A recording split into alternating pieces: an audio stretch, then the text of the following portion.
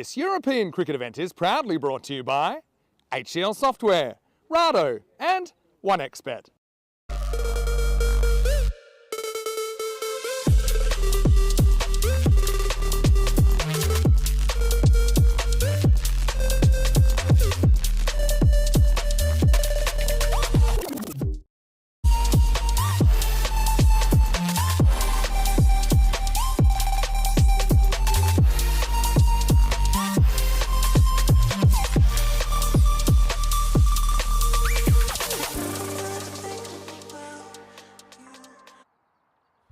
Good morning to you wherever you're watching from around the world, and welcome to another big day in European cricket. It is day 2 and the final day of the Mdina Cup T20I Women's Series. Great to have you with us, Vinny Sounder here, Mr. Maximo, as we get ready for the start of another day of European cricket. And yes, this is our only European cricket today, because if you missed it yesterday, ECS Romania will not start until Sunday. That was the big news yesterday that came out of that, and the wild weather that they have had over there. Right here in Belgium, it's 14 degrees currently, heading for 20, and we look like we're going to get a decent day's cricket in, maybe a little bit windy at times. This is match 3 coming up between Belgium and Switzerland. Now, some toss news a little bit earlier. It was Danashi Metagoda, the Swiss skipper, who won the toss and elected to bowl. So for the 3rd consecutive time in the series, the Belgians will bat first.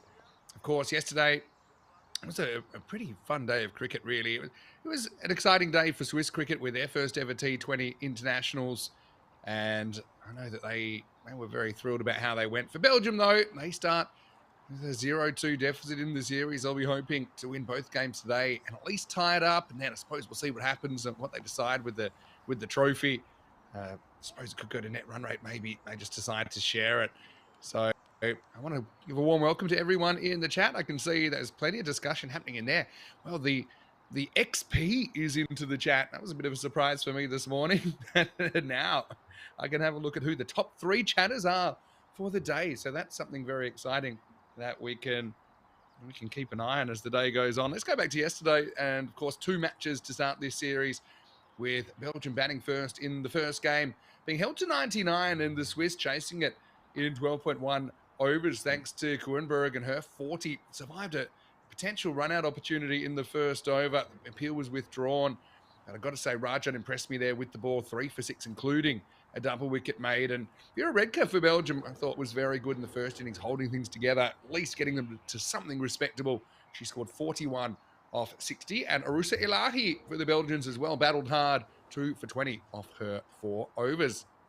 Then the afternoon match with Belgium batting first once again, putting a much bigger score on the board, 131 off their 20 overs. Once again, Redka in the runs with 39 not out. Canaria was firing as well, 34 at better than a run a ball. But the Swiss, again, just too good. This time, it wasn't Kuenberg, it was Rajan with a maiden T20I half-century. The first ever half-century for a woman in a T20 international for the Swiss, as she steered her side to victory. Bit of help from Srinivasan as well. And that's the situation then. 2-0 up in the series, the Swiss, and they're hoping to take an unassailable, they'll be hoping to take an unassailable 3-0 lead if they win this game this morning. So yeah, just the 2 matches today. I want to say a big hello to all of our fans that are watching in the subcontinent on Fancode, of course. Hello to all our viewers on the ECN European Cricket Network as well. Having a look at this game then, match 3, I just noticed a couple of changes for the sides as well. Maybe we can have a look at the teams in a second, but I can tell you that for Belgium, Trip Tigor's come back in for them, and Amina D1 Ali. Shirin Diaz sits out, and Shabana Ilahi also out of the side. For Switzerland, they've made a change at the top with Layla Pickard being rested from this game. Sigil Vinod comes back in, and she's actually listed to open, as they've also made a couple of bowler changes with Jackie Edmiston and Naina Saju being rotated out. Meti Fernandez and Saranya Kota come back in. So that's pretty much the bowling lineup we saw in the first game yesterday for Switzerland. So almost ready to make a start. Curious to see, maybe we can have a look once the game gets going, about the teams, and we'll also see what the supercomputer thinks of this clash.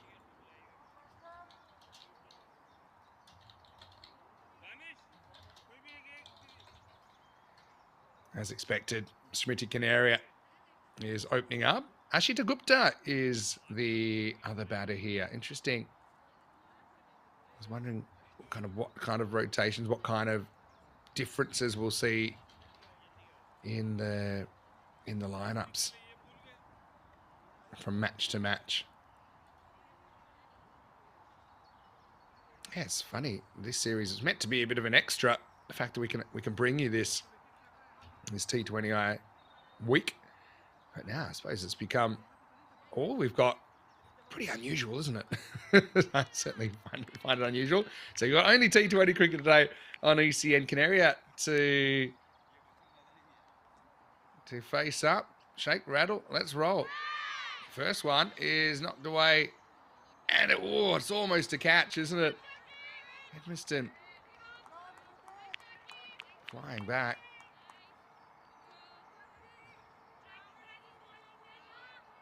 Yeah, Sarju's in. And I know a lot of people are waiting to see how the power play pans out here. Just noticing Edmiston and Sarju bowling here. Of course, yeah, she's in the lineup. Fernandez and Kotha have come in for Nat Sincere Clark. And Bolka having a rest. Okay. That's just in. Gupta. Swings and misses. Now, one thing about the Swiss yesterday, they were very, very accurate, especially early. But no Bolka in the lineup. That's interesting. So this is a big responsibility for Naina Metisaju. So Edmiston holds her place. Interesting. I quite liked her bowling yesterday.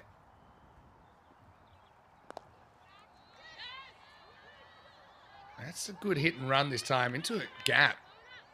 I just kept the one. That's one thing I probably noticed yesterday from Belgium. They're a bit timid going for runs, trying to run physical runs early. They got better in the afternoon, I think, but certainly was a bit of a difference between the two sides. Swiss kind of had the running. They got their momentum going. They were pushing the field back as well, just making it more possible to pick up those runs and keep that score ticking.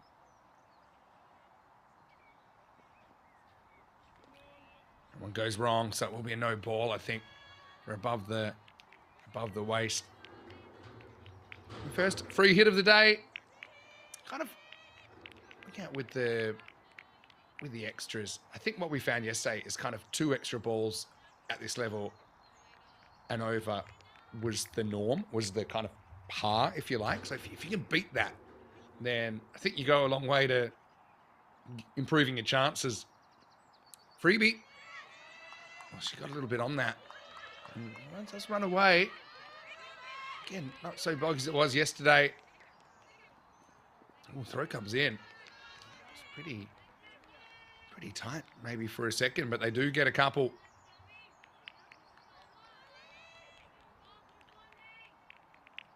Again, I like the look of Naina Metisaju. It's got a nice rhythmic approach to the crease. I suppose still a lot of moving parts for her.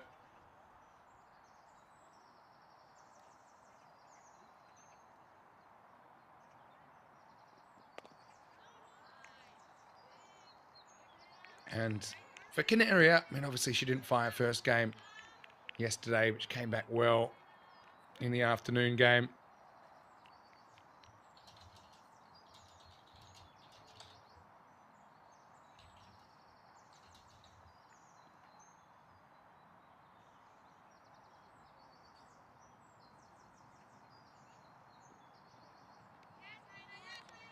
Pretty good areas. That one just sneaks in. Oh, no, it doesn't.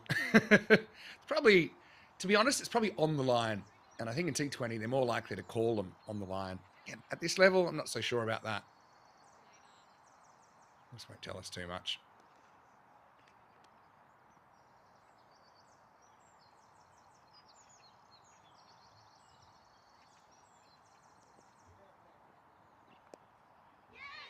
This one more on leg stump, turned away. Love that fielding.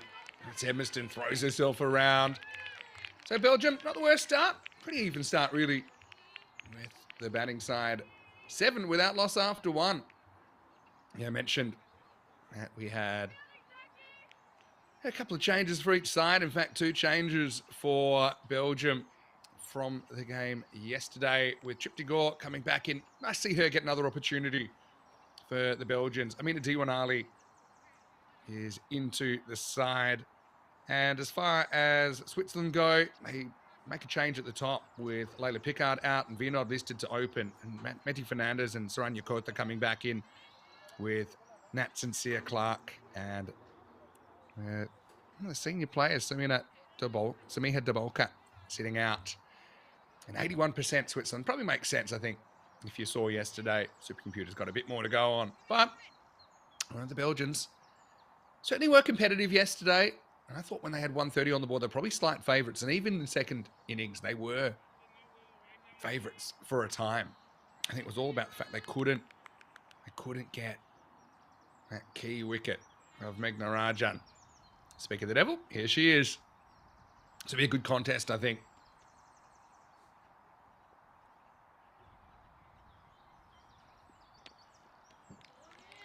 One thing about Rajan, she is deadly accurate. Didn't bowl a single extra in her 4 overs in game 2 yesterday. And I quite like, with her bounce and the grip she gets, I like that kind of floating slip there, ready for a misstep. Oh, this one hit better, but hit straight at the fielder. I actually thought yesterday with the Swiss and the kind of bowling we saw from them, actually to kind of always have the cordon, maybe a couple of slips in, maybe a fly slip. A lot of balls were flying in that area.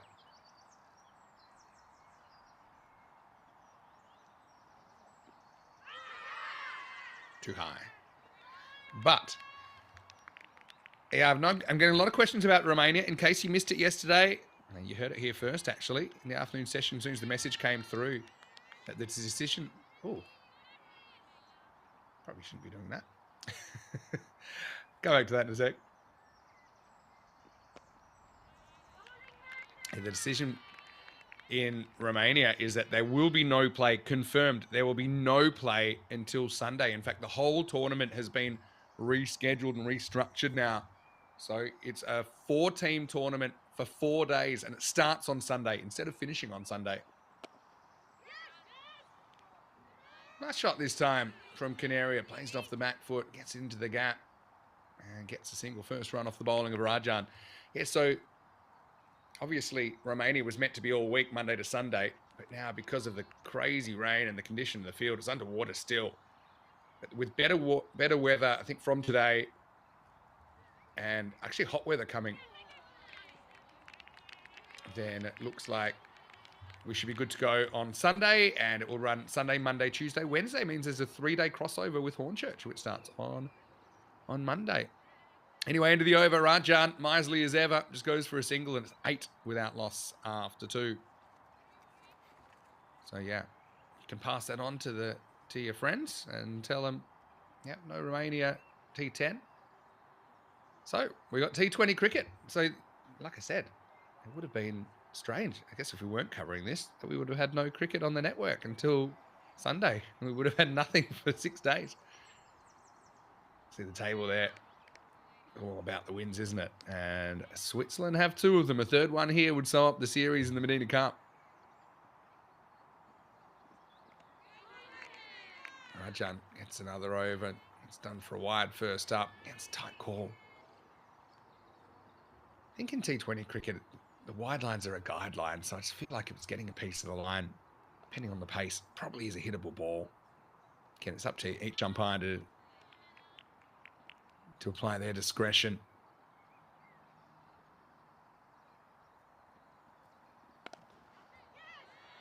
Cracked in the air momentarily, but beautiful piece of timing from Canaria, and it'll go for 4. There's your first boundary of the day. It's a cracking shot from the Belgian skipper, hoping to stand up here and keep her team alive in the contest. Wasn't a bad ball, really, from Sarju. But she just leant back on the back foot and caressed it through cover point. Excellent shot. Shot of the morning so far. Shows this outfield's a little bit quicker than it was yesterday as well. Just running into the rope.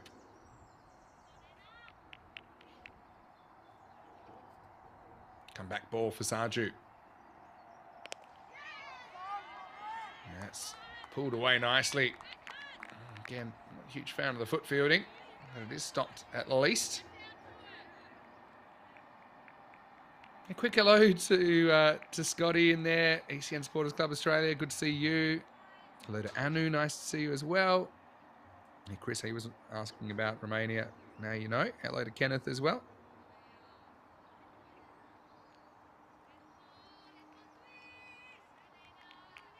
Scroll up, Chris. I tried to explain the Purple Crown thingy. I got to admit, I didn't know anything about it either. It just appeared this morning and opened the chat.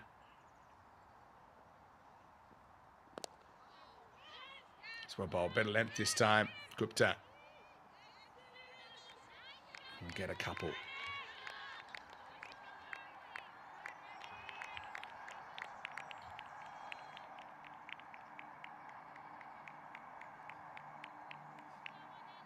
Sarju, nice to see her get that responsibility to bowl with a new ball. That's something she had the opportunity to do yesterday. She's brought in for the second game.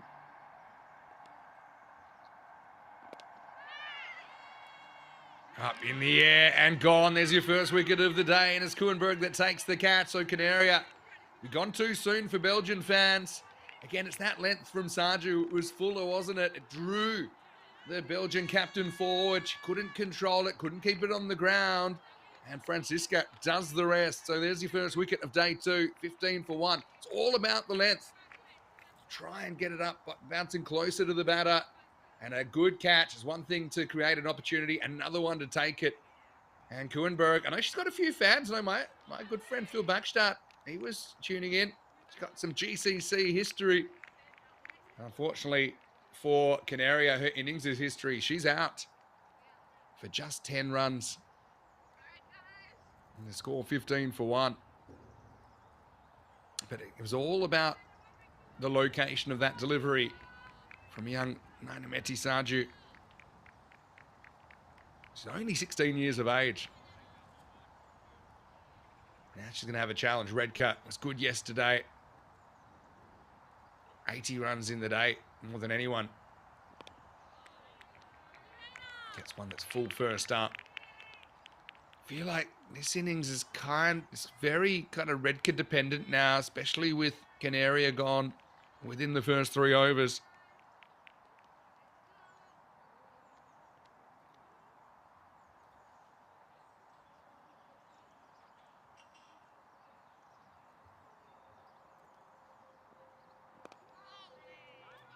Again, I love that length from Sarju. Have a ping. Yeah, confident looking cricket from the Swiss at the moment. That'll be the end of the 3rd over, and the score is 15 for 1.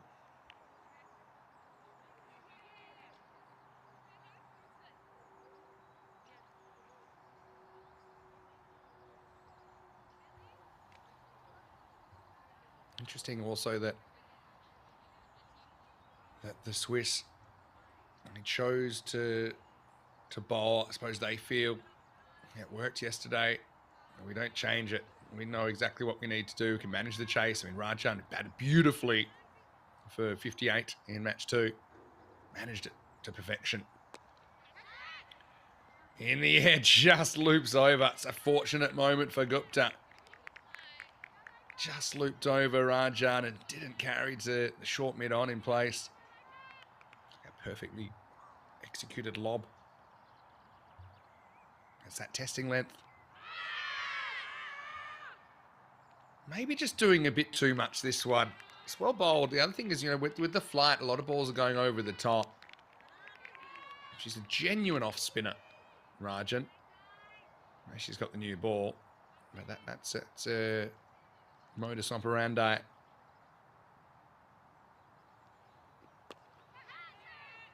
Another one. Well, probably would come in closer after seeing those two. I'd probably be cuddling up to the non-striker if I was Sarju, number 9 there, a short mid-on. It's 2 balls have fallen, almost same area, same distance. It's a funny one, because against Rajan, you're kind of just battling for survival. No one's taken her for run so far. She doesn't bowl that hit-me ball, does she? Again, you look at the length she's bowling. She's trying to draw batters forward. She's not giving too much length to work with. Like this again. Another ball into that region. This time it goes past Sarju. Gupta gets out of the hot seat. Here's with Rajan. Even if she doesn't get you out, it's almost like you're playing a 16-over game. She's not going to give you too many runs at all.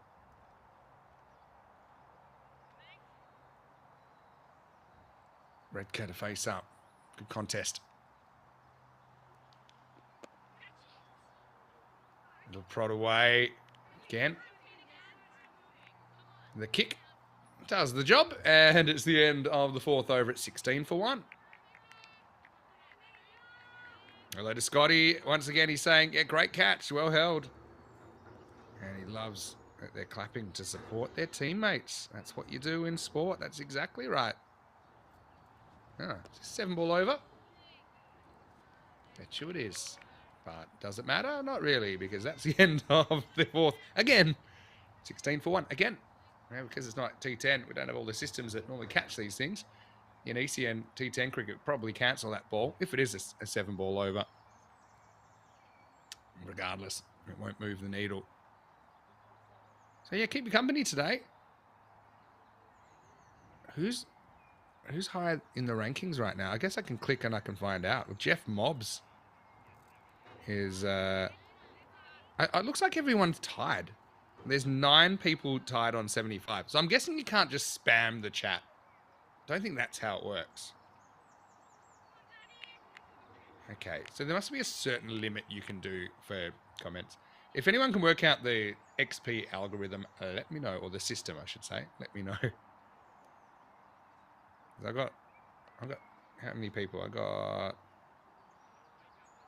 11 that are tied on the same amount of points. Here we go. I suppose it's a bit different for ECN. Mdina comes into the attack for the first time.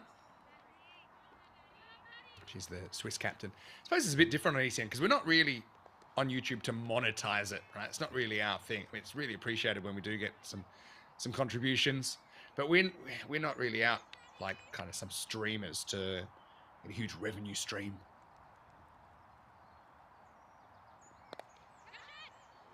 Oh, wow. Couple of things. I thought I might have taken a fingertip. Almost ran out Redker at the non-strikers end, but it's so close to being a catch. Gupta's shown she's a bit of a risk there. To be honest, I'd have mid-on, mid-off. Probably up, stump kind of depth at the other end. Although when she hits them, they go pretty well. That one is hit well through the leg side, and it will go all the way. Nice shot. Really nice shot. Ashita Gupta has to open the batting here on day 2. Cracks that one to the boundary. And we saw her batting, but only for 1 ball. That was in match number 1. She batted number 8. Didn't see her get a bat in the second game, so gets a chance here. Oh, wow. I'm not seeing that side on. Was she back there? Her foot was pretty close to being in, but I got a feeling she might not have actually been in. This has hit the stump, so have a look at it on the replay.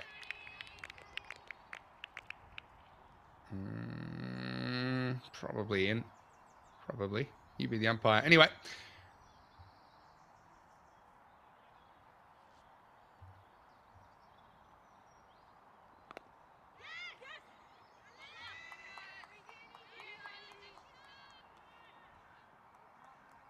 On this time, we'll see Redker on strike. She was so good yesterday. She was she had a certain tempo about her batting that I think her teammates weren't really able to match, to be honest. But I like the way she backs up. She batted well in partnerships. She created really good partnerships. I think she took pressure off the other batter she was batting with.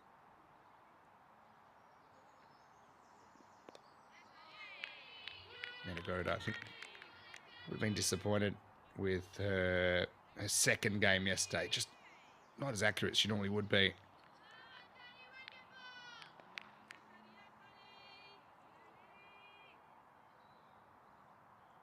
More breaking news from Kroom as well in the chat. Morning, Kroom.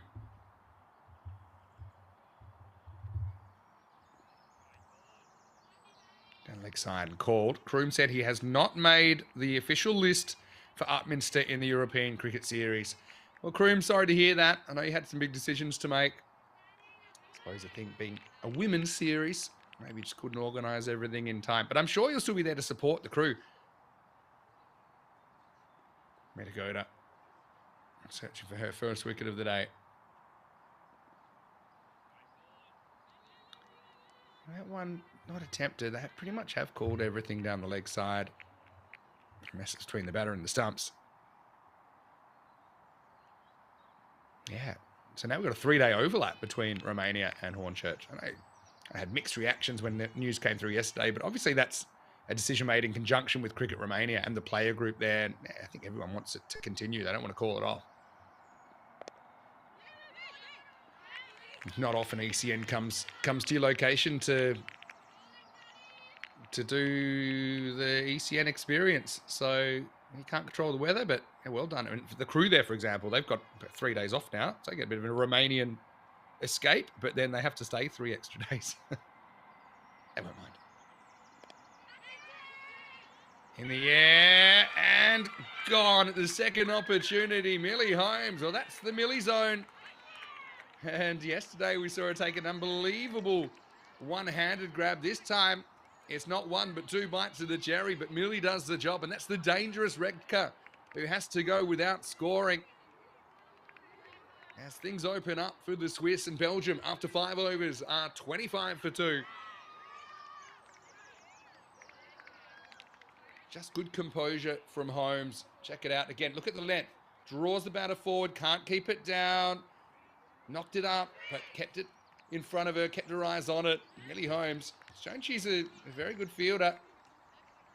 Redka's going to have to go for 6. It's 25 for 2. I did say there was a bit more pressure on her, given that Canaria had already departed for 10. Lister's coming in. She's down at number 4. Now, Lister's shown she can bat time, but she hasn't really shown that she's able to score too quickly. That's something she'll want to establish, I'm sure, in this innings. Yeah, so you can have a look at what's coming up, if you like, on the European Cricket Network, as we're 5 overs in here. So now Romania starting on Sunday. So, yeah, this is all we got at the moment as far as today, tomorrow, and Saturday goes. But still, there's plenty of cricket from here in Belgium with 2 matches today, 2 T20s, that is. And then 3 matches tomorrow and Saturday. And then on Sunday, we'll have the final here in the Mdina Cup for the men. And also, we'll get Romania going. That will go from the 1st to the 4th. England starts the very next day. Yeah, unprecedented stuff. Rajan comes back to bowl 3rd. Gets that to turn and hit and run from Gupta. We'll see Lister on strike. The other thing with Lister is you can probably, if you looked at her yesterday, because she was kind of looking to survive more than anything, you'd probably bring in a few close fielders first up. Just try and make her feel the squeeze and try and make her feel under pressure a little bit. Had to deal with a lot of Rajan yesterday as well, Lister. That's what I mean. If you get it right to her, and Rajan, I think, can be relied on to get it right.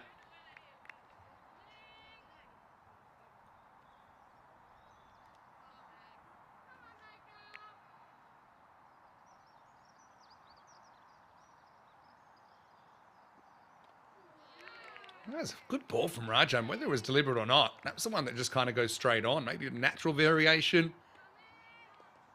Maybe a bit of a top spinner. Very clever bowling. Again, it's all about the location.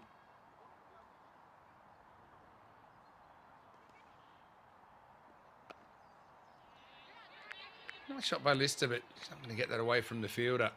So she's grounded at the moment. Yeah, I noticed this, Kroom, mentioning that Hornchurch were knocked out by Wanstead on Monday in the T20, so they won't be qualifying for the ECL this year. At least they get that ECS. I think they'll enjoy that.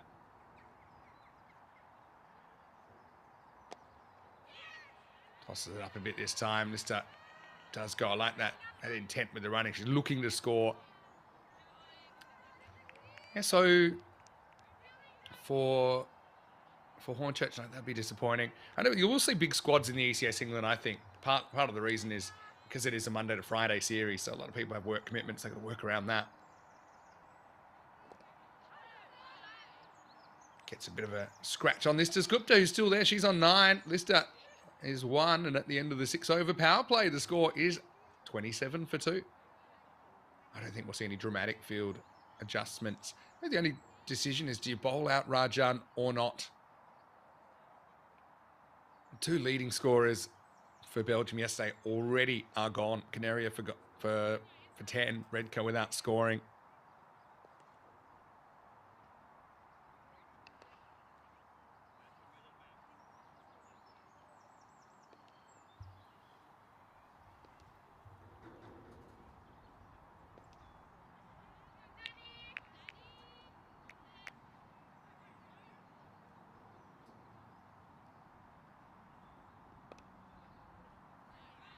Just a little jab where I think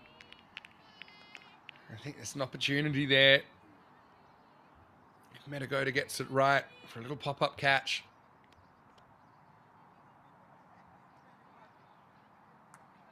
Lister would love to take this opportunity with both hands. 14 overs still to bat.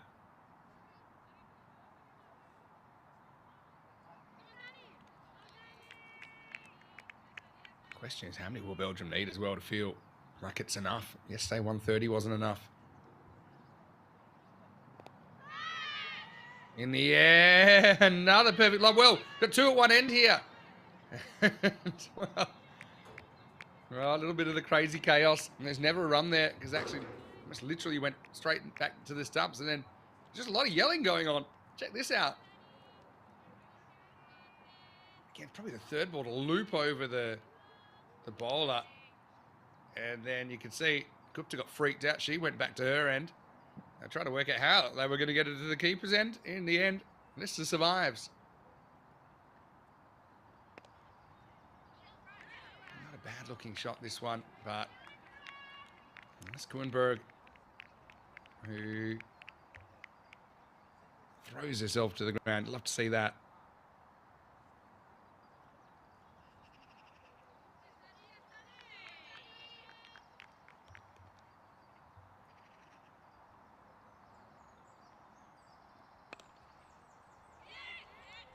This time gets through the field.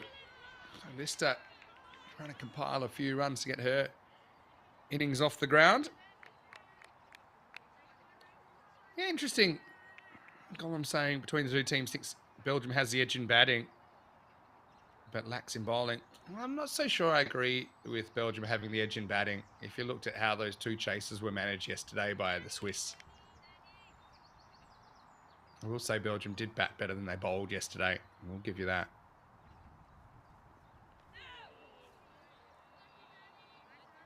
Down the leg this time, Metagoda. We'll concede an extra. I mean, extras haven't been too bad so far.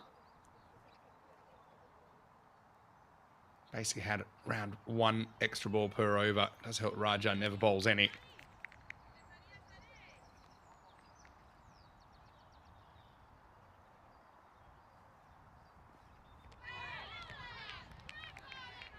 Well bowled from Metagoda. Her accuracy certainly has been a bit more on song. I suppose one thing is, don't really have the heavy wind we saw yesterday. Very strong wind, which was blowing that ball around.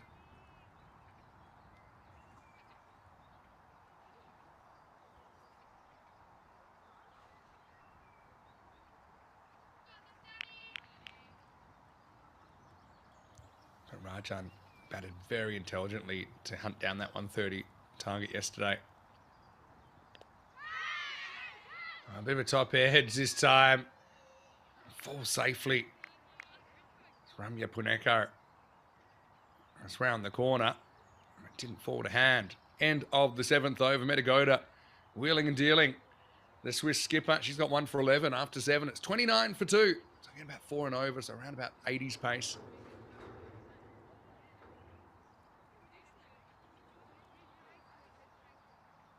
No Dubulka in the lineup for the Swiss today. They do have plenty of other options. Edmiston, I thought, it's quite promising. They bring in Fernandez, who can bowl. They've got Saranya Kota back in the lineup. Let's see what they decide to go with. I said Sejal Vinod getting a bowl. Listed to open the batting. We saw her batting 3 yesterday.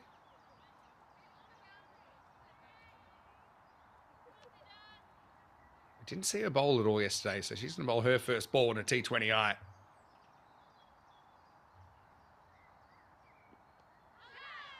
It's a pretty good one too. A little pop up round the corner. Sejal gets that first one right on target. That's such a confidence booster, especially when you're a slower bowler bowling your first ball of an over, first ball of a spell.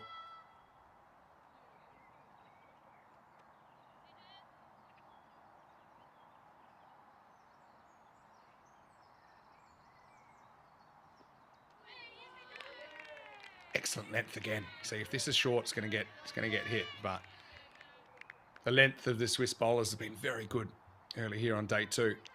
Tina was talking about this with me, and I mentioned it yesterday when we were together in Sweden. Tina Goff, of course, German international, my co-commentator here on ECN. It will be a wide just for the line. But it's interesting, a lot of the women, because they have slightly smaller hands, and albeit the ball's slightly smaller, but even so, the ball can kind of roll out the left of their hand. It's quite a natural thing to do. It's not like a huge ripping leg spinner, but it's a little bit of leg spin like this one. Or overspin is how it works out. This time Kuenberg throws herself down, but might be able to prevent the single. Again, that's good running from Lister. I think she is trying to be a little bit more aggressive with her running between the wickets today. Doesn't want to get kind of stuck on the rack. When you look at Vinod, you see how when this ball comes out, it kind of rolls out the left-hand side of her hand.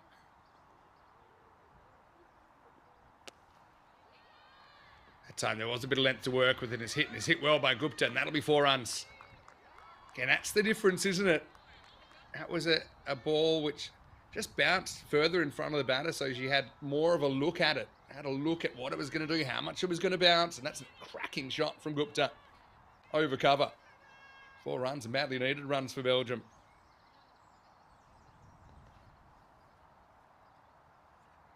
That's why that length is key, isn't it? They haven't dropped short too much at all this morning, the Swiss.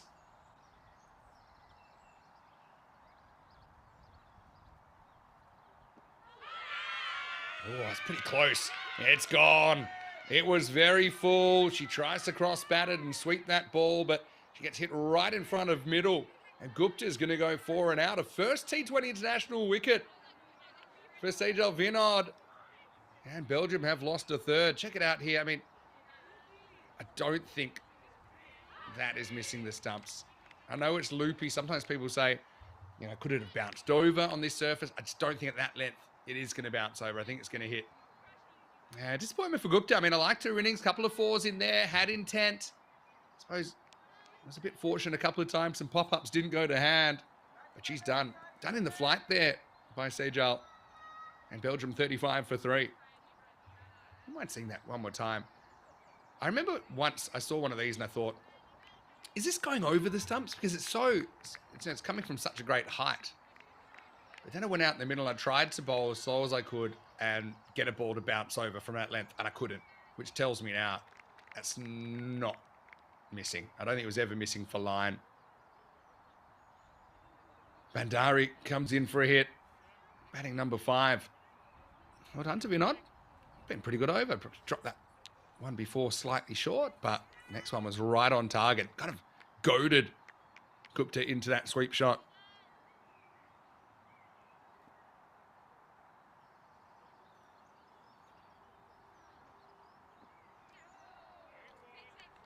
And length is there, but not the line.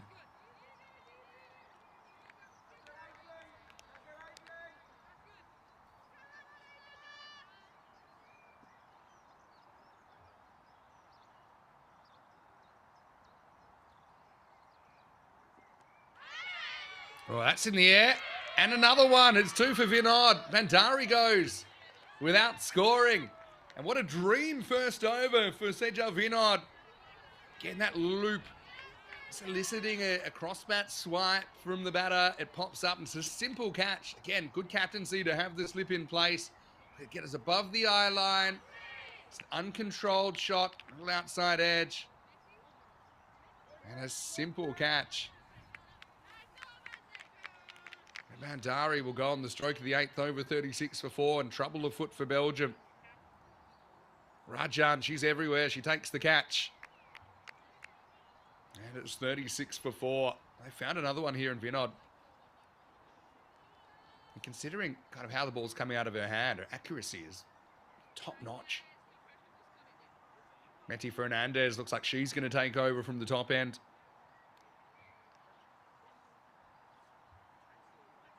Remember, the Swiss win this as an unassailable 3-0 lead going into match 4 this afternoon. But each one of these is a standalone T20I as well, and it carries ranking points that have repercussions in your T20I ranking, and there's lots of, I suppose, incentives that are tied to that system. So every match is equally important. Lister faces up to Fernandez. Lister's kind of left holding the baby here a little bit. Aruse Lahi has come out.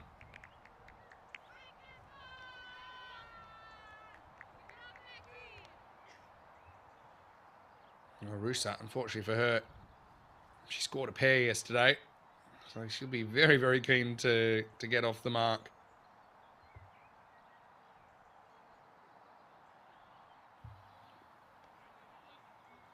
Kind of excited to be a wide. But Adion saying, yeah, the ground seems faster today. Yeah, I think the fact there's been no rain overnight made a big difference. You can just see the ball running a bit quicker. Probably a bit easier for the bowlers as well to grip the ball.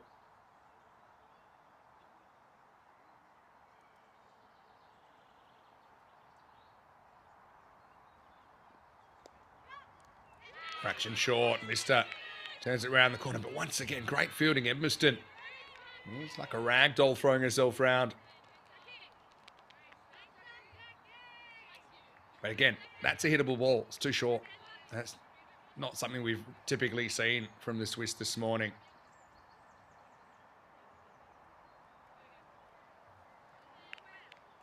You can bet that Sejal Vinod's going to lock down this bottom end for a while. She keeps bowling like she bowled in the last over. Where are these runs going to come from for Belgium? They've already faded to 9%.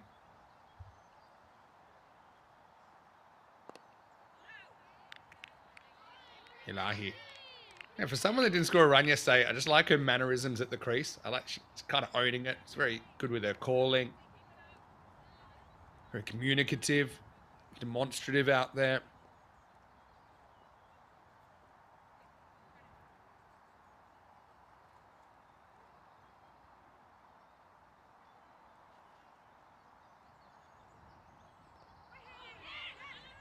And she'll get a run. Or will she?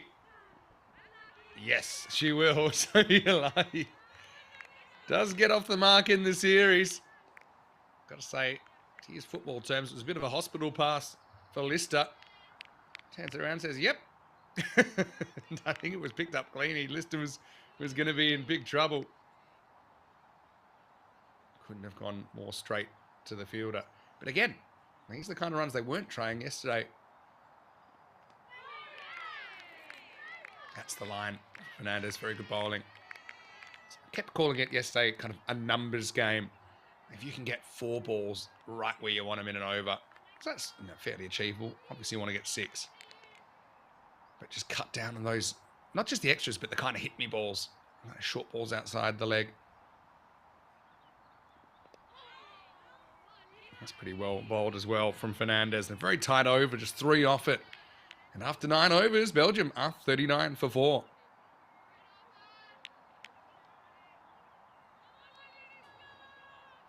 A bit of cloud cover today, but expecting a maximum temperature of 20 degrees.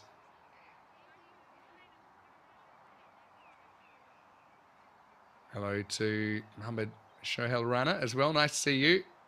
He's saying Bale. Well, Bale's on the bench, isn't he, in Romania for a few days? Having an unscheduled holiday before Romania starts on Sunday. Haven't had a Bale here yet either. I'd love a 6 at some point, but these boundaries are pretty big for this level. You can see, again, the spectrum of international cricket, right? Normally you'd have 4 outfielders out because you can. And at the moment, I don't think they have any. Binod going around the wicket to the left-handed Ilahi. Well, that's why it is no ball for off the pitch. It's actually hittable if you can manage. So free hit coming up, an opportunity for Ilahi.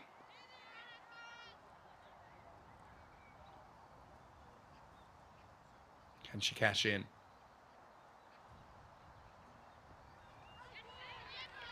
Much better ball. Basically gets away with it. Binod.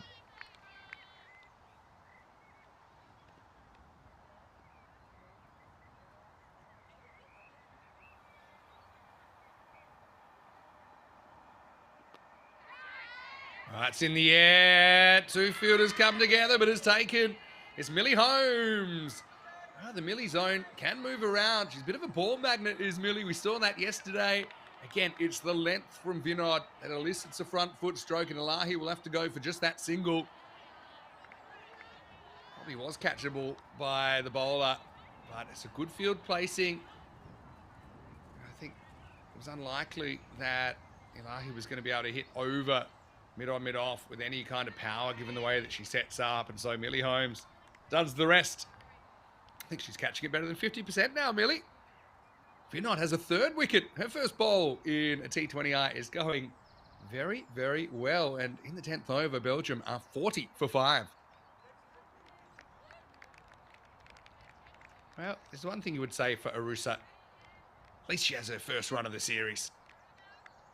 And you'd rather get out trying to score, hitting the ball.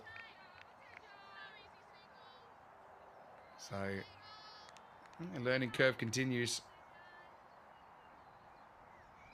But new batter will come to the crease, Shama Diwanali. You do have to worry about Belgium, whether they're going to bat this out or not. He's just missing. Again, it's that flight. It's very crafty bowling. And this is the thing. We saw some batters confident to use their feet. This is the kind of ball, look, it's up, it's in the air. You can get to it on the full. Take the bounce out of it. But easier said than done if you're not confident with your feet, you're not light on your feet. But bowls like this, they love it when you want to play them from the crease because they feel like they're dictating the terms.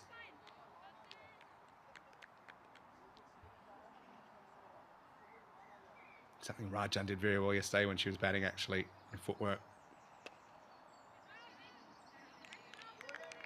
You're not 3 for 9. Well, I did see a 7-wicket haul when I was calling Czechia versus Cyprus T20IW in Prague. Could have been an 8 that day as well. Would have been a first.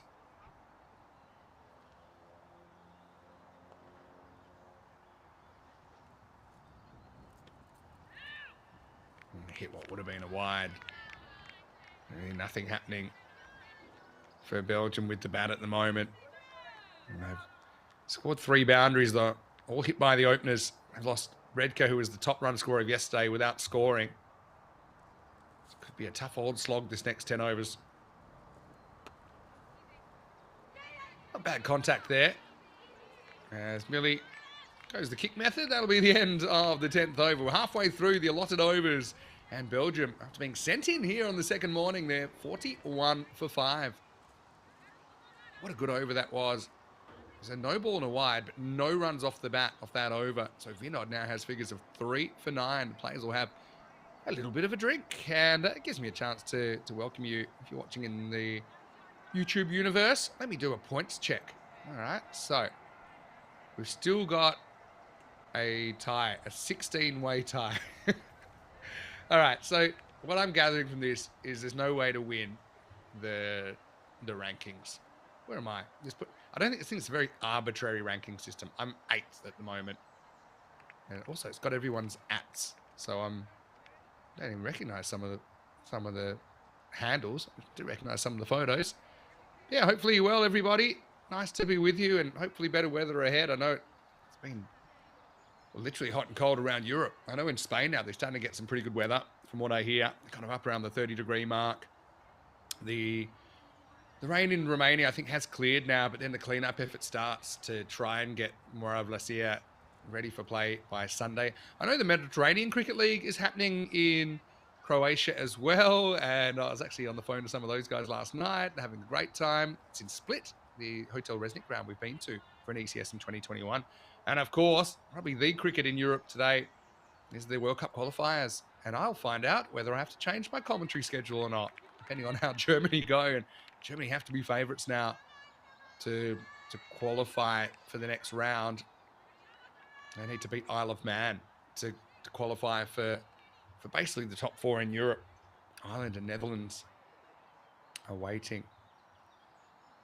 So that's going to affect Tina's availability to do a home series. I suppose it's a shame, but it's a good shame to have. So Almost ready to go with over number 11, Lister. Well, this is one time, I mean, I know she batted time, but she batted high yesterday, and so maybe I was thinking she needed to show a bit more intent, but this is one of those times I think she needs to try and hold things together. Different situation. She should get a few for free in the second half. Something we saw from Switzerland yesterday in the second half. They tended to give away a few more extras. Partly that was they were kind of going outside their opening 2 or 3 bowlers.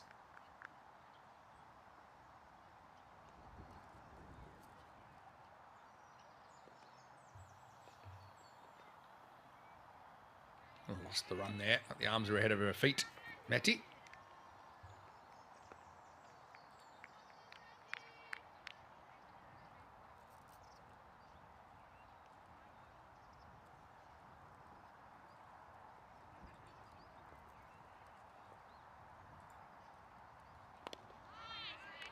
Good little in swinger there. Yeah, the Swiss side, new to T20I cricket. I think you can see the work that gets put in at the grassroots level, though. I know there's a club structure there.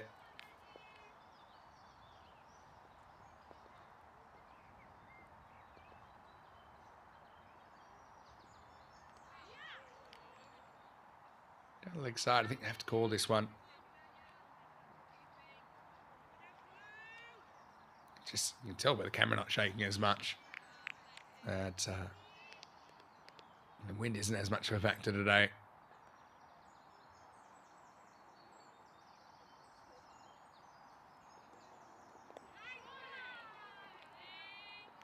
And Fernandez gets that pretty right. I like this from Annie Raghuvanshi saying Romania, and this an emoji of someone rowing a boat. Hello, Malcolm, as well. Saying the Swiss look well coached, they field well. Where are you watching from, Malcolm? Great to have you with us.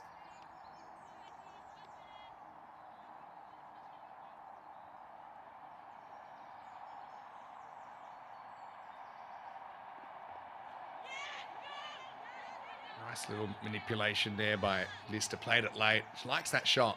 It's kind of a get out of jail shot.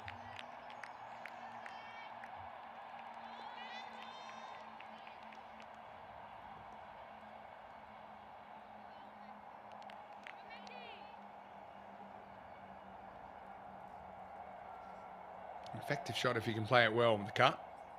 Millie's after it.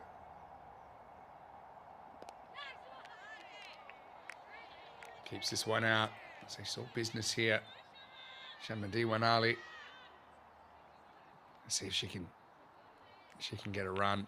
Didn't get a bat yesterday. She's been doing a good job behind the stumps, I think, for Belgium.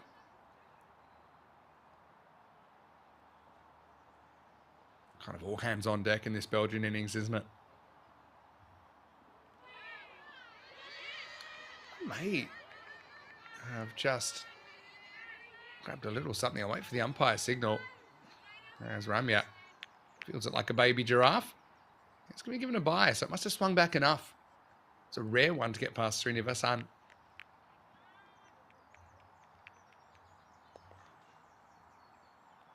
I like that full length. Seemed to take a big kind of deflection off the ground. It hit the seam there, I think, which completely did the keeper.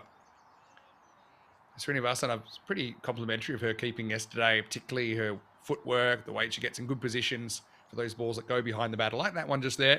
She's got a very good skip step, very light in her feet.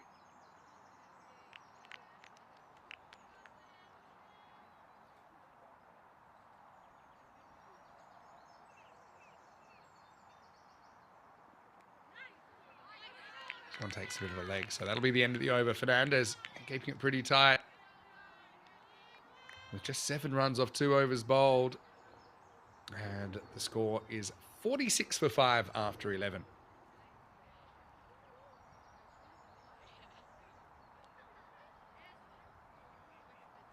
You can see the very Belgian-looking houses in the background. If you ask me what Belgian architecture looks like out in the burbs, probably looks like that. You can see here, this is probably a bit of a different innings in that they were able to get Canaria and they got Redcar. And so if anything, that run rate is dipping compared to the first few overs. So they're on track for kind of 84 at this rate. But again, you could take a couple of wickets here. If you keep it accurate, you could roll them for a lot less. Shoelace sorted. Vinod back. She's got 3 wickets once more. Still 2 overs that she can bowl.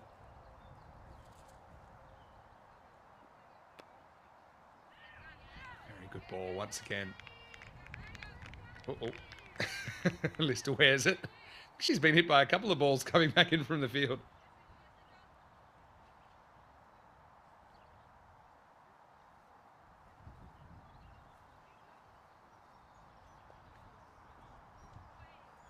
Loses the line there.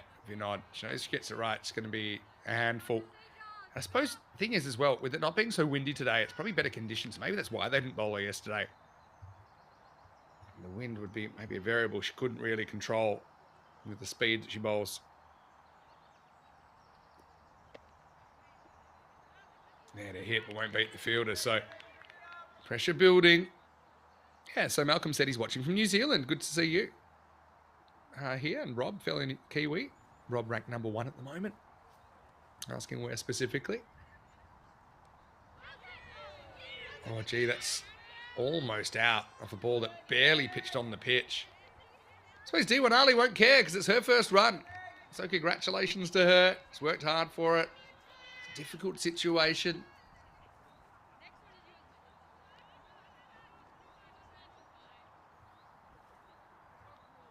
Lister is equal to the top scorer in the series. If you want to hit double figures, and comfortably so, no doubt about that. Slip in place for Vinod. Well ball, but also well played. But again, you see the difference. If you're not confident, kind of getting out and meeting it on the full, then you're going to get a bounce that might be a bit unpredictable. It's very hard to play an attacking shot from the crease to someone like Vinod that's really tossing it above the eye line.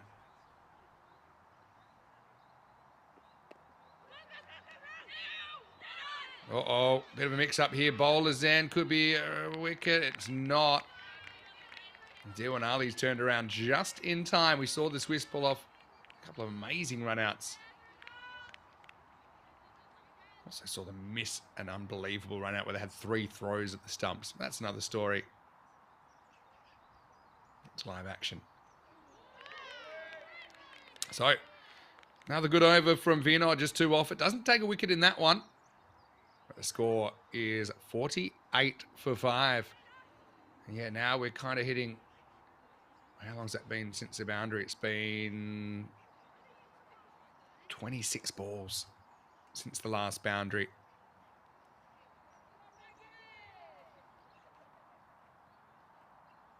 And in those 26 balls, they've only scored 12 runs. So 2 for 12 in the last 26 balls. Also tells you they've gotten more balls in the right spot, less extras. We've had 17 extra balls. All right, in the air. And gone. This time it's Mdina to the captain that takes it. It's a wicket for Kotha off her very first ball back into the side. So T20I's going to have to go. She avoids the dreaded duck, but she will go for just 1 more than that.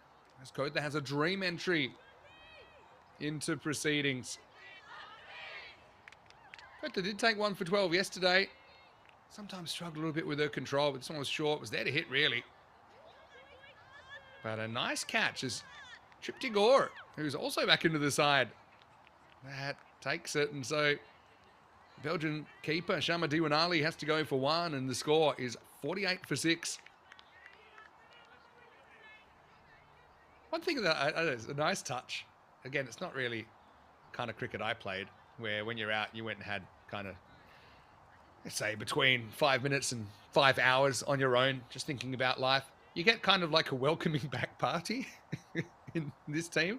You get the coach there, you got everyone saying, look, you know, it's all right. So yeah, I mean, I like it. You can maybe manage your emotions.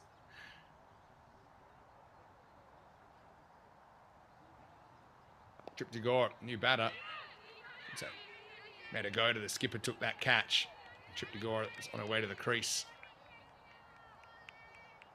Metagoda, certainly the kind of fielder you would be happy to see under that ball. I think she fields pretty well.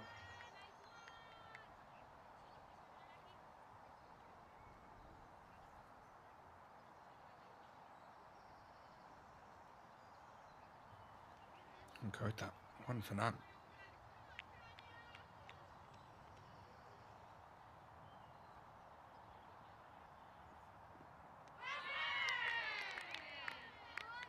Swing and a miss. Good location.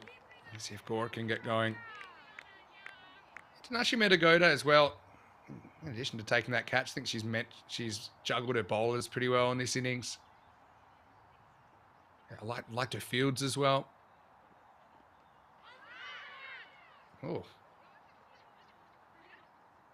Umpire definitely had a good look at this. It's gone. Yeah, it's been given out. Umpire was kind of thinking, is there any way I can avoid giving this out? Maybe we can see it from the main camera. But I think she just thought it was angling down the leg side and it straightens. And, of course, we can't see the exact impact. Here we go. Look at the replay.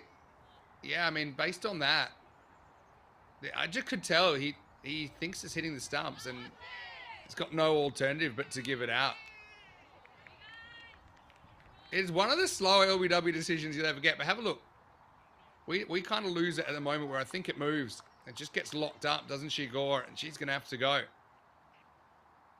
Yeah, not something you see every day. I suppose at this level, yeah, it's a judgment game, and Kota will be happy that she's got the wicket. It's going to be a 4-baller for Gore. She's the 7th to go, 48 for 7. Cue the welcoming party. I think they're still busy with the last client. Yeah, they just assumed that one was going down the leg side and kind of committed to leaving it.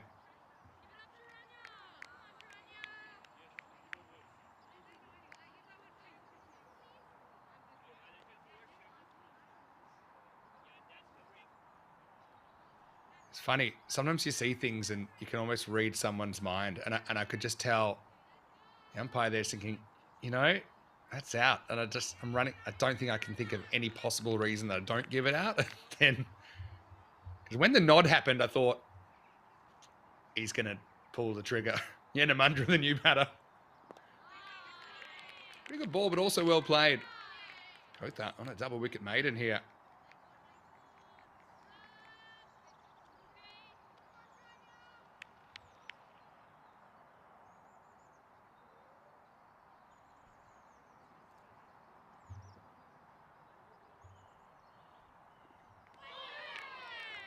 Very good over. It is double wicket maiden. Kota should be saying, I didn't want to get left out of the team yesterday. I want to play.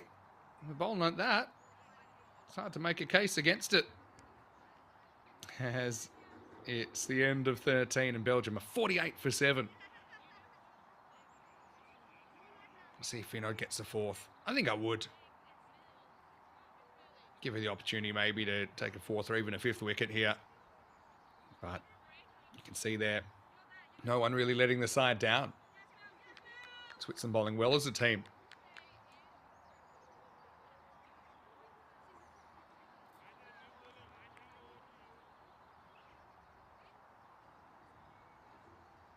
Millie Holmes gets the bowl. Okay, so I like that, sharing it around a little bit. Let's see what Millie's got.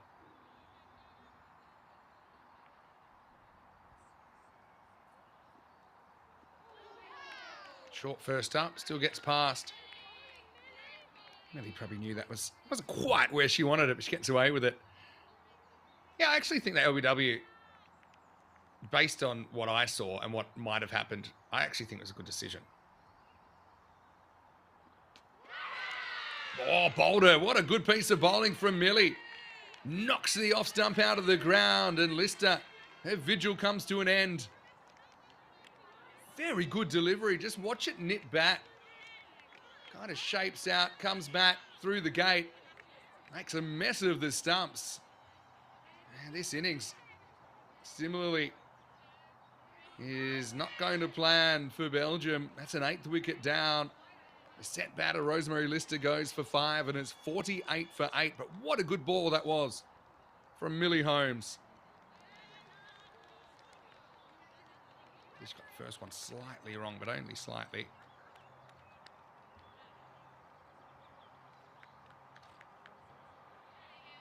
Yeah, just going back to the LBW. I mean, if it straightens down the line at all, I think it's gone. And we couldn't really see keepers in the way, batters in the way. I mean, obviously we don't have the camera at both ends.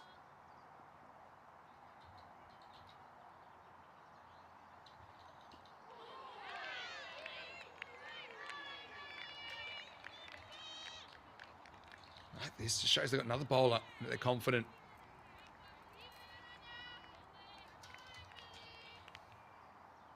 Confident to do the job.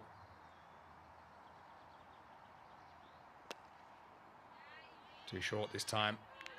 So Millie would know. It's not really a wicket-taking delivery. Might get lucky, might get a miss hit. There's Atia Diwanali. She's bowled pretty well in the series so far. Out there with Yanamandra. So yeah, two more bowlers out there for Belgium. It's a nice shot though. Can't beat the field. That's frustrating. I suppose it's a great time for someone like Holmes to come on. There's not really any pressure on her. It's funny when there's no pressure, you tend to get it right more often.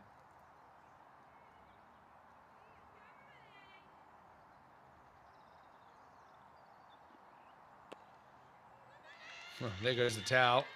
There goes the shot as well. Just drag that down. But Atia Diwanali, she gets off the mark.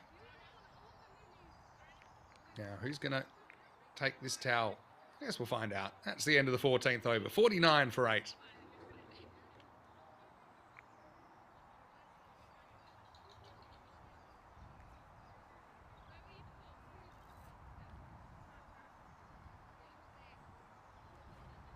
Anu's enjoying this. We haven't had a double figure over yet. We even had that maiden. Kotha, you have to probably prize the ball out of her hands. She'll be wanting to come back and have a chance to finish this off. So again, they've shown a lot of different bowling options here.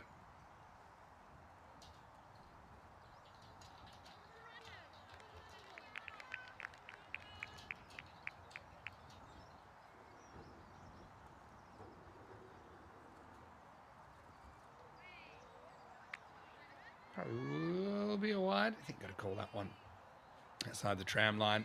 I don't think you should penalise about it for trying to hit the ball.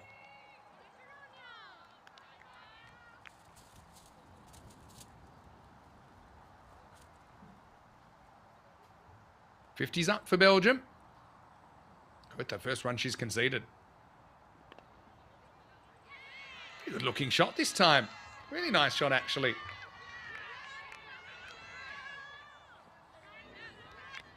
Atia Diwanali. Classical cover drive.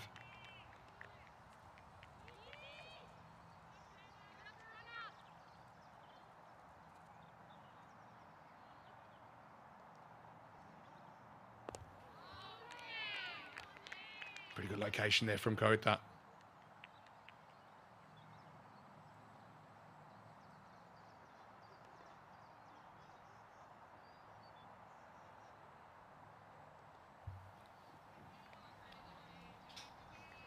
Kotha just struggling to recapture the magic of that first over at the moment.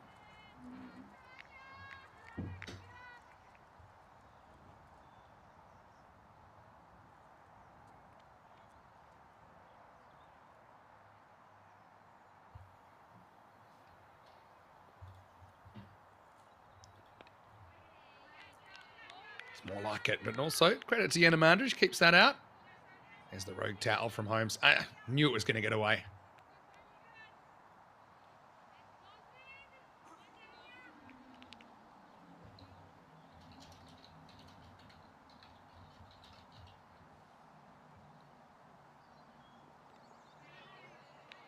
Good location from Kotha once again. The thing is, yeah, they've just... How many bowls have they bowled here? They've bowled 7 bowlers, and really they've all done a good job for Switzerland. It's just a really good sign. I think Belgium would love to have that kind of bowling depth.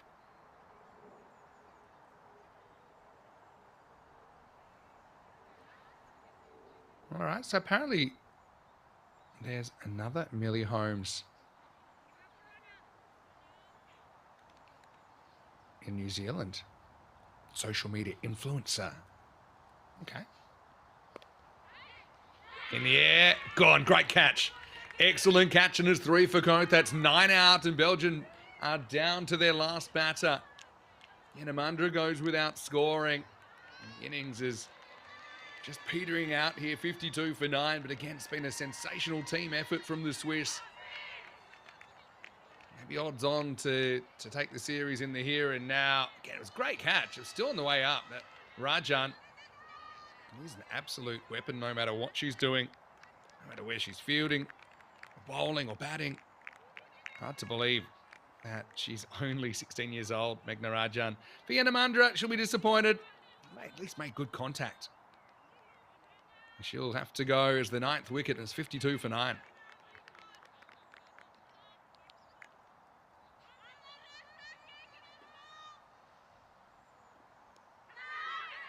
Wow, little pop-up. It will be a run. This is Amina Duanali. Always happy to see the number 11 get off the mark. Maybe a bit fortuitous. It'll pop up over the keeper. 53 now. She'll retain the strike. 53 for 9. With 5 overs remaining, potentially in this innings, though the way things are going, could be a little bit of an early lunch.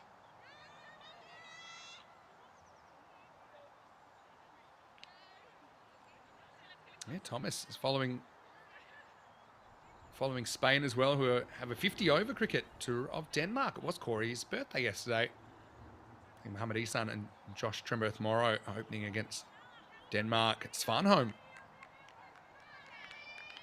Yeah, I'll be curious to see if all that 50-over training has paid off for Spain. Denmark are a pretty formidable side. Let's just look at the ECCW and we'll go back to that maybe as Millie Holmes comes back. Of course, 15 countries are in the ECCW this year. 3 divisions of 5. There's promotion relegation in those as well.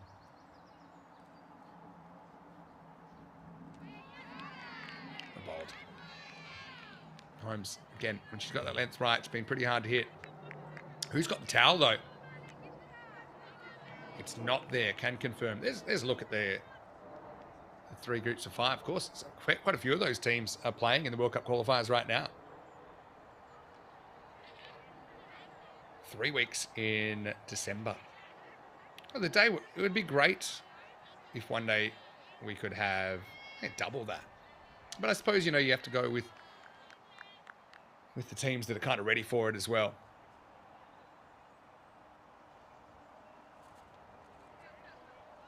Just annoyed here. Lost a couple down the leg side, just kind of fallen away in the action. They're 1 ball away from getting off the field here, Swiss.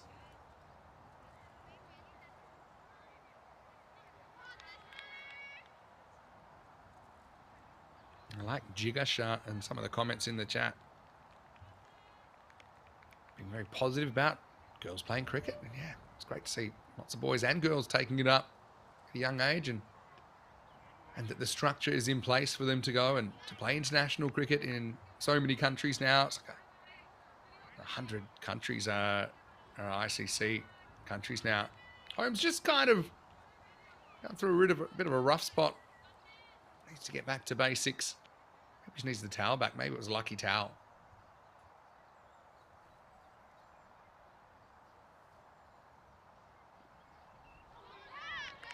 It's short. It doesn't get hurt. How many can Belgium scrape together here?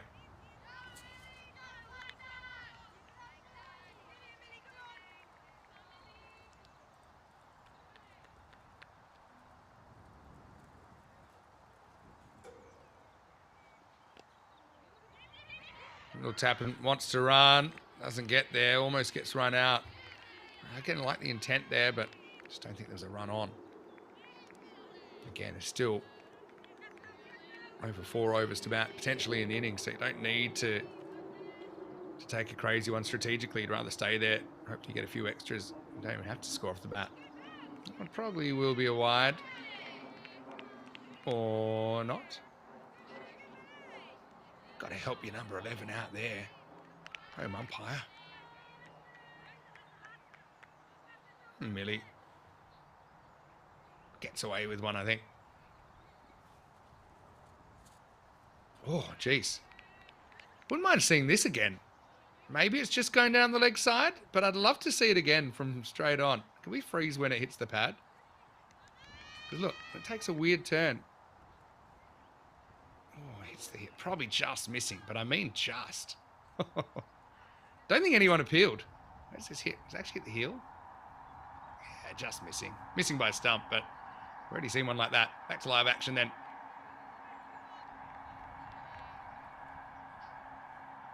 So, end of the 16th over. It's 56 for 9. Holmes with 1 for 4 off the 2. Even with those little staggers in the middle of the over, 3 wides. Not a bad shot either, this one. This is Atia Dewanali. Hits it pretty well, but it's just so hard at the moment to penetrate this infield.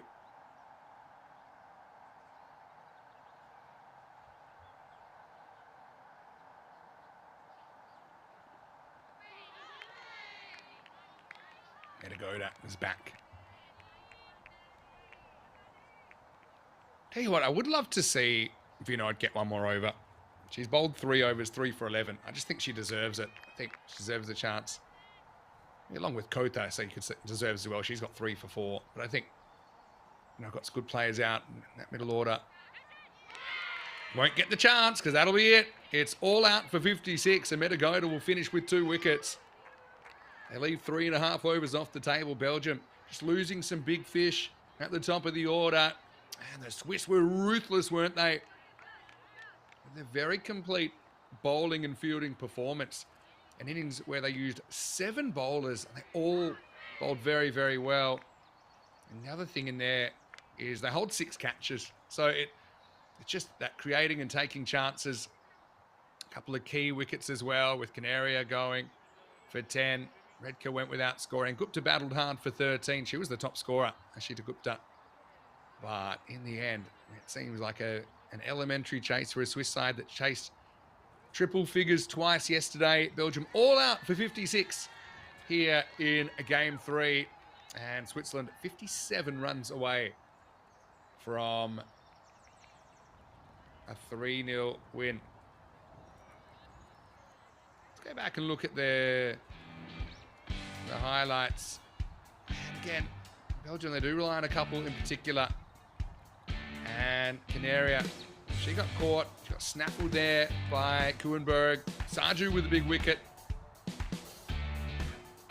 And then, I suppose, Redka came in at number 3. We know it's a real key batter. She scored more runs than any individual yesterday. Gupta, well, she rode luck a couple of times, got a couple to lob over the bowler. It's a bit of a tight one. But yeah, big moment here as Redka pushes Billy Holmes with another catch. She's had plenty of action in the series. This was a bit of a juggle job, and it falls into the right hand eventually. And for Switzerland, they knew they kind of opened up a window for them. Lister, I mean, she tried hard. No one faced more balls than her in the innings. Just trying to keep it alive. Ended up with 5 runs to her name. But it was always potentially downhill there, wasn't it, for the Belgians after that. Then enters stage left. Sejal Vinod bowled really well. She tossed the ball up. She tempted the batters. When she got it right, she always looked a chance to take a wicket. She finished with 3 of them. Just getting up above the eye line. Rajan, she's seemingly everywhere as well. And as expected, the middle bottom order found it quite difficult to make inroads on the scoreboard. Top 7 batters only combined to score 5 runs off 40 balls. Holmes in the action again. That was with Towel. 3 boundaries in innings, all hit by the openers. And I think, I talked about the extras, this building pressure. 22 extra balls in about 16 overs. So kind of better than, well, lower than 1.5 extra balls and over. So you beat the par there, plus you hold your catches. The result is you're chasing a very low score. Metagoda takes a good catch there at short mid wicket. Triptigore to the crease. Again, the Switzerland unit was just up and firing. Something about mornings for them. I thought they fielded and bowled better in the first game yesterday as well. That was the one that finished it off despite the T20 combo. Trying to nurse their way to the end of the 20 overs. It wasn't to be. And Belgium finish all out for 56. Looking at the scorecard, Extra's the top scorer. Next best was Gupta with 13, Canaria, the captain, with 10. Lister battled for 5, but then we saw there wasn't a lot else that was achievable. I think in that lower order, just a bit outmatched against a confident-looking Switzerland bowling and fielding lineup. Speaking of it, here it is, 7 bowlers used, no one letting the side down. I mean, Sarju was the only one to go more than a run a ball, but you've got to remember that she got the big wicket of Canaria, the Belgian skipper. 3 wickets apiece for St. Delfinard and Kota. But they included a double wicket maiden in there. 2 for Metagoda, including that last one. And single wickets for Sarju, as I said. And Millie Holmes chipped in. She cartwheeled, figuratively speaking, at the off stump in her 1 for 4. But even Meti Fernandez and Rajan didn't take wickets, but they went for a combined 5 overs, none for 11. So, tough task for Belgium. Let's see how long they can make the second innings last with Switzerland out to chase 57 for victory. We'll take about a 10-minute break and then we'll be back with the second innings of match 3 here. Vinny Sandy, Mr. Maximo. Hope you're enjoying your ECN Thursday. We'll continue when we return to Belgium for more Mdina Cup.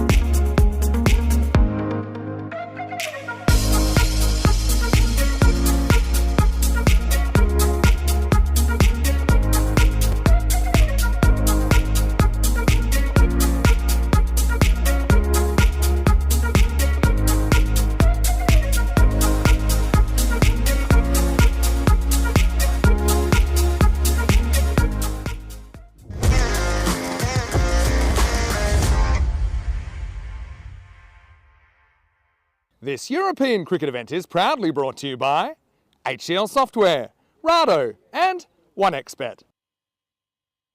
Hello, cricket lovers, and welcome back. Great to have you with us as we continue with day 2 action here in the Mdina Cup.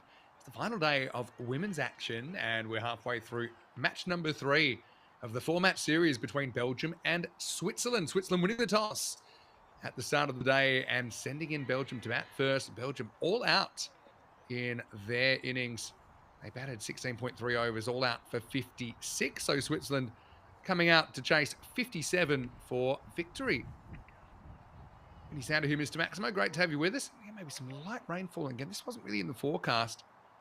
Certainly think the Swiss will want to make sure they take care of business here and knock over the 57 that would hand them the series. I will say, though, match 4 will continue this afternoon. Now, the other thing is that each of these matches in itself is a full T20 international, which means it carries ranking points. They all kind of carry equal weight. So there'll be no let up this afternoon, I'm sure, between these two teams, even if the series is already decided. Big hello, good morning, good afternoon, good evening, wherever you're watching from around the world. Great to have you with us here on ECN with a bit of a change here at the top. Okay, so they're going for Jackie Edmiston and Ramya Puneka Krishnamurthy. So, an opportunity, I think, to give a bat to some other batters. And I like that from the Swiss management.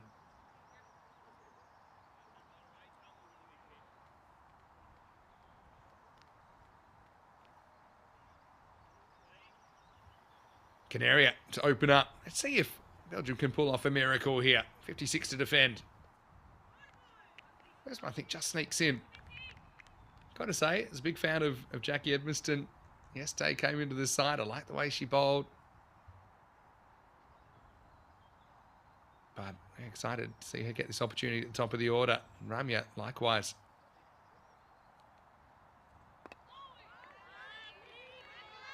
Well bowled, Canary. You would expect her to get it right. There's a lot of pressure on her, I suppose. Opening the batting, opening the bowling. We saw her fall for 10 to a decent catch in the first innings.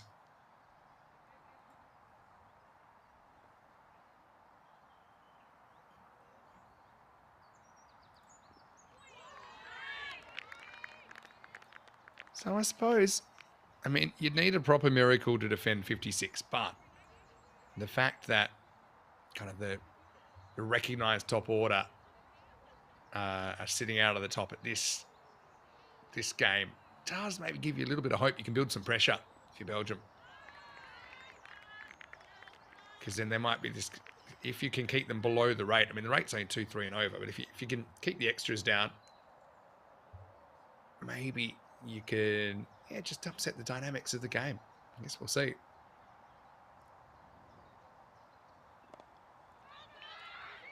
Edmiston puts up the stop sign.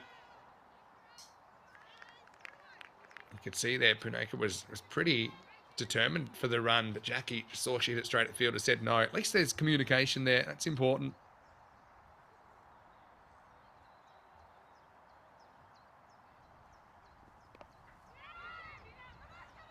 Deflected away. This one will get around the fielder. So Jackie will have her first run in T20 international cricket. Nice moment for her.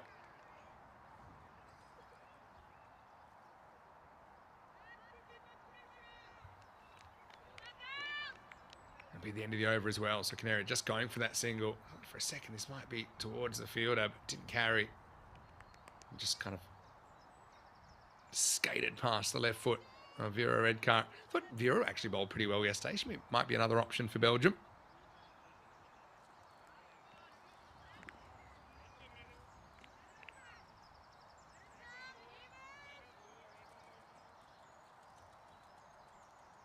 Here's Arusa Ilahi. Hit and run. And I like this. Something that we saw the Swiss top order do very well yesterday was the kind of intent they had. And I think you got to have it here as well. You've got the confidence of having plenty of batting. I mean, your order now is just ridiculously long. You've got the likes of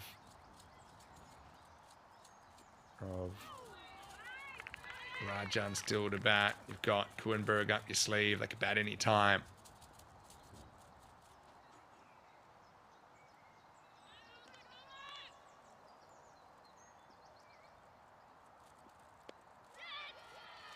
Nice shot from Puneka. She'll get her first run. Might even get two here. She will come back. Lovely footwork there from Ramya. Got across, established a position outside the off stump, around the off stump, just to open up that leg side area.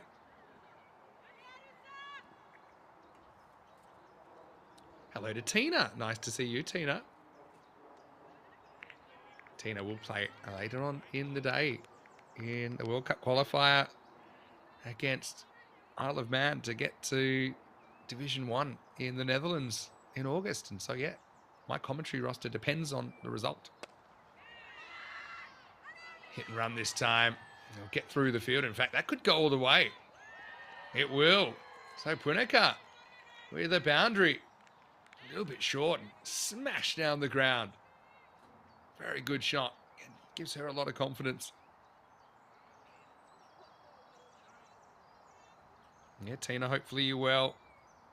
Tina's a bit of a robot. She doesn't get nervous. You don't get nervous, do you, Tina? Never seem nervous when you're in the commentary box. Probably do it in your sleep.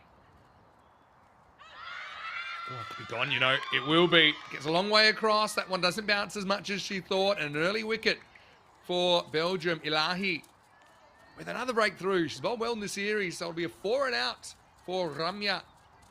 But she is the first to go. It's 9 for 1.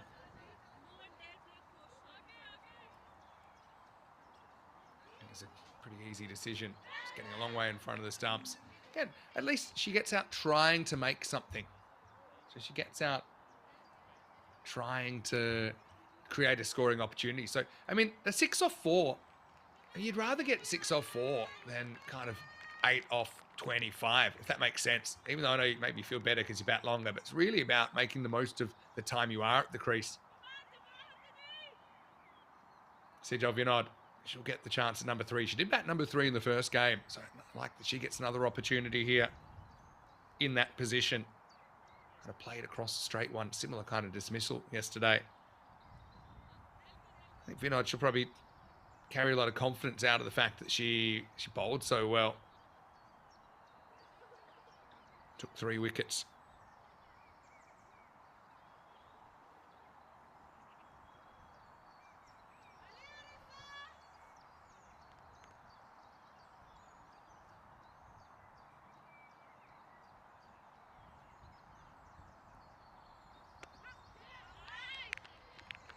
Good defence there, high elbow. Ilahi, though, right on target. So pretty action-packed over that one. We had 8 runs and a wicket, and after 2 overs, it's 9 for 1.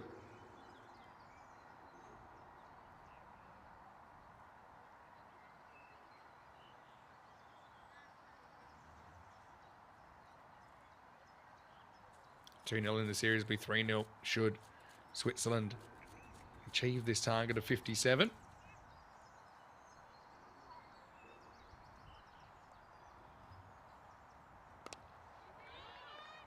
Edmiston gets the strike back. Canaria coming back for a second over.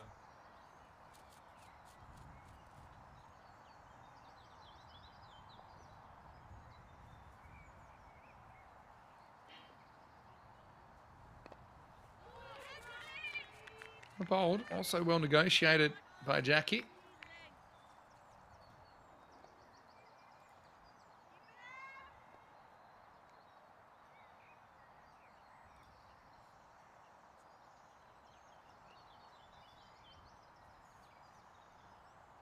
Canaria searching for her first breakthrough.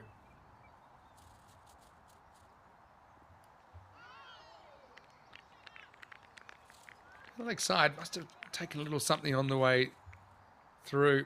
Yeah, Tina's saying, nerves? What nerves? Oh, Tina, you've played great so far. We're very proud of you.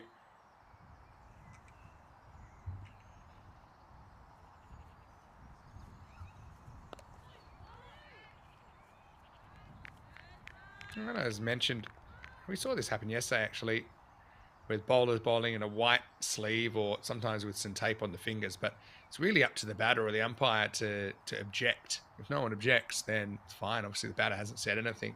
They're within their rights.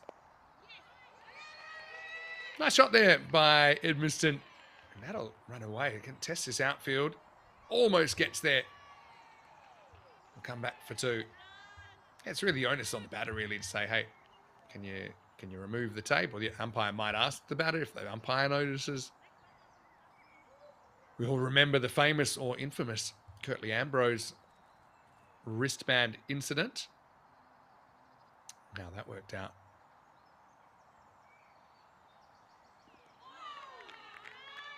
In the area. We'll close out the over. Just that 2 off it. 5 dot balls on Edmiston. And after 3, the score is 11 for 1.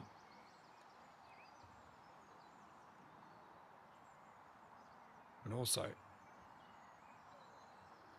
there are some games that are kind of their ECN universe matches, if you want to call it that, or ECN organised matches. Pretty much every T10 you see is an ECN organised match. But when we get in the T20 international sphere, it's not really under our purview. We are just acting as a broadcaster, but we're happy to do that. In the air and gone. Well, there's a wicket. Vinod, no luck for her in the series so far with the bat. She just pushed on the up. Nalahi has 2. That's 2nd wicket now. Switzerland 11 for 2. Again, it's all about the length. Drawn forward, drawn into an error. And catch well taken. Short cover. So Ilahi will be pretty happy to have 2. It's actually 2 in 3 balls for Arusa.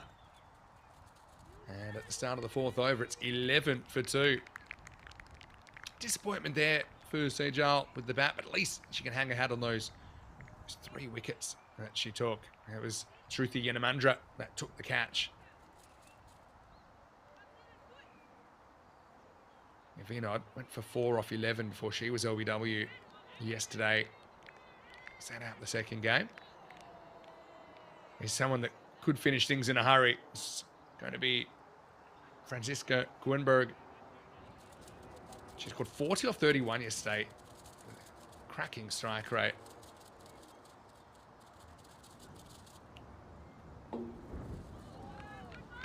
First one sneaks down the leg side, but no one had a better strike rate in an innings than her yesterday. She was striking at about 130. She had good intent. Went fairly cheaply in the 2nd game, though.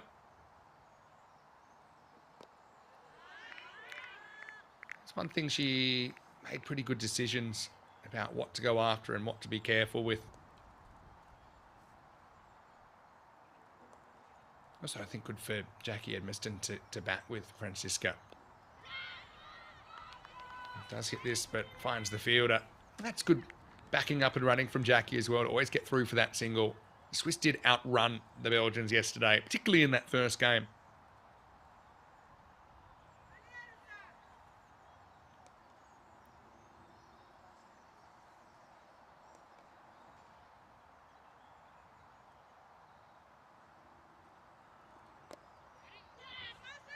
Hit and run once again this time.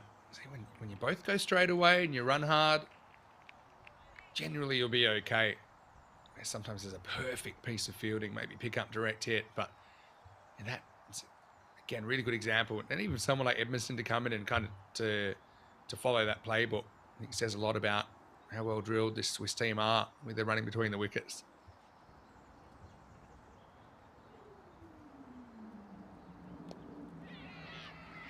Beautiful bit of timing from Kuenberg. That's running away. Pulls up just in time, but she'll get back for an easy couple.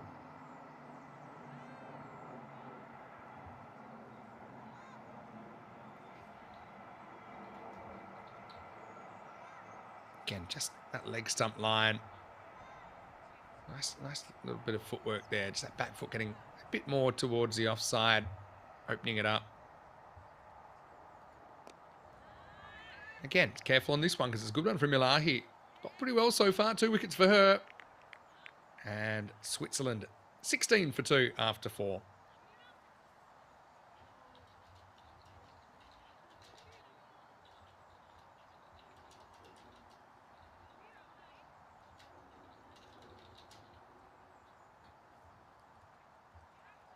So yeah, kind of run rate wise, it's not much of a difference, but the wickets tumbling in that first inning saw the Belgians just falling by the wayside. And of course, that graph didn't even go to 20 overs.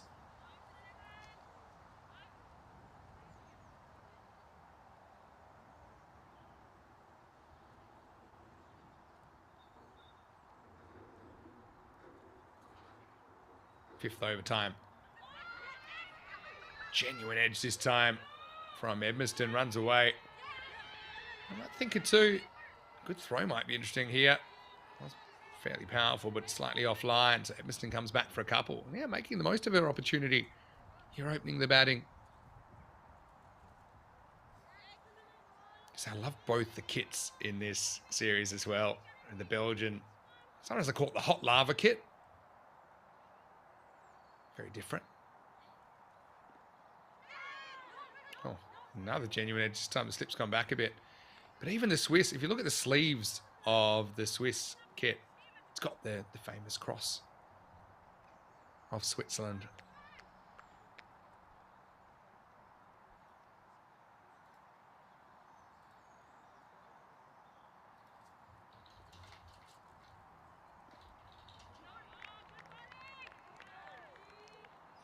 Gets away with that one. Saw a couple of lenient calls on bowls in the first innings.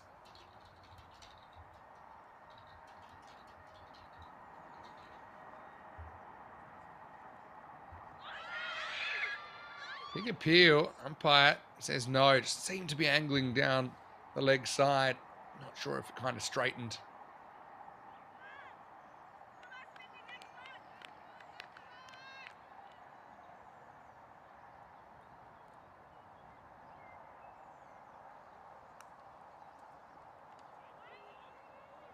That one I think you have to call. Yeah, so the Swiss cross, the white cross, originated as a military ensign in the 14th century used by Swiss soldiers in battle to distinguish themselves, and it became associated with the old Swiss Confederacy. Good over this from Canaria. She's only got one left after this to search for some other options. Yeah, in 1848, when Switzerland became a federal state, the cross was adopted as the national flag.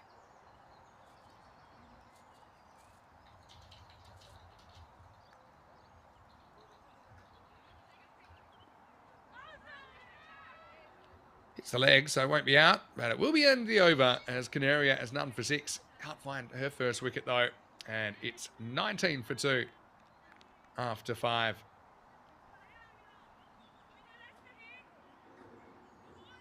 Yeah, and my other question always with the Swiss flag is why is it square? Apparently it's just the tradition in the Middle Ages. They used square or nearly square battle standards with a white cross. So it continued until they adopted it as a national flag in 1848 and they formalised it. Quick look at what's coming on the European Cricket Network. And funny enough, when Belgium drops off the top of the table there, they're going to go to the bottom because from the 7th of July, we're back in Belgium for a European Cricket Series, which includes an ECSW as well. So we'll get to see quite a few of these players playing for Belgium, I'm sure, for their domestic teams or whatever structure is adopted. And sometimes you get a kind of a representative, like a north-south kind of situation like we had in Bologna in Italy. There's plenty coming up. I mean, Mdina Ali comes on.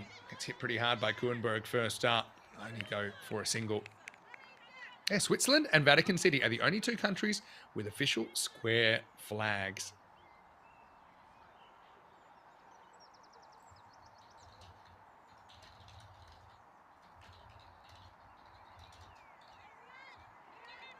Come on, we'll be... I mind seeing this one again. Maybe the second bounce was just after the line, so it's wide, not a no ball. Maybe we don't have time. Better ball, but still a little bit on the hip. Edmiston again hits it and runs. There's been a lot more kind of shortish stuff, I think, in this innings compared to if you look at how the Swiss went. And kept the ball up most of the time.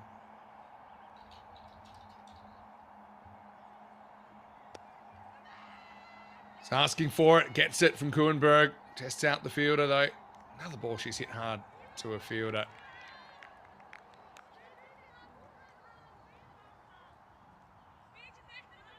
Yeah, so the Belgian flag and their colours of black, yellow and red, they came from the coat of arms of the Duchy of Brabant, a powerful medieval state in what is now known as Central Belgium. And even the proportions of the Belgian flag are slightly different. Edmiston settling in now, isn't she? Look for two here. I think she will. It's good running once again. Yeah, most flags are either kind of 2-to-3 ratio or 1-to-2, but Belgium is 13-to-15, which is quite unusual. Typically, you might even see it in a 2-to-3 format, just for practicality. Edmiston.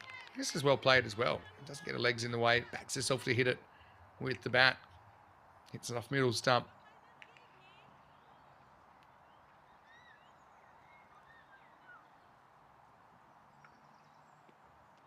And then the other thing is that Belgium gained independence in 1830 from the United Kingdom of the Netherlands after a popular revolt, and these rebels waved a red, yellow and black tricolour. We'll touch on this. Kuenberg will get down the other end. Edmiston will retain the strike, and at the end of the 6-over power play, it is 27 for 2. Again, good running. Kuenberg, she's ready to go. Kind of fearless with her running, isn't she? She knows one day she might get run out, and she's just going to live with it, but she'd rather take all the runs in between. Pretty similar power plays. In fact, very similar to the point that they were the same. 27 for 2. I suppose the difference is Switzerland were able to capture those 2 wickets that kind of disabled the Belgian batting lineup, whereas they're still very dangerous batters at the crease and still to come for Switzerland. Here's Gore getting another bowl. Happy to see her back. Did go a magical over yesterday, but I don't think she bowled that badly. There's some good shots in it. I think it was Kuenberg that kind of took to her a little bit. Chance for some revenge for the Belgian bowler, Tripti Gore. 2 very good balls to start her off. I was just finishing on the Belgian flag that they waved kind of a horizontal version, but then they switched to vertical, likely influenced by the French, the famous French tricolour.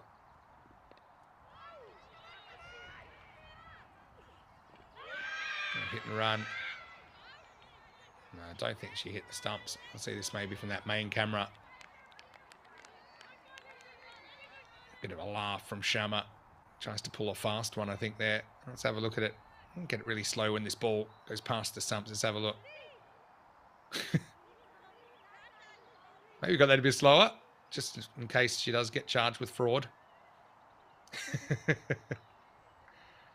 I don't know if you that replay one more time. That was a funny one. How slow can you get? There you go. How's that? Might have been out on a direct hit.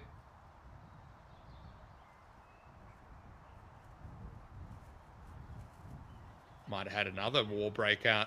Had that been given out. Anyway. Kuenberg survives. She's going to whack this leg side. And it will go all the way. Beats the fielder. Canaria couldn't hunt it down.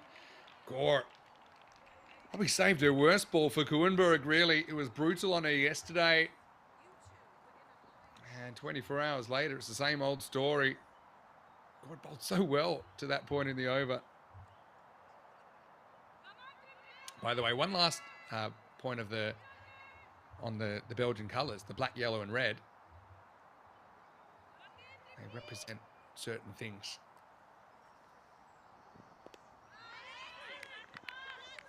Just dips below, I think. Yeah, so of course they come from that Brabant Empire. Black stands for the shield, yellow for the lion, and red for the lion's claws and tongue.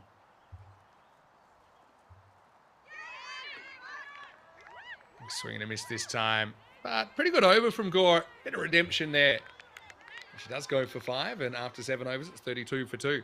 Yeah, so I suppose in more broad terms, the black is symbolizing strength, yellow symbolizes prosperity, and red symbolizes courage. Of course, they're colors that you do see shared on the German flag, for example. The actual kind of visual look of it probably has more in common with France. There's all these influences in Belgium. It's a very fascinating country. I've always enjoyed my time in Belgium. Of course, we haven't even got to the point where we discuss the 2 types of Belgian waffles. That's maybe more of a food chat. Maybe we'll keep that for later on.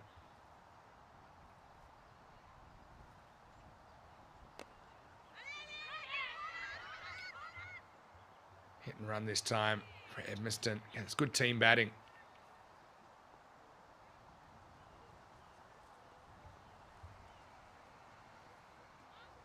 Hello to Helix, good to see you. Just catching up on the chat now after I've gone on my little flag chat. Yeah, go on, Wayne. I saw what you just put in there. Couple of bucks and you got it for the day, I think. This is played very nicely by Kuenberg to the offside. The chase is on. Lister will pull it back. But we'll get 2 runs. Yeah, we'll try and work out the system. I know we had a big tie for who's kind of top, which tells you there's only so much you can do by chatting. It's not just on the amount. Johnny Heesom's pulled up as a clear leader. Maybe I'll put something in as well.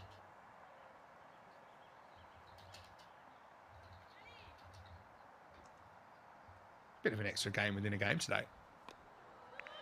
Well bowled. This is what Kuenberg's done really well. Kept out the good ball. Elahi with a very testing delivery there. So now, well, I've just got 25 points for one comment. Wayne's got to be up there. Kuenberg hits this well once again. Once again, should be pulled back. Lister flies towards the outfield.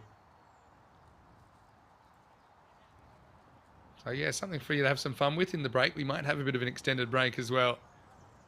Still about 2.25 hours until the next game.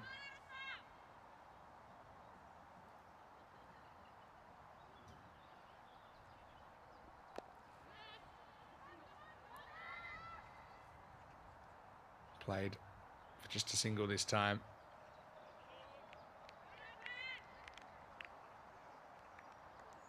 I'm now trying to work out how this works, and I have no idea. End of the 8th over, it's 38 for 2. Anybody? Help me out here. You can see just a bit more production through these over 6, 7, 8. Okay, so Wayne's moved up to number 5, even though he spent $5. Rob Thompson's equal top with Johnny Heesom. Paul Kempen in at 3. I feel like I'm calling a horse race. Gollum Mustafa at 4. Wayne at 5. Eddie and Desirante coming up in 6. Crewman at 8 leads up the tail. Canaria comes back to bowl out.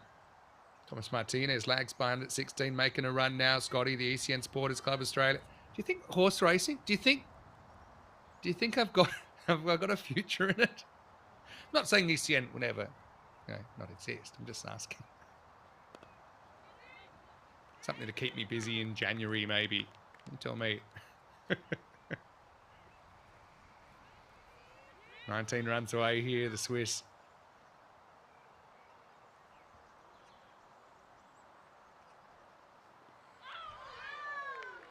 Bowl. It's kind of ball that got her yesterday.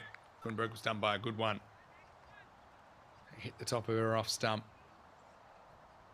It was Canaria that provided it, similar to this. This time it's lucky. It climbs above and just outside the off. Got over this. Good contest. The only thing about the community leaderboard is I have to learn everyone's handles, and it's an extra thing to learn. Don't think I'm quite ready yet.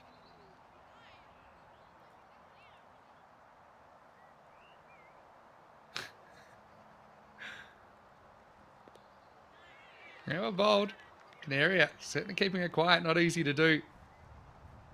It might be a very clever, subtle cash grab from the ECN. If we have done this on purpose, I don't think we have. But Croom's tipped in £1 now, 99p. Thanks very much, with the thinking face.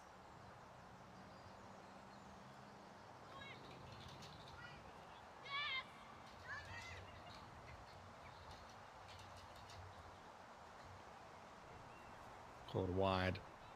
Canaria certainly held her own, held up her end of the bargain. Up to 150. What if how many can I get just for continuing to spam?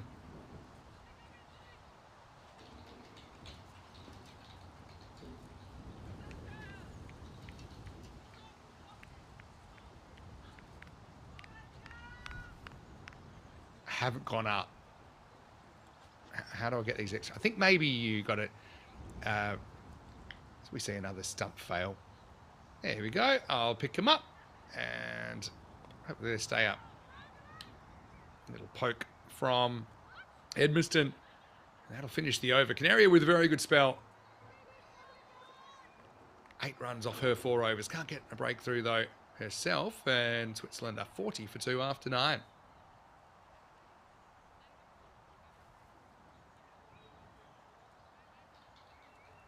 I think you have to comment. My guess would be, and I honestly have no idea, but I think you can't just kind of put all your comments in at once. You need to kind of space them out a bit. So if you have dead spots, I reckon that might hurt your XP. What does XP stand for? Should I know that? I don't have time for a lot of gaming, or any, unless it's cricket gaming, and by gaming I mean cricket.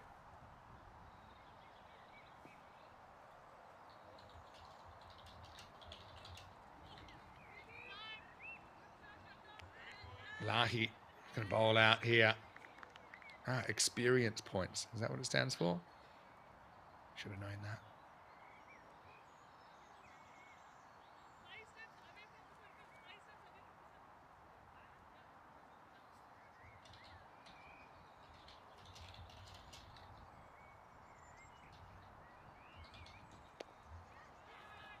Again, towards the leg stump. She's so good at that shot, Kuenberg. I mentioned yesterday she's got a really good eye.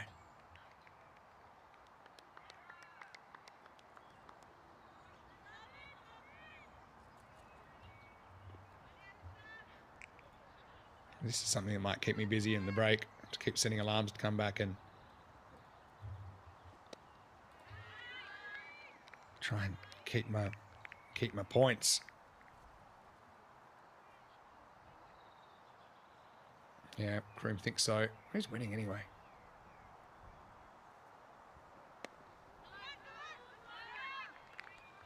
I did see, though, it resets every stream. So we all start tomorrow. Hey, get in overnight. Get into the stream before it goes live. Oh, in the air. Bit of a lucky one for Edmiston. Loops over the keeper. Shamadiwanali.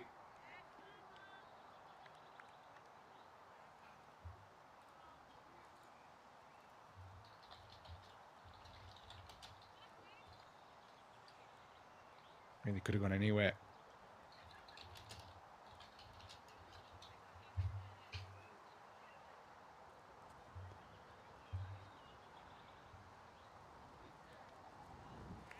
Decides to bail out of this one. Good keeping, though. I think both the keepers have done an excellent job in the series. Shamadiwanali moving well to her left.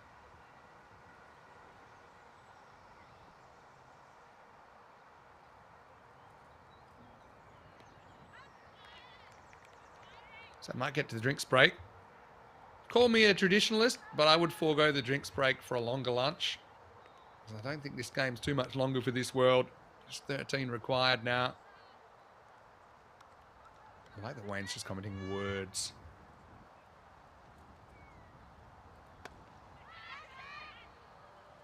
Cool shot, hit pretty hard by Kuenberg. That will go for 4. So it gets it down to single digits required. I think it's also a goal.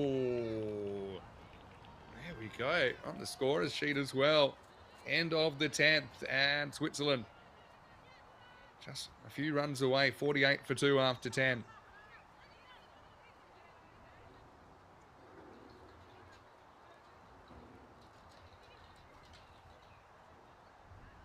Tell you what, the meaningless comments have gone through the roof, though. Should we have a little peek at what's coming up this afternoon? Can tell you that we'll have match 4. Although we know now that Switzerland will take an unassailable 3-0 lead. But every match is a fully fledged T20 international that carries ranking points, that carries incentives for both sides if they do want to climb. And let's not forget Belgium. They will now be 0-10 in T20IW cricket. They will want to get their first win. They'll feel there's no better time than this afternoon. We'll be back 12:15 GMT, which is 2:15 in Central Europe. It's 5:45 in India. Second and final match today on ECN. And if you're not sure when that is, it's 2 hours and 10 minutes away from now.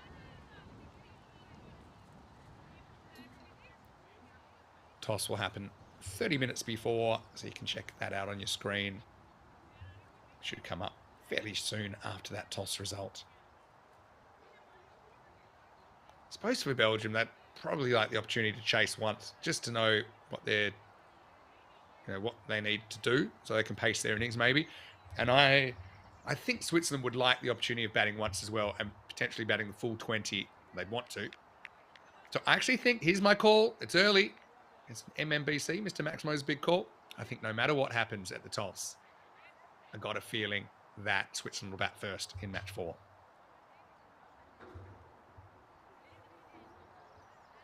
Unfortunately, my XP is grounded at 150. You should be able to go backwards if you spam.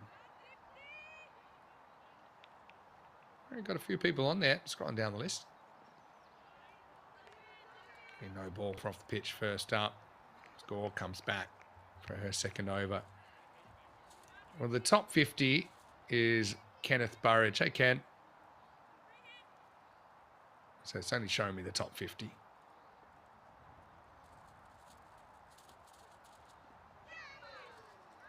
Better ball that time. It was a free hit for Edmiston. She misses out.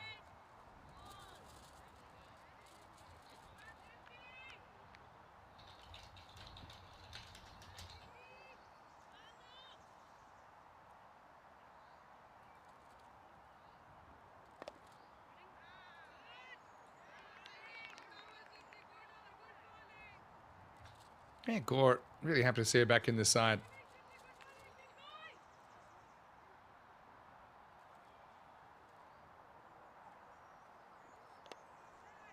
Short and hit well from Edmiston. That could go at will. That's a very good shot. Hey, Jackie, been there a while, but she's made the most of this opportunity. That will be her first boundary in T20I cricket. Takes them within 4 of victory now. In Belgium, they've fought as much as they can. They do have 2 wickets to show for it.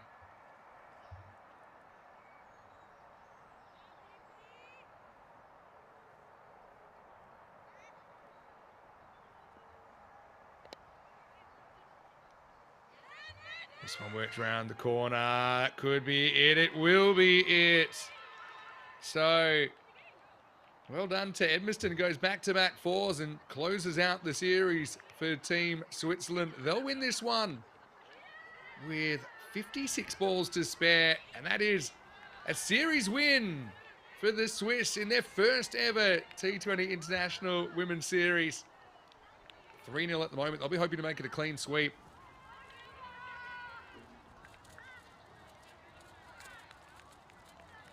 And big moment for their cricket development. Again, plenty of sportsmanship between these two teams. They'll congratulate each other. The Belgians, again, just never really recovered. And 2 of the top 3 going fairly early in the piece, including Vera Redcar, who was their top scorer yesterday. So we're about 2 hours away from coming back to you with match 4. We'll see if the Belgians can get that consolation win. Can Switzerland go 4-0?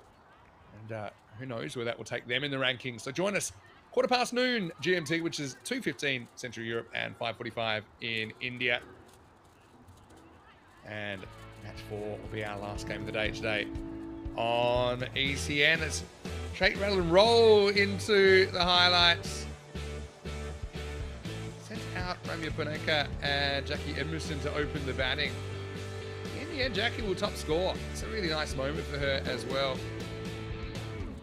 Ramya did hit this really nice shot, kind of blasted through the field to score her first boundary, but the very next ball just missed a straight one. Tried to work it around the corner. That was a wicket for Arusa Ilahi. Vinod, who bowled really well, took 3 wickets, came out at number 3 position again, but just kind of drove on the up, and Yanamandra took the catch. And that was the second wicket to fall. They actually had the identical power play to the Belgians, 27 for 2. And they recovered from 11 for 2 at the start of the 4th over to put together a partnership of 46 to win the game and basically put the series to bed. Kuenberg, obviously a very handy person to be able to bring out at number 4. We didn't even see Meghna Rajan or Ananya Srinivasan, who put together that big partnership yesterday. So once again, Switzerland showing their depth. But I think this is all about Jackie Edmiston. With her 22 not out, breakout innings for her. When you get given that opportunity to bat a bit higher than you normally would, I think you want to take it. She finishes with 2 boundaries in her 22 not out as well.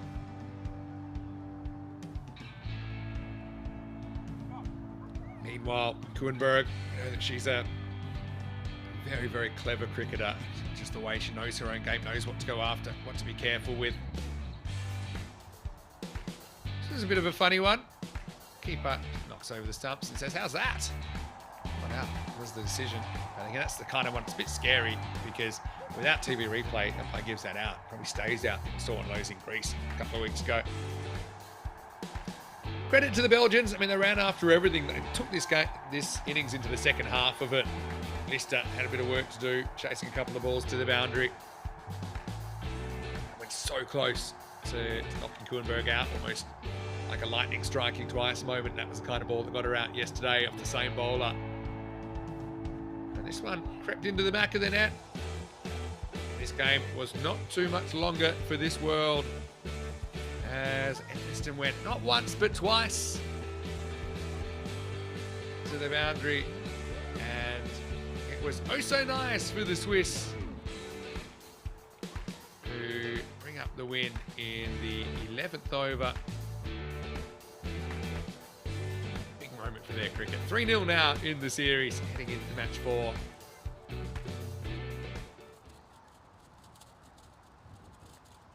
.22 not out for Jackie Edmiston, ends up as the top scorer, including the 2 boundaries that finished the game off. Winnicott was sent in to open, but went for 6. Did hit a nice boundary in there. You know, it's still no good with the bat, but I'm sure she'll be given another opportunity at the top of the order, I think, or in the top 3. I'd like to see her have another go in match 4. Kuenberg came and made sure there were no late dramas as she compiled 19 not out, including 2 boundaries of her own. Bowling-wise, they battled hard, didn't they? Canary, I thought, bowled a good spell. 4 overs, none for 8. 2 wickets for Ilahi, but she also went for a few runs, 2 for 27. Tiwanali with 1 over, and Tripti Gore, certainly much improved, I think, with her control. She did kind of lose it a little bit towards the end. Wasn't able to get through that 11th over. So we'll take a break, and we'll see you pretty shortly with Belgium to take on Switzerland in match 4, the final match of the Women's Mdina Cup. In around about 2 hours' time, we have the first ball toss to come in about an hour and a half, of course, before we hand over to the men for 3 more days of action here in Belgium. Vinny Sander here, Mr. Maximo for ECN. Hope you're enjoying your day. I'm going to chase a few more points, and I'll see you right back here for more action on the European Cricket Network. You're watching the T20 Mdina Cup.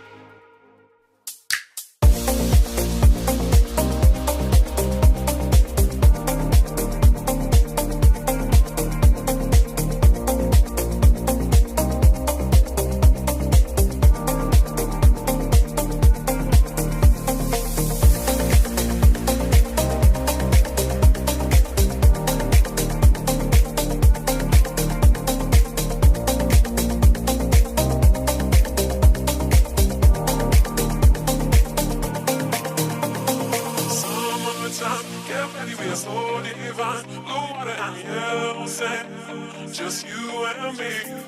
Summertime, get ready, we are so divine. Blue water and yellow sand, let's live our dream. Summertime, get ready, we are so divine. Blue water and yellow sand, just you and me. Summertime, get ready, we are so divine. Blue water and yellow sand, let's live our dream. Summertime.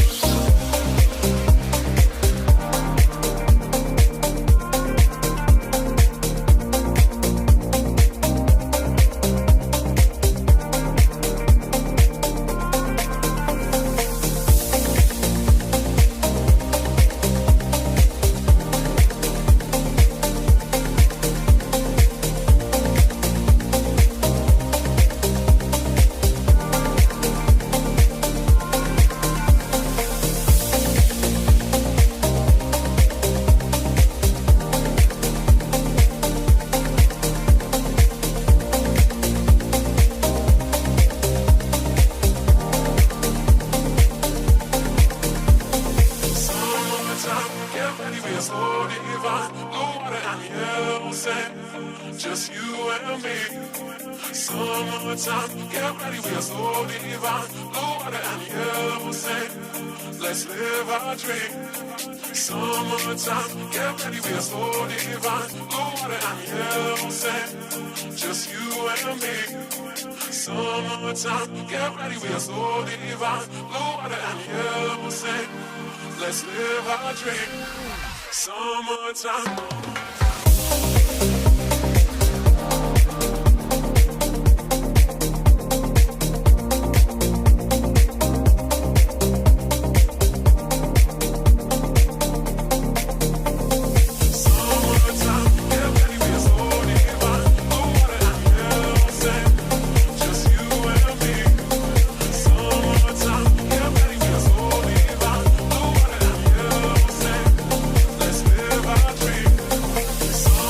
Time.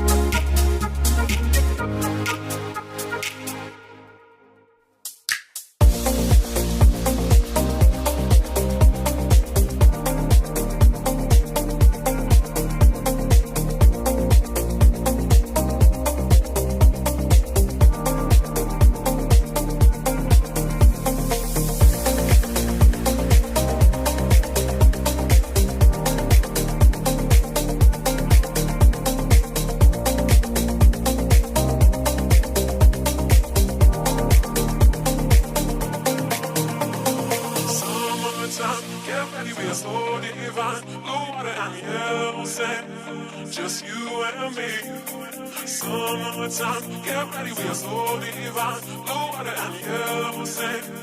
Let's live our dream. Summertime, get ready, we are so divine. Blue water and yellow sand. Just you and me. Summertime, get ready, we are so divine. Blue water and yellow sand. Let's live our dream. Summertime.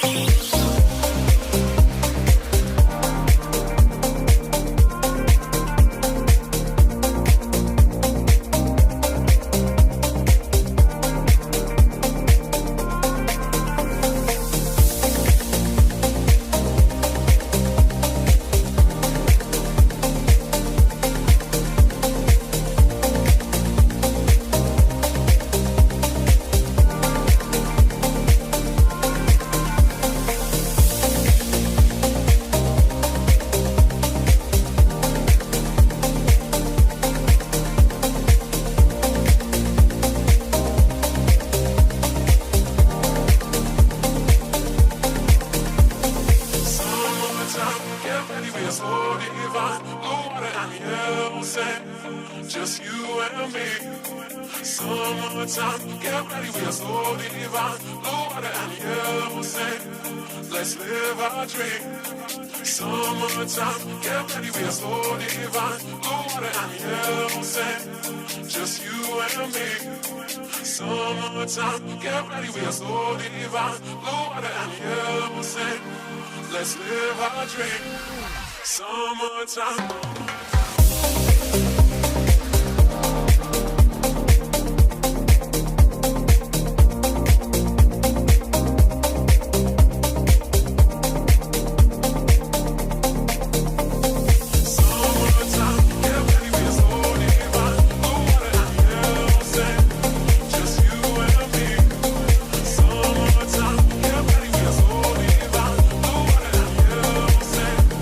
Let's live our dream.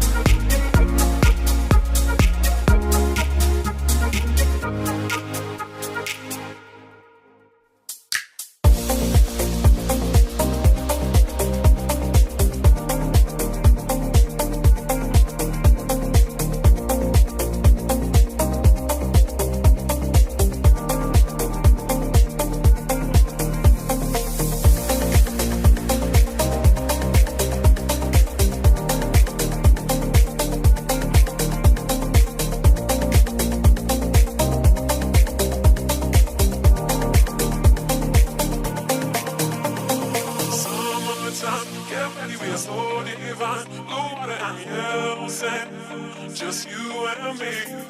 Summertime, get ready, we are so divine. Blue water and yellow sand, let's live our dream. Summertime, get ready, we are so divine. Blue water and yellow sand, just you and me. Summertime, get ready, we are so divine. Blue water and yellow sand, let's live our dream. Summertime.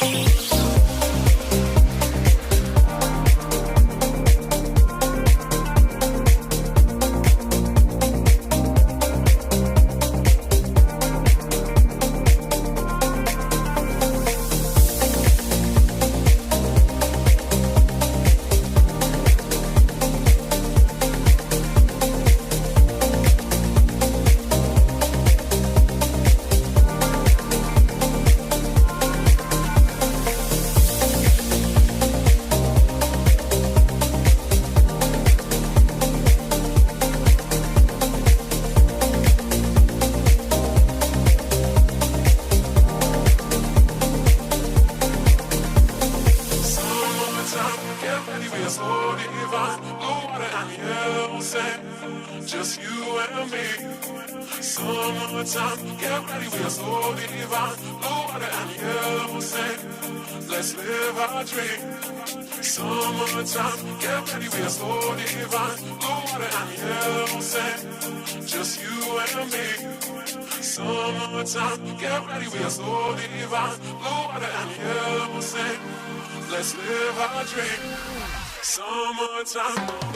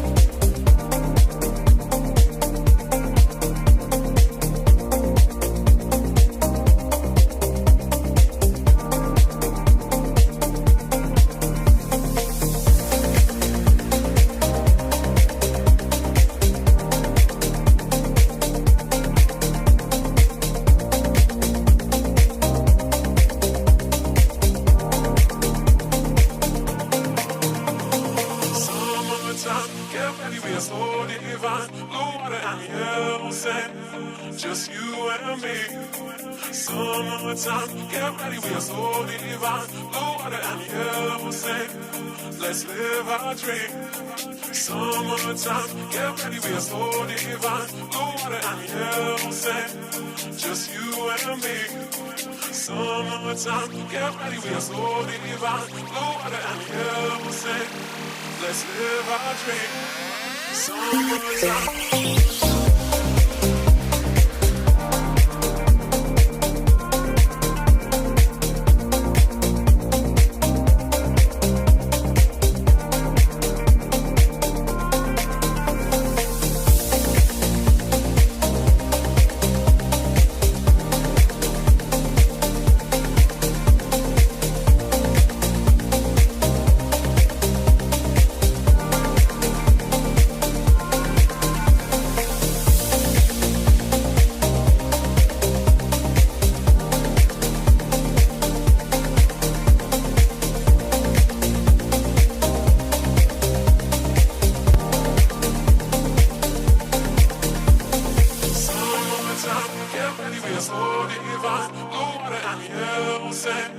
Just you and me.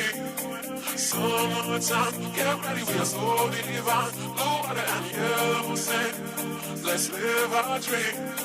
Summertime, get ready, we are so divine. Blue water and yellow sand, just you and me.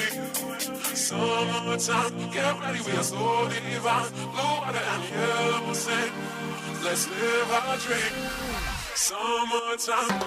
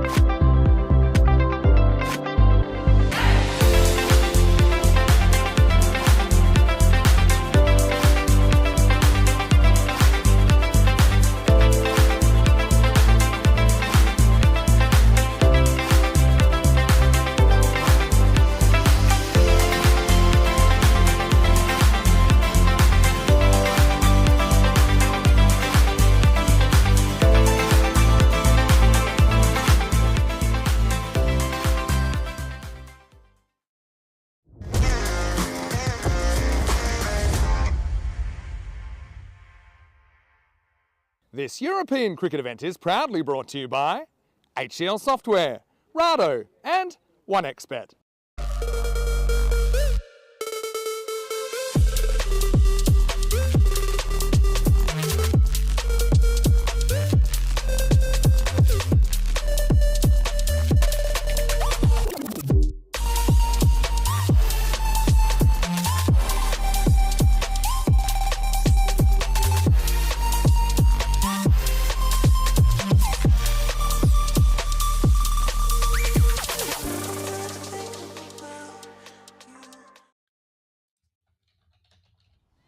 Hello, welcome back. Great to have you with us as we get ready for match number 4 in this 4-match bilateral Mdina Cup between Belgium and Switzerland.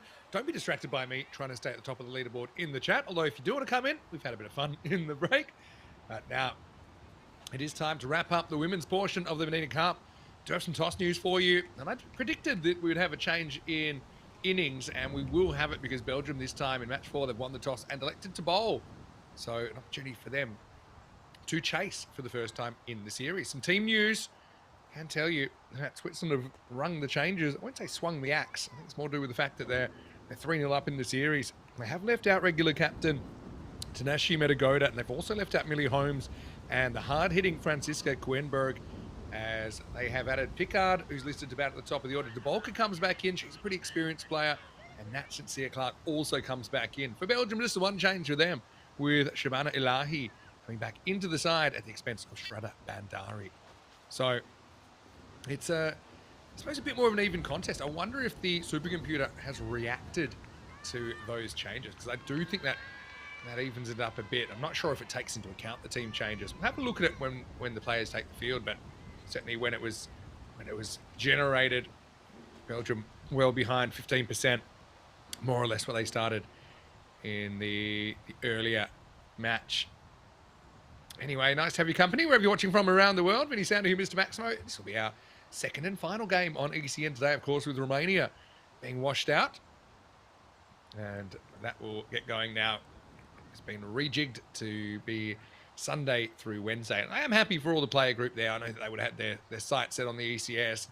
Rather than cancel it altogether, they have managed to put together a 4-day series there, including 4 teams that will play 9 matches each. And then a one-off final on Wednesday night. So a bit of Wednesday night fever.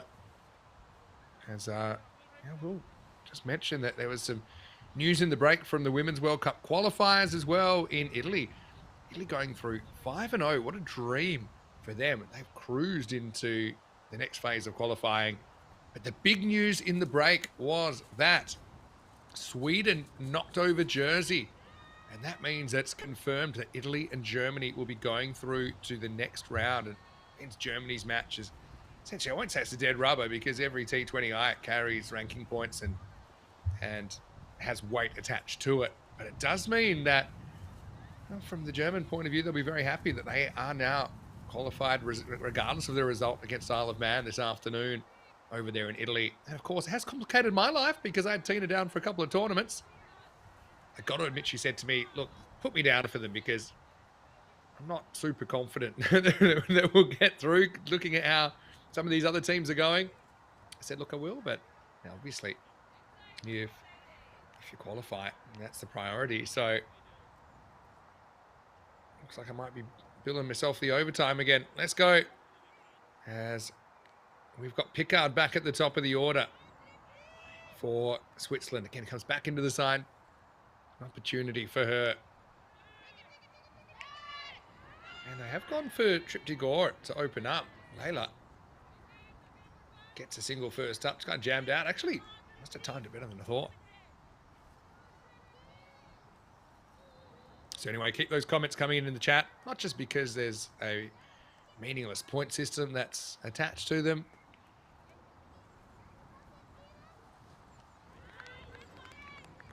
That's what I think will be called. This is Ramya Punekar, who's getting another opportunity at the top of the order. We saw her opening in the earlier game.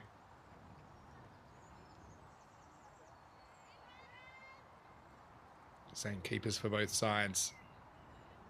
And have done a good job all the way through, actually. No ball, I think. It's bounced twice before the Reaching the batter, it does. It's one of those ones, if you know it's going to bounce twice, give it a whack. And that's what she's thinking now. It's kind of a free hit before a free hit. Battle of the Chocolatiers, as it was called yesterday. Belgium versus Switzerland. Gore stays pitching up slightly. Better ball. Gets a swing on it. Does get, well, it gets dropped actually, but it was a free hit anyway, so it wouldn't have been out regardless. Sneak through for a single.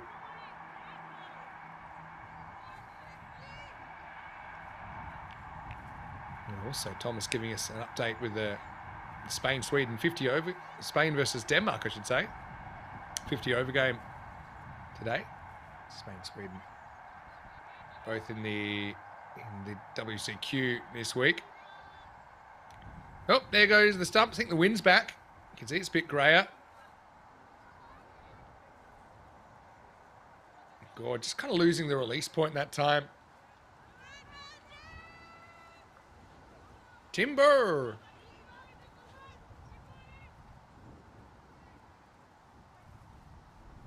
It's got to be annoying for the umps. They've done a good job though, the umpires. The mystery ball from Gore. There go the stumps. Oh, well, it's everything you might want for in the last game of the day already. We're only 2 balls in. Gore's just kind of lost the action. Again, yeah, I mean, most of the time, it's fine. Just a couple have gotten away from her here. Yeah, a bit of moral support for the umpire. That's more like it. Just confidence thing, I think. She's not getting the full extension of the arm. I hope she can get on and continue the over because she's been reasonably good when she's got it right in the series. Stumps stay in place.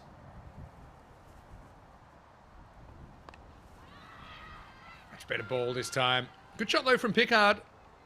The chase is on. They'll get back for a pretty comfortable two. I've enjoyed this series because, again, different phases of development as go across Europe and the cricket world. There's a few things you just don't see a lot. One of them is little relays. I love them. That'll be a wide, but it's much better action. I think you can see that from Gore. I think it's just a couple where maybe her feet didn't land in the right place, just lost her rhythm, and then you can see the arm bent. But there's nothing wrong with her action. That was perfectly fine. Will be called a no ball maybe for the double bouncer. They've got a replay of that. I don't think there's any issue with the delivery. Delivery action, I mean. Free hit then. Hope it does it. There'll be another no ball this time for height. So they went to Gore with new ball and he's struggling to get through this over.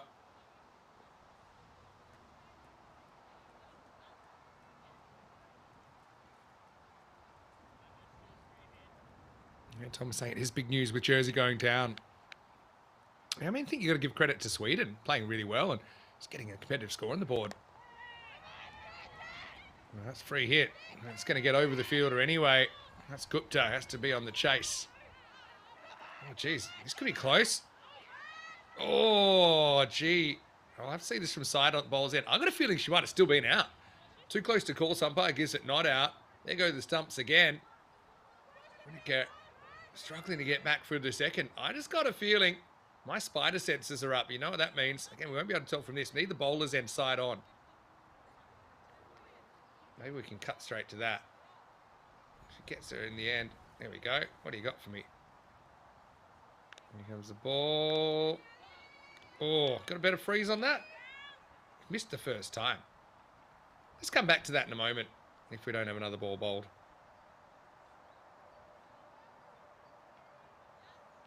Look, here we go. Ready, freeze, and now. There you go. Just out. Back. There you go. Just out. Anyway, this is ICC cricket, so they don't care about getting things right. So Punaka will be able to continue. Tongue in cheek. I'm just trying to say, I think you should be able to use technology if it's available without making rules for no particular reason. Stroke of luck for Brinica. Should have been run out. Instead, gets to continue. And she probably deserves the luck, to be honest. Got given the opportunity earlier. Wasn't able to cash in. Yeah, okay. This is one for the chat.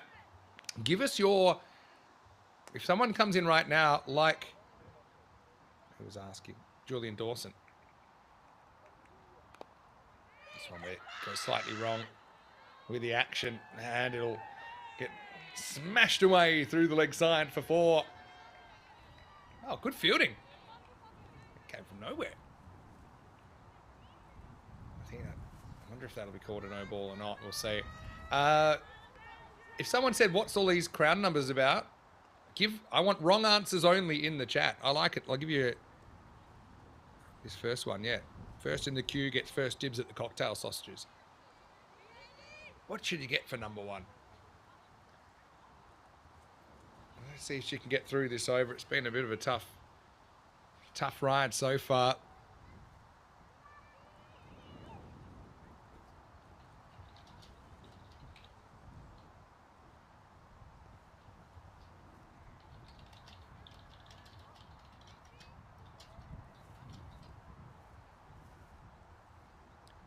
Watch out. All we need now is the stumps to go down. There we go.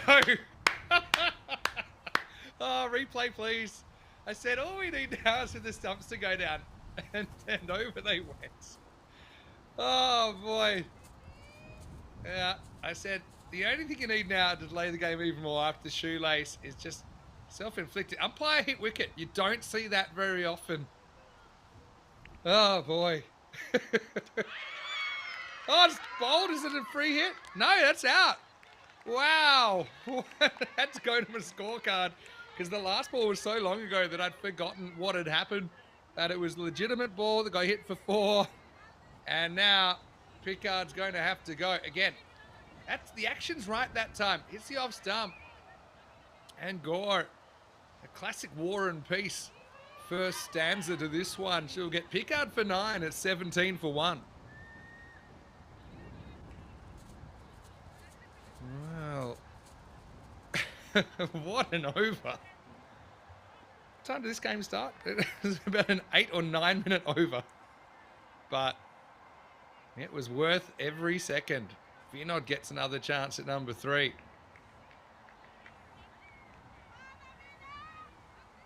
Well, I will say, and Thomas is right, you know, there were some balls in that over that weren't legal. I mean, there were 3 no balls in it. So it's one of those ones where they gave her the opportunity to kind of bowl her way out of the over. Because she can bowl. I think we saw that. I mean, there's absolutely nothing wrong with that last ball of the over. But I mean, if you look at the second last, maybe she was lucky to get away with that one, in which case it would have been a free hit. But I think, yeah, I'm not always a huge fan of free hits at this level either, because that was a ball that deserved a wicket. And Trip to Gore, it breaks through.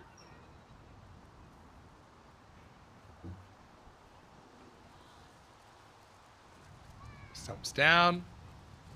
Well, you know what? Well, every time the stumps go down, I'm going to go and try and pick up a few extra points in the chat. What do you think? Last game of the day. What about if you were just automatically out if your stumps blew down and then it has the obligation to try and protect them?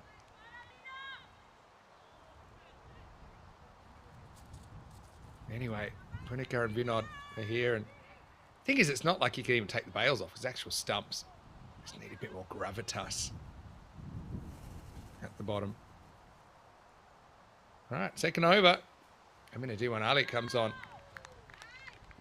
The first one outside the off stump. Good line. It bounces twice, but before the stumps on the second bounce. So that's fine.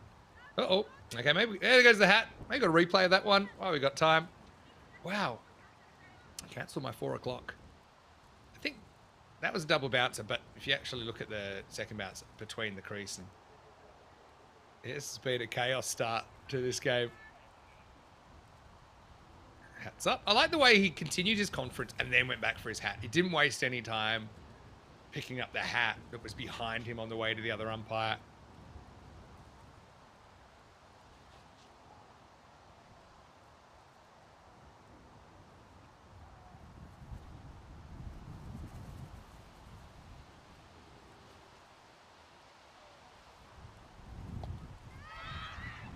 A better pitch from Diwan Ali. Well worked away though. Punica was lucky to survive that run out just in the first over. Get a single. Here's Vinod. Certainly use a few runs.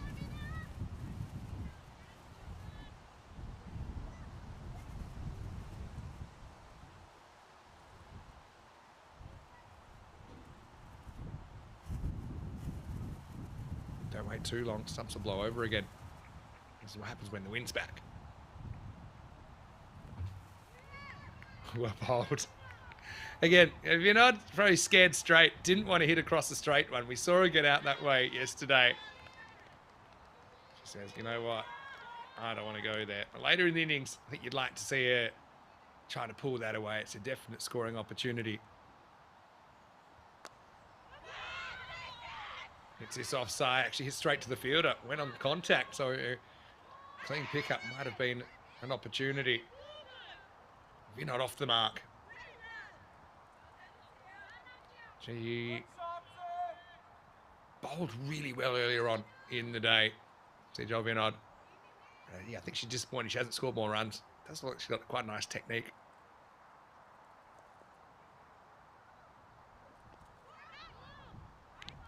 Work across. Punica's got to be a bit careful. It doesn't miss a straight one.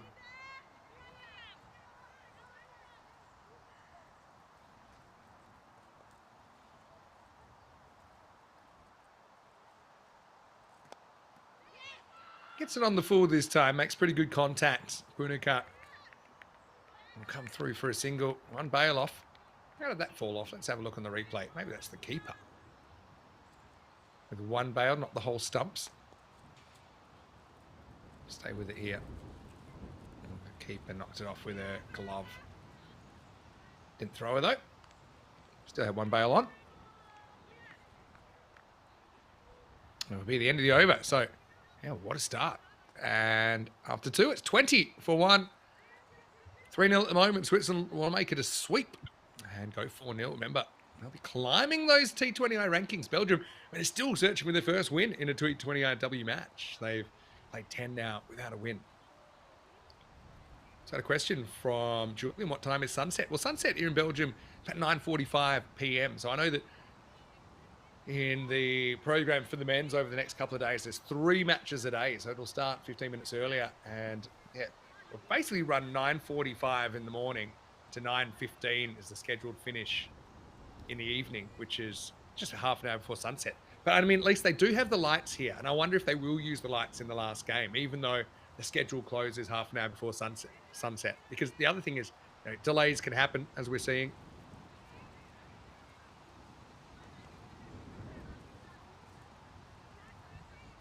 I like this.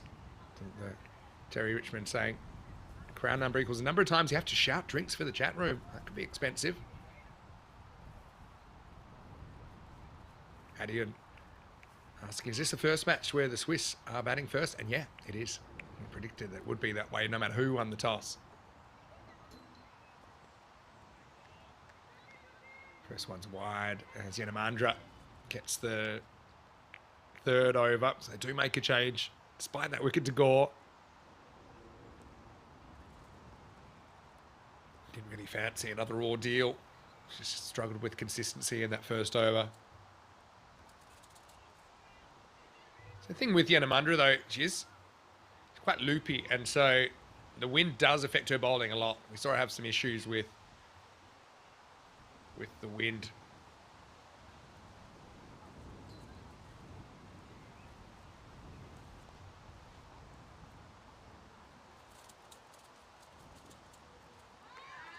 Much better ball that time. It was a free hit, but Punica not able to hit it.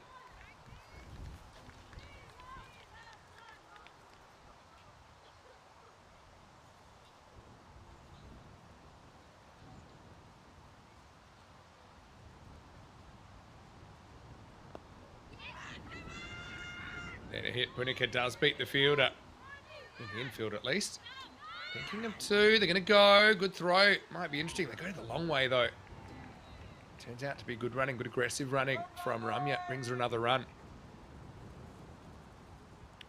I will say I was a bit disappointed that we wouldn't finish the day under floodlights tomorrow and Saturday. It'd be pretty cool to call some night T20I cricket. Not something you see very often in Europe. I suppose let's call it twilight. Up in the air. Just away from the fielder. It's Tripty. It's been in the action so far.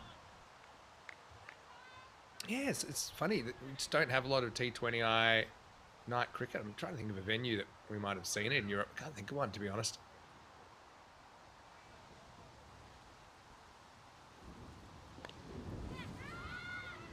This time in the air, doesn't carry. The pickup throws pretty close to the mark, but Ramya gets home. Oh, there you go this time. I think they were assisted that time by the bowler.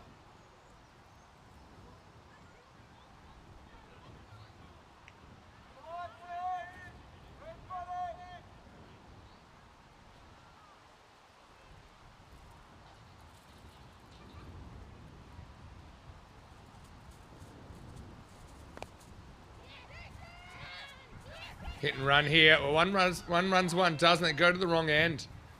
Vinod will get home. Vinod looks a better player than the just handful of runs she's had so far in the series.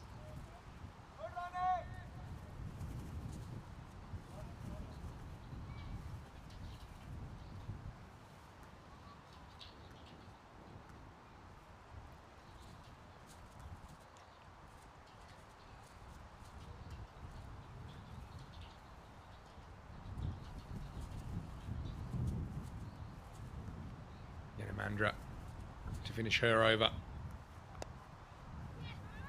Yeah, nice shot to ball. It sits up. Very pullable. Punika will retain the strike. She's been busy so far. She's moved to 7. And 7 come off that over from Shruti Yanamandra. It's 27 for 1 at the end of 3. Yeah, so first time the Swiss have batted, but I think I mentioned the Swiss leaving out some of their key players for this, giving them a bit of a break, giving opportunities to some others. Also a really nice moment for Rajan, and I believe that she would be one of the youngest captains ever. I know that Teresa Kolchunova in Czechia captained at 16, and now Rajan's captaining at 16. And I remember in any sport, I think she was in the top 7 or 8 youngest people to captain their country. So I suppose Meghna Rajan joins that quite exclusive club.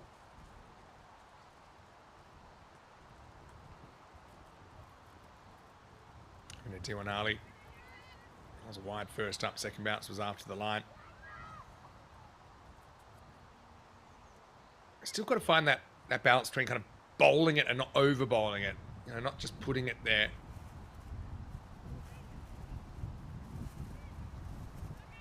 Will be a no ball. That's one, again, you can go after it. If you can see it's bouncing twice, go and have a hit at it. No moral reason you shouldn't.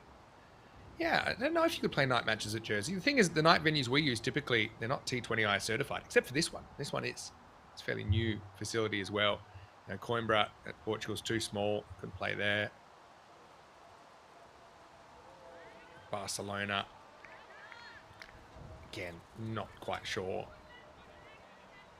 Gibraltar's one, for sure. Gibraltar, you could. And they have.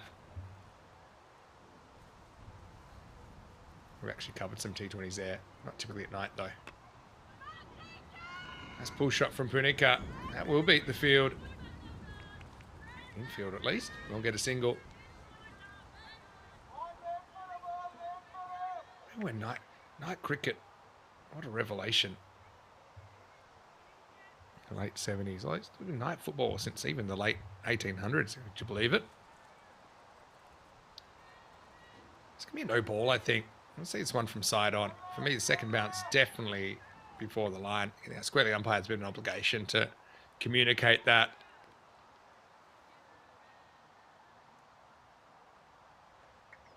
Should have been a free hit, but isn't. Let's see what happens.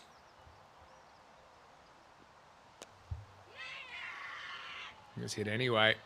Hit pretty hard down the ground, actually. And Vinod will get the boundary. That's a very good shot. Well, free hit or no free hit, she hit it. So Belgium finding it hard going against these two. Swiss, no matter who they've sent out there, they've tried to be busy. There's been a little bit of tempo to their batting that maybe we haven't always seen from the Belgians. Belgium's also been in some tough situations. Again, that's got to be a no ball. Yeah, can't say I'm a huge fan of the 2 bounce being a no ball. It used to be 2 was okay, 3 was a no ball, and I thought that was just a bit better at all levels. You're not getting any sort of advantage by bouncing the ball twice. If anything, it's normally giving the batter a better look at it.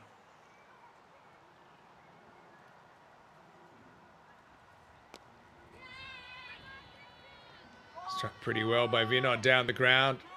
That'll take some chasing as well. In fact, it does go all the way. Another goal might have to go to the VAR. I think I might have just missed the post. But Vinod, this is a bit more what she's about. She's kind of survived the early innings jitters now. Also, it helps. She had that free hit. And so it just gives her a chance to express herself. I know we haven't seen the best of her yet with the bat. Someone they batted at 3 in the very first game. First time she's reached double figures now.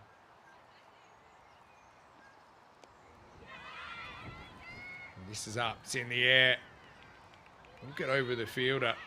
That's kind of ball that she's got to be careful not to miss because it is on the stumps, but short enough that you shouldn't be missing it really.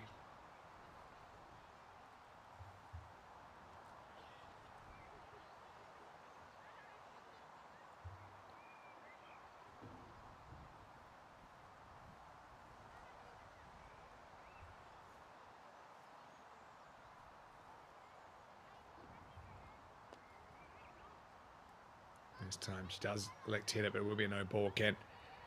So I think it's funny. I've said this a few times. I've had interesting opinions from a lot of female cricketers around Europe that I've spoken to. Isn't it funny that in cricket, the 22 yards is so sacrosanct that in women's cricket you can make the boundary smaller. I think, well, it's a free hit, isn't it? Let me go to my scorecard.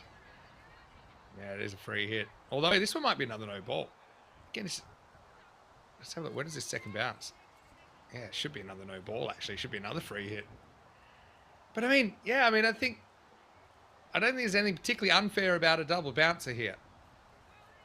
You know, still a very hittable ball. Yeah, but I was saying you can make the field about 20% smaller. The women also have a smaller infield. But it's funny that they have to play on the same pitch, which then changes the dynamics of the game. Now, some people like those changes. That's the feedback I've had as well. This one's going to have to pitch. That's going to be another no ball. And regardless of whether a free hit, it'll be a free hit anyway because it's no ball before. But yeah, I just think it, especially, you know, I'd like to see what it would look like to play women's cricket on a pitch that is proportionately smaller, the same way the field's smaller and the infield's smaller. Because I just think it would test the players a bit more. And the batters would have to have quicker reactions. Like I'd love to see them being able to use the short ball a bit more. I would love to see them be able to push with their running a bit as well. And in turn, that puts the fielders under pressure. So, I mean, I actually think it would be interesting, but I just think there's a funny feeling about it. Into the fourth, 45 for 1. Something I've thought, just from a game dynamics point of view, something that I'm kind of been involved in for a long time. Of what factors can affect a game, or what the knock-on factors would be if you made some changes. I think it would be interesting. And funnily enough, we've had. Yeah, I've said this sometimes, and some people say, yeah, some people know. There's this feeling that it's kind of, the people that don't, they kind of feel like it's, in a way, what's the word? It's making it, I can't remember the word I'm looking for here. Elahi gets the first one past Brunica. Yeah, almost that it's offensive. Maybe that's what I'm looking for, to shorten the pitch if you were to do that.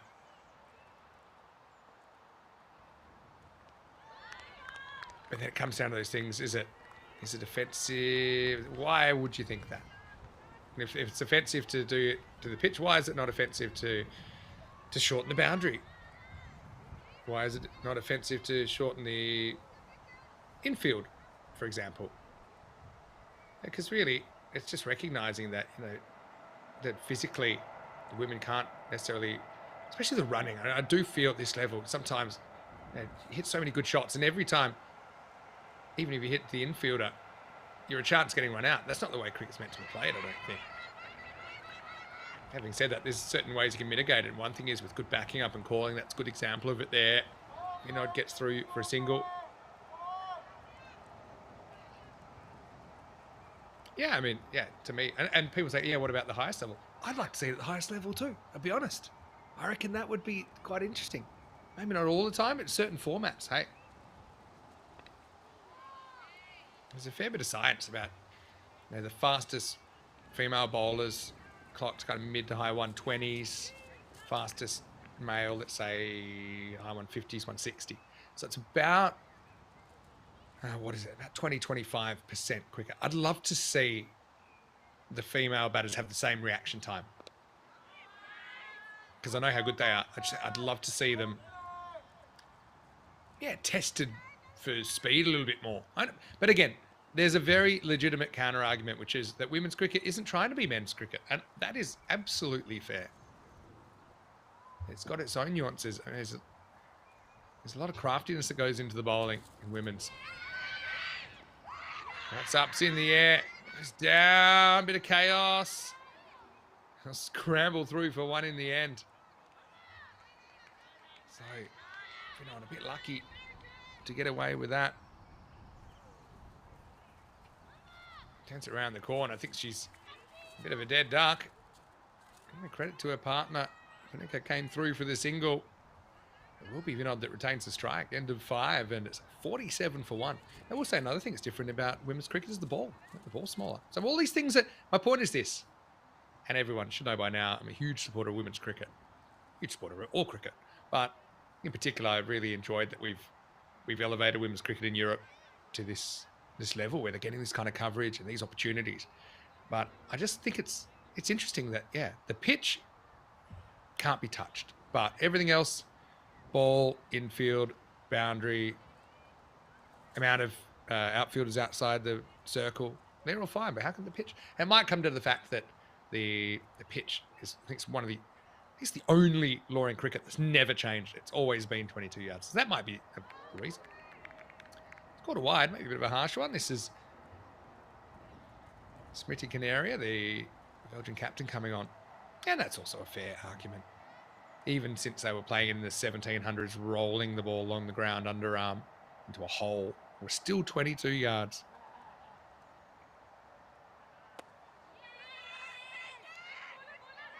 Well, clean pick up. Don't think this is out. There's a doubt about where this hits the stumps. Let's see this one on camera 1. This will be an interesting one. Maybe they want to check this. I got a feeling she was all over the stumps, so I don't know if the ball hit. And if the ball did hit, had she already knocked the bails off? I have to go really slow. When this ball hits the stumps, it's getting almost freezing here. Ready? Well, the ball does hit the stumps. Let's go back and have a look at it one more time. She actually fumbles the ball onto the stumps, but is she in? Anyway, we'll go back again. I think, let's have a look at this closer now. She doesn't, that's okay. Let's roll this forward. She's just out there. I actually feel it probably is out, but whether the umpire can't use the replay, so maybe this will give us another look. Again, the key with those is try and freeze the moment the stumps go down. But yeah, I think there's benefit of the doubt there. One thing is you did see that bail on the right-hand side fall, which is probably caused by the ball hitting it. But again, it's a tight one. But Swiss get away with it. 50's up as well for them here in the 6th over. Partnership developing between these two. Yeah, Monty Loose saying, he was looking for the word condescending. Yeah, maybe that's the feeling. Obviously, you never want to do that. We have the greatest respect, no matter which gender background or anything. that our European cricketers come from. It's a real melting pot.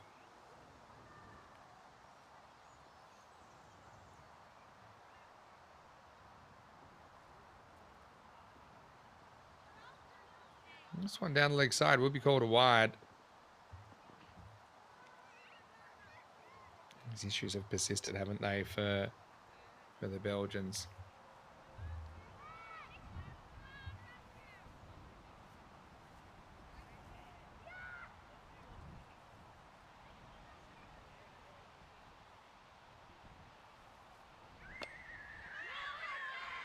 A bowl by Canaria. I might get a run here. I suppose with that run out, if you're just going on what you see, I don't think it really could be given out. Apart from the fact that you weren't sure if the ball hit the stumps or not, you also have the issue she wasn't even that far out. I think you'd be guessing, especially with a messy gather. Glance away this time from Vinod. Throw comes in. Oh, geez, I reckon that's out as well. I just got. Let me see. I mean, I'm looking from a long way away, and I'm looking front on. See if you give me a freeze when the stumps go over. Don't need this angle. I need the side on angle. Let's have a look at it. My spider sensors are up. Let's see if we can almost freeze when it gets hit. Here we go. Oh, go back a frame. Definitely when she touches the stumps, she's out. I got a feeling she's just out. But hey, benefit of the doubt again. That would have been an interesting one. I think in ECN T10, that's probably given out. You can see the stumps had a big impact, and she still had her bat on the line.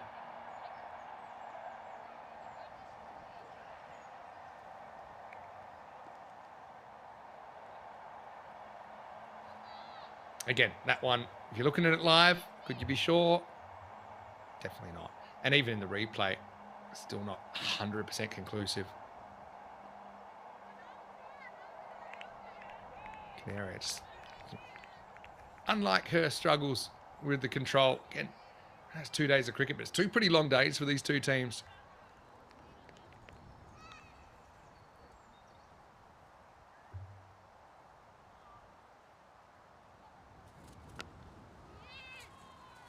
Pretty good contact by Ramya this time. Actually, that's hit very, very well. Sensational batting. When she times the ball, absolutely flies. He's everywhere, isn't he? What have we got there? A young star of the future. Punica cracks that one through the offside for 4. This outfield definitely faster than it was yesterday.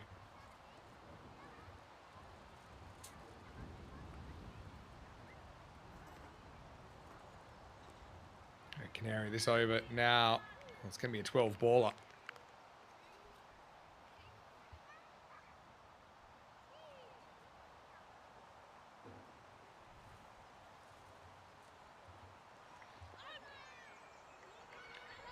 Head around the corner, played pretty nicely. It's probably a run there, you know, but in the end, we're not scared off. But she'll get the strike end of the 6-over power play. Switzerland are 60 for 1 after getting sent in by Belgium here in the 4th T20IW.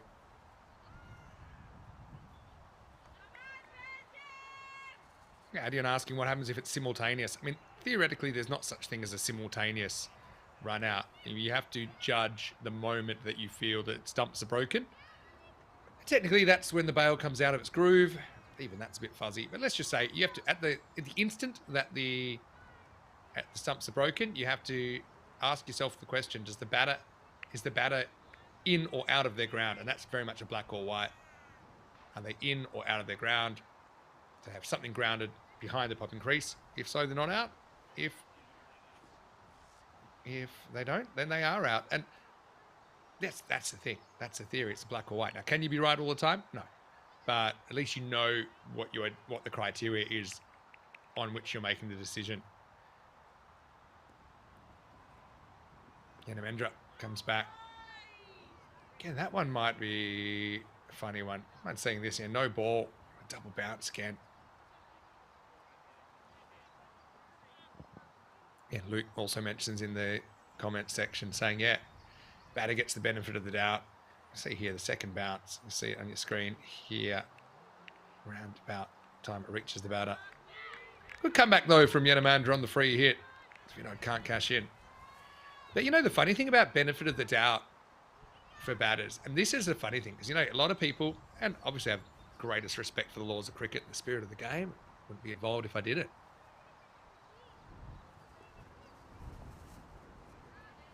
But one of the things is that there are certain types of people that say, the laws say this, the laws. Yeah, and keep going back to the laws. But there's nowhere in the laws of cricket that you will see any language around the batter getting the benefit of the doubt. That's just a culture that's crept in. Shot by Vinod. Goes through the leg side. That's going to run away for another 4. In fact, could be a goal. Oh, doesn't quite make it, but still, we'll give her the 4 runs. Excellent shot. Breakout innings here from Sejal Vinod. Jumped all over that. She's just gaining in confidence. Every passing over. Yeah, so nowhere does it say benefit of the doubt goes to the batter. It's just something that everyone kind of generally accepts. I think it's born out of the fact that, in the longer form of the game, to give someone out is a huge thing. You're basically ruining their day. So, whereas a bowler, you go against a bowler, they'll get another ball. They'll get another chance. All right, that's pop up in the air. Hand is gone. Nicely taken. And Belgium, are they going to enjoy themselves here? Why shouldn't they enjoy themselves? Yanamandra will pick up the wicket. And Belgium have something to celebrate. End of a pretty good partnership, Vinod. Just as she was getting going here. Gets a pop-up. It's a similar region.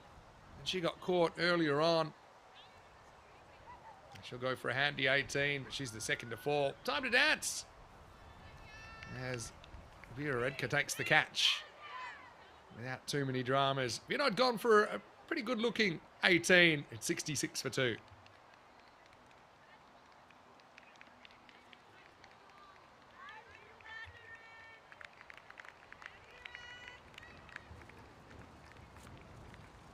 Belgium trying to get something going. I like that enthusiasm from Sharma behind the stumps. Yeah, so all I'm saying is, for example, in a shortened game, 20 or even 10 especially, I think, take LBW, for example. If you think it's going to hit the stumps, you think it's more going to hit the stumps than not, perhaps give it out. Don't necessarily have to have that threshold of kind of 90, 95%. Just an open discussion point. Srinivasan gets a hit. Almost chops on first ball. We're going to go for one. Never went that far from the pitch, but excellent running from Puneka. Again, I think we've seen quite a few of these players. The longer they bat, the more they're just a bit more relaxed. Srinivasan gets off the mark. And he goes 3 or 4 metres, I think, from the keeper. Puneka backs up well and gets in for the run.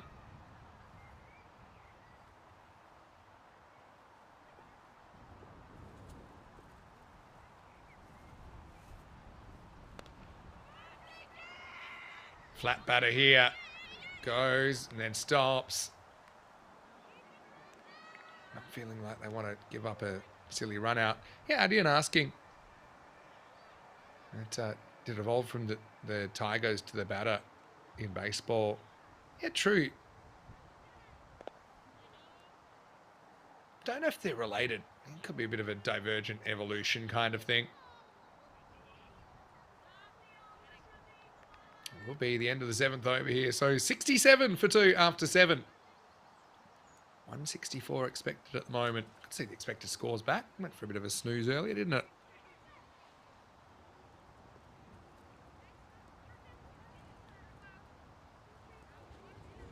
Getting a bit of a grey day. At least we're getting some play in.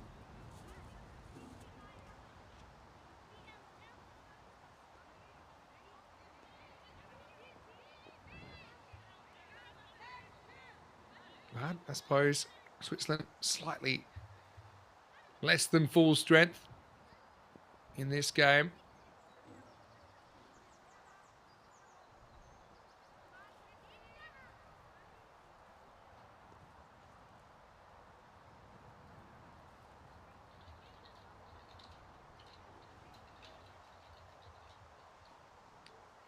Tripty's come back. Remember, she bowled that first over. Did take a wicket with her last delivery.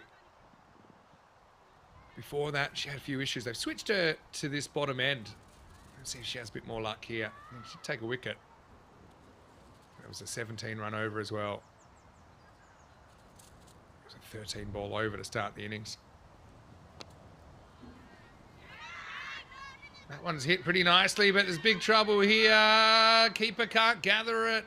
Srinivasan gets super lucky. It's one of those ones where it's just an awareness thing, and I think she had a good series, Sharma, but she didn't have to rush towards this ball. She can just back off. Because if she takes it, she's got enough time to execute the run out. A let off for an Anya. It's her opposite number. Basically gives it to her.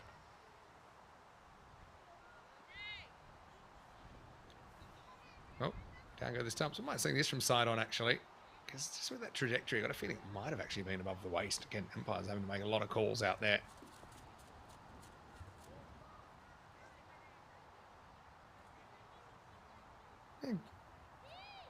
Good on Tripty, though. I mean, she's definitely put her hand up saying, yeah, look, I know.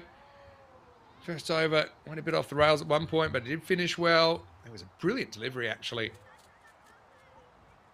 At the end of that first over to get Layla Pickard. Stumps her back. Tripty's back. And she has more success with the higher that arm gets, the better it is. The more she's reaching and getting that extension. It's great to see the support here as well.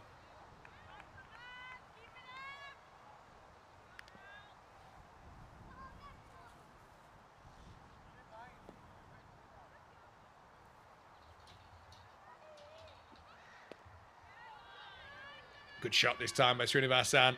Living on borrowed time. Uh-oh. Could have gone very badly. The red card, I think she's better than that. Let's see, just get down, pick it up. You're going to have to pick it up anyway at some point.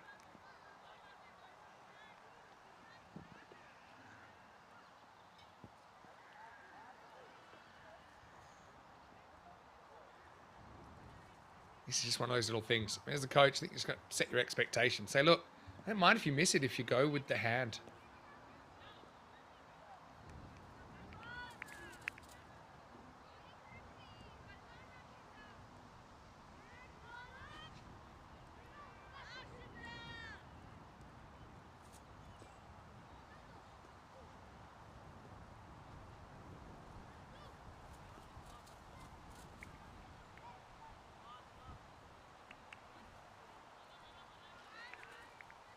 So once again, Gore having similar issues that plagued her in the first over.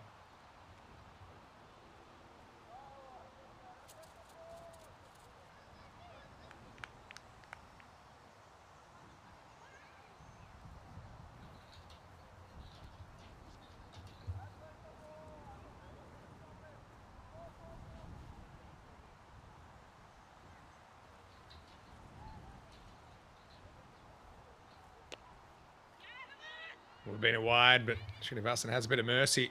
Puts a bat on it, gets a run.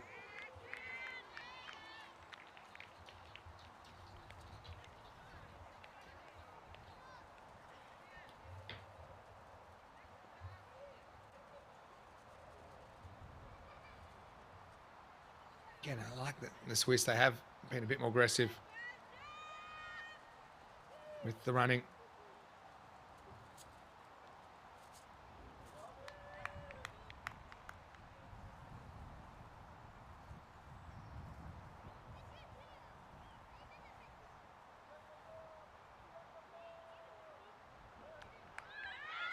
Oh, a little pop-up here, just out of the grasp of the keeper. Can't quite stick it in reverse in time.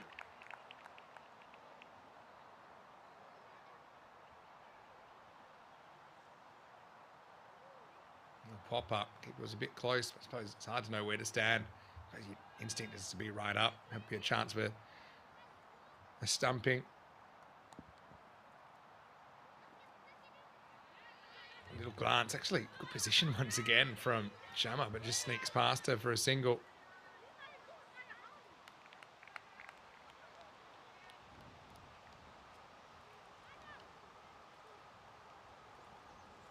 will take us to the end of the over, so 76 for 2. Quick hello to everyone in the chat. Once again, great to see you. And I'm sure we've got heaps of viewers watching from Belgium and from Switzerland. There'll be a few from Malta and Portugal who get involved in the Mdina Cup tomorrow with their men's sides coming to take on the hosts, Belgium.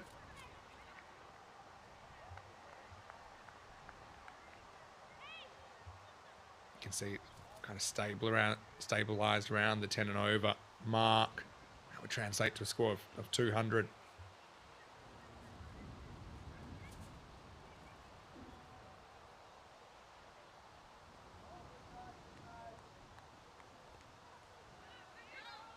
Late cut this time.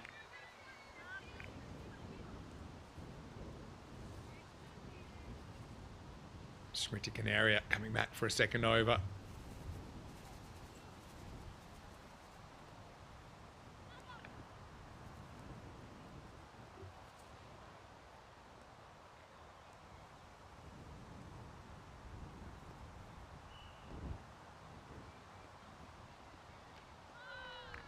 That's well bowled.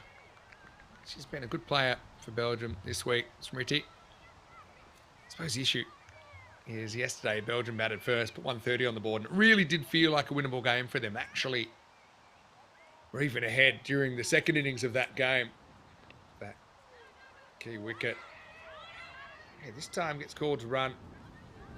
We'll get there. That's a better response from Srinivasan. I think she just needs to recognise when her partner says, yeah, let's come for a run, and the ball's behind the wicket. Just needs to take off. Don't spend too much time thinking about it. And I think it's true what Adian says. Yeah, Swiss are manufacturing runs on shots most sides wouldn't dare risk running on. And they've done it even with their good hitters.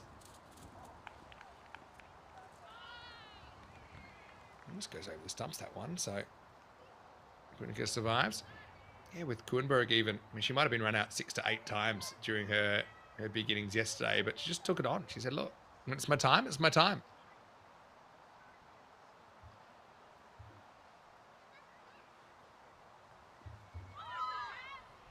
Pitched up, just sneaks away from everything. Net for the umpire. Yeah, will be called a wide +1. So I've been talking about this, you know, can you keep it to 2 extras and over? It's kind of the par based on what we've seen. So we're into the 9th over. 28, so they're kind of going it slightly over 3. Canaria. She's probably bowled a few more than she would have liked. In fact, no, she has. She's bowled 7 wide deliveries and 11 that have been not wide. For one of the more experienced campaigners, she'll be disappointed with that, but not easy conditions. Oh, this one should be out. Simple catch. And that's it. So Canaria finishes the over well. Just a little kind of work to the leg side. Srinivasan pops it up. Shama Diwanali had a simple task. Holds onto it. And that will be the end of Srinivasan for 6, and the score is 79 for 3. And really, Srinivasan probably should have been run out before. Now she does have to go. Again, just get it right in the first place. Better length. Okay, maybe line. Fortunate to get a wicket like that, but Ananya will have to go. We'll see her behind the stumps, I'm sure, in the second innings. Score 79 for 3. Yeah, it's a funny one because even if she hits it, it's probably not going to go for a run. Ball looks probably missing a leg stump, so he's better off to actually have a decent swipe at it. Hindsight's 2020, though, as they say in the classics.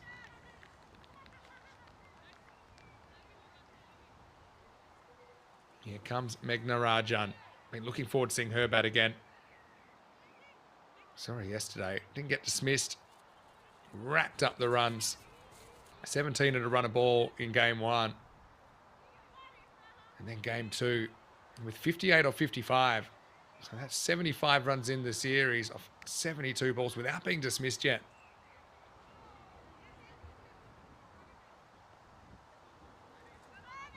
Wasn't required to bat earlier today. Punika, though, will face up. Start of a new over.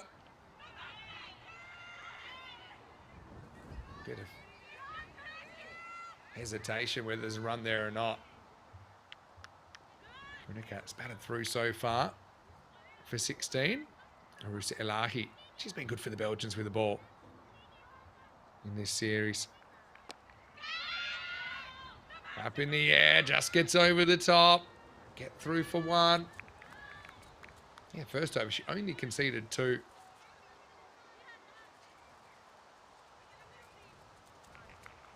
That was an over number 5. Bit surprised they waited so long to bring it back.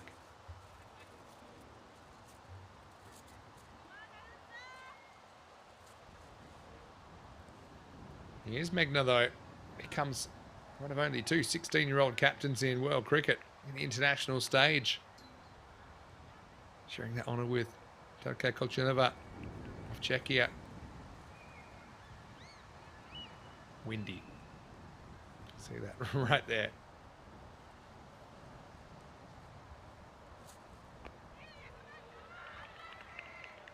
Hit and run to start. That's the thing with Rajan. Just seemed to be so in control of her decision-making yesterday.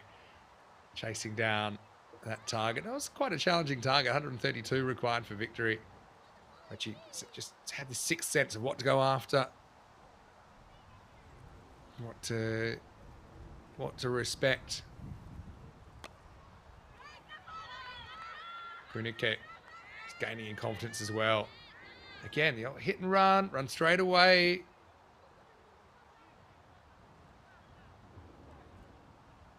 Punike making the most of her second chance to open the batting.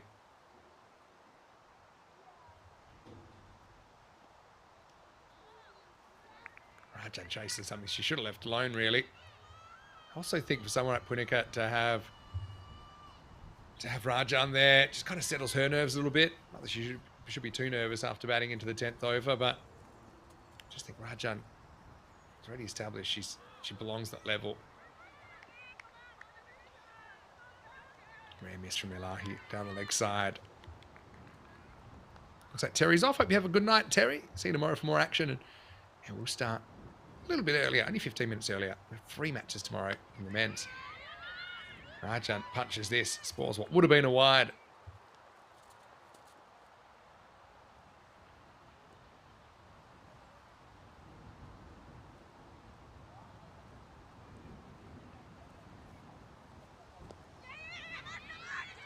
This is what Rajan did really well yesterday. She controlled the strike, and even though she's new to the crease, she's doing exactly the same thing. She moves to 2. Elahi, none for 8, off 2, and at the halfway point of this first innings, it's 85 for 3. She knows straight away she wants this run. She wants to be facing. She wants to be able to add the runs to her team score. And at the halfway point, it gives me a chance to say hello once again. Yeah, it's... How do you ask about the keeper's stance? This is something that I love to nerd out on a little bit. I think it's still kind of personal preference. So I still think crouching is the best idea for a keeper, but it does put a lot of physical stress on you that some people find difficult. For example, trying to catch a high ball, you're actually better off starting from the lowest point possible so you can actually spring.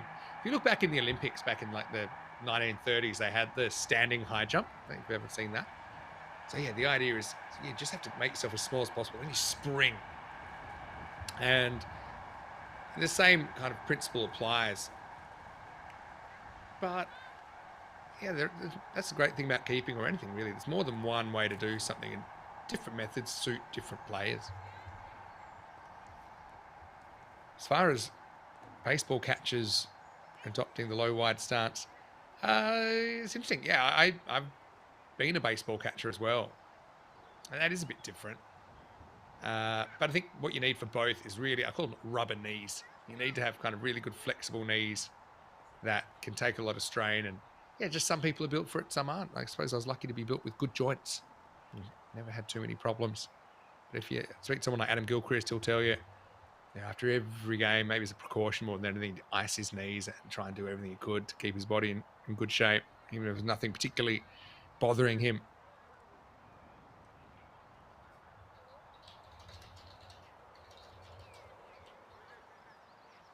So double this 170. I think if Rajan gets going, that's the minimum they'd want.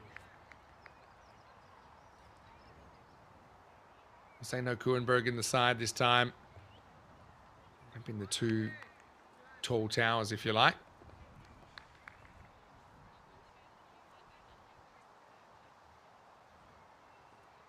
So well done, everyone here on the ground. And you know, it hasn't always been easy with the conditions.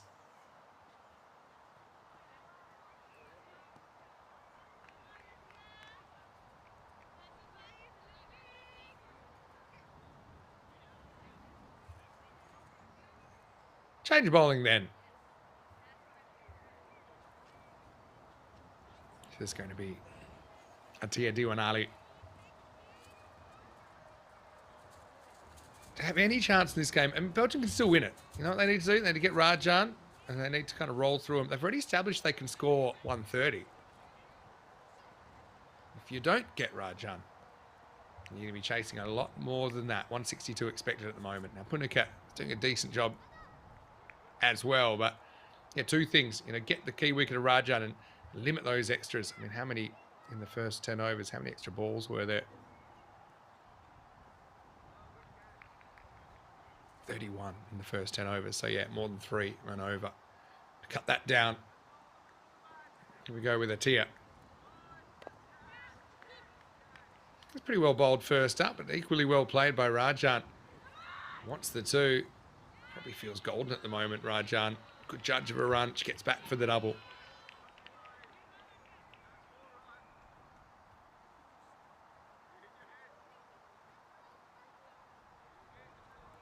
Path asking what would be the total. Any guesses? Well, I guess 162 because that's what the supercomputer's guessing, and it's better than me at making those guesses.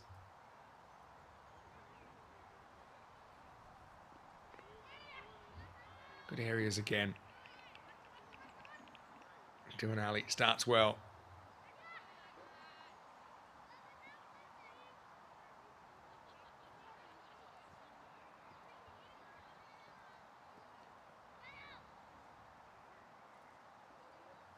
Yeah, I suppose what you can try and do is maybe put the squeeze on Punika, make her feel a bit itchy to get off strike. But you have to bowl well to her in the first place.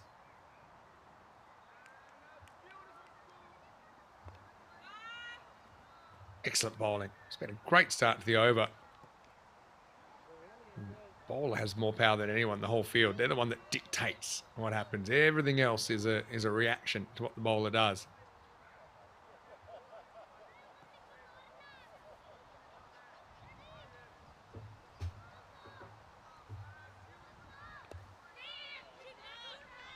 Really straighten as much as you would have liked here. Still well bowled, and again you see Raja, the basics that she does, backing up, hustling through for that run. She wants to be on strike.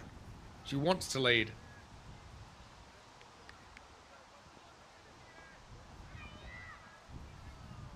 Even with the more or less perfect bit of fielding, still got home easily.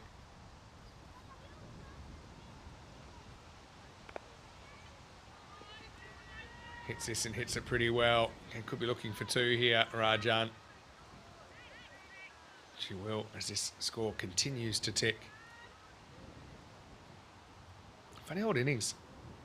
5 boundaries in it so far. 3 off the bat of Sejal Vinod. Pickard hit 1 before she got out. Punika has 1 in her 18, 19 now not out.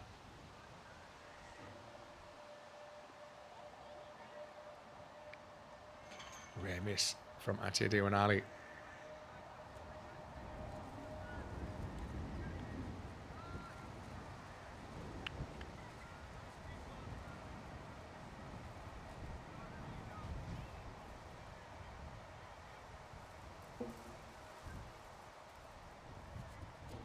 Now in the chat, we talk about keepers a fair bit, but one of my favourites actually from Sweden a couple of years ago, where Kristianstad ran out of keepers. They had so many injuries. They had this crazy 9-match bender they had to go on over like 4 days, 3 or 4 days.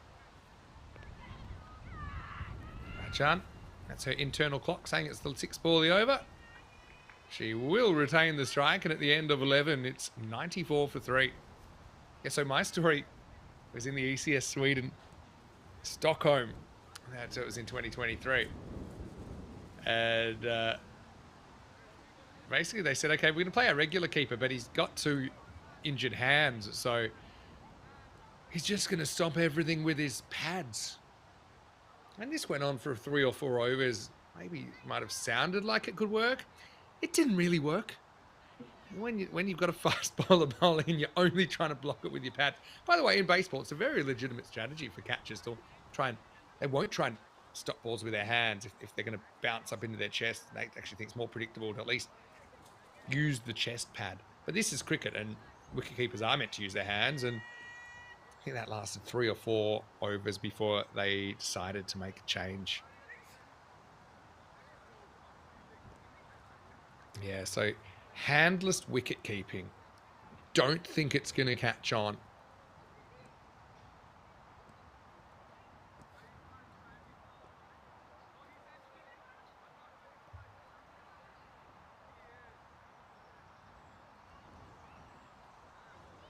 Punakar had through 11 so far. Rajan's there, take a bit of the pressure off.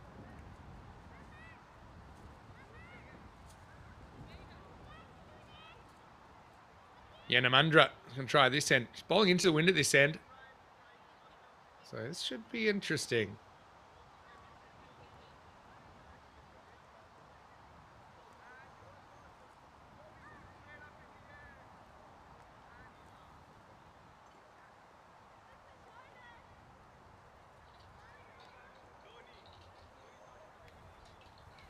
There's some sort of a hold up here.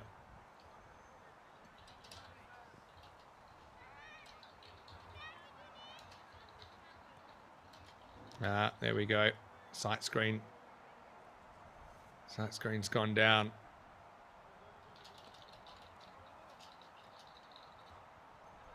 Well, it's still a bit of a sight screen there. That's the wind for you, though. Wasn't really around this morning. A bit more pleasant for the players.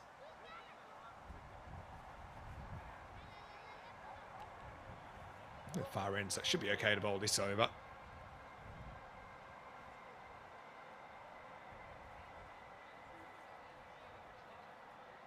Here's Yanamandra. Rajan gets to it. Well fielded, though. It's Tripty. That does the fielding. Rajan has shown she can use her feet well. She can get to the ball in the full.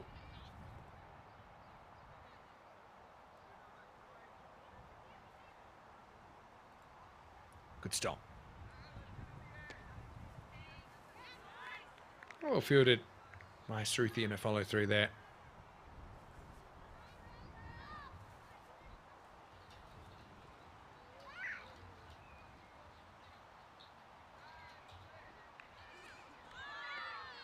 Oh, straight through the legs. Happy with W if it doesn't hit the leg. Literally, when we say it's missing leg, now we know it was, because that one went so close.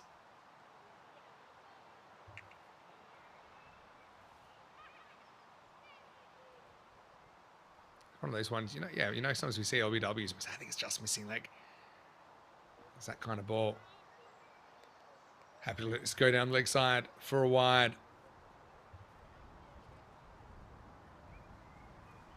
Groom, classic number 11 chat, saying he can't even see that far away when batting. Talking about the sight screen getting fixed. Very good, Groom.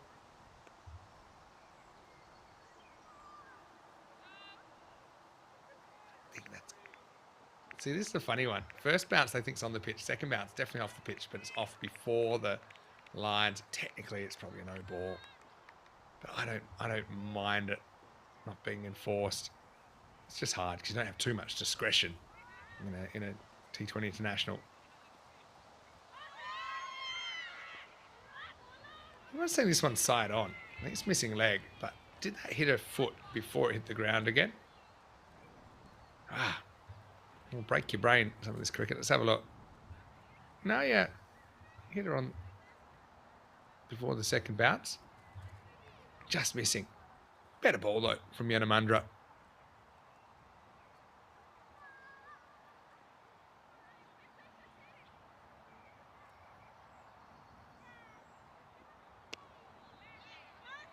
Well timed by Rajan.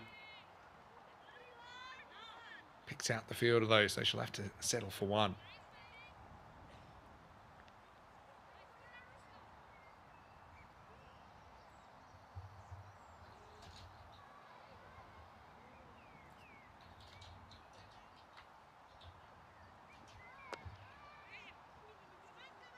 Punica plays a nice shot herself. Let's bring up 20 for her.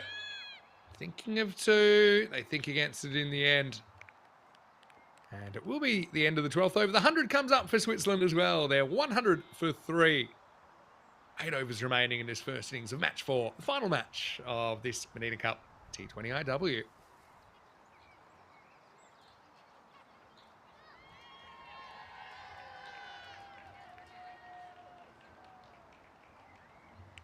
And I see Vedran has jumped into the chat.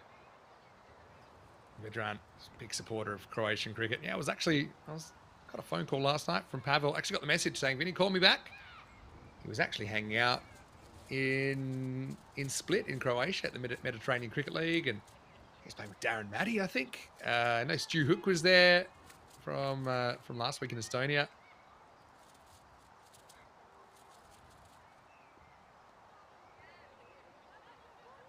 Start of a new over. And it's Atia Diwanali to continue. Yeah, Vedran, hopefully you're well. Nice to see you tuning in. Of course, Vedran be in charge of the Croatian side for the ECCW in the emerging division. Now, these two teams you see here, they're not quite at the ECCW yet, but we'd love to welcome them in coming years, coming editions. Short down the leg side. Punica finds the fielder. We'll get one.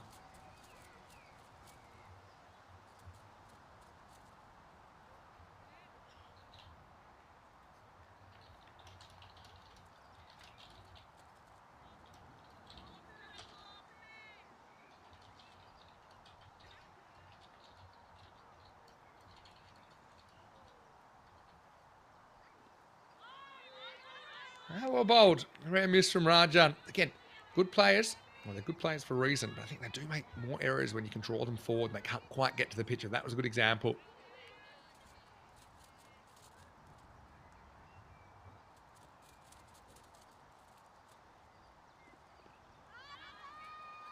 Kind of ties her up a little bit. Good over this.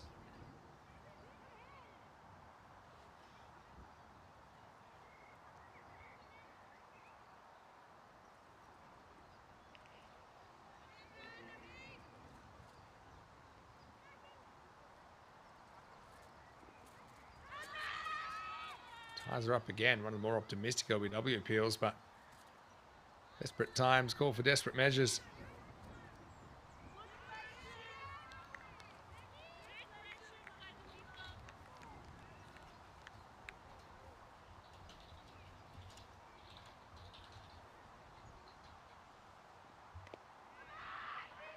Rajan doesn't want this one.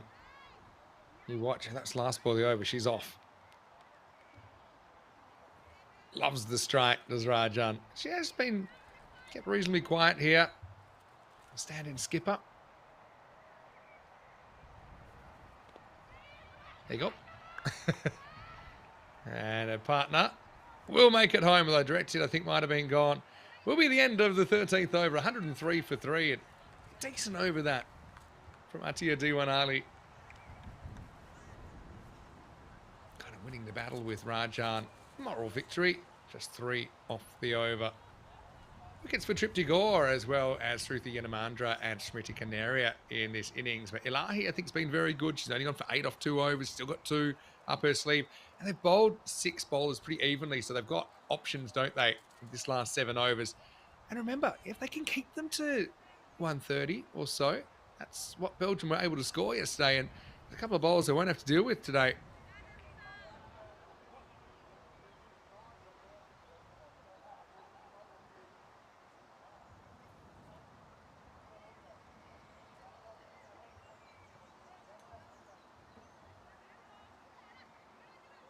Seven overs to go here. Decisions for Belgian skipper Smriti Kanaria.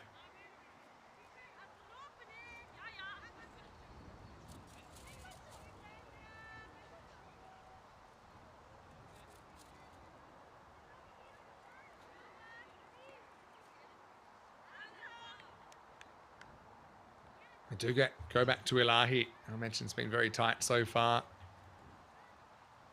Just 8 off her 2 overs here. She's bowling over number 14. Short hit through the fielder.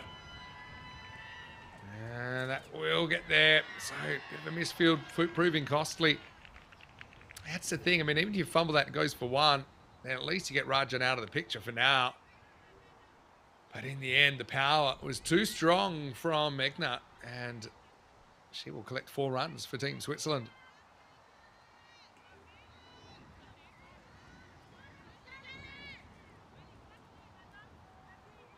Outfield definitely running a bit quicker than yesterday.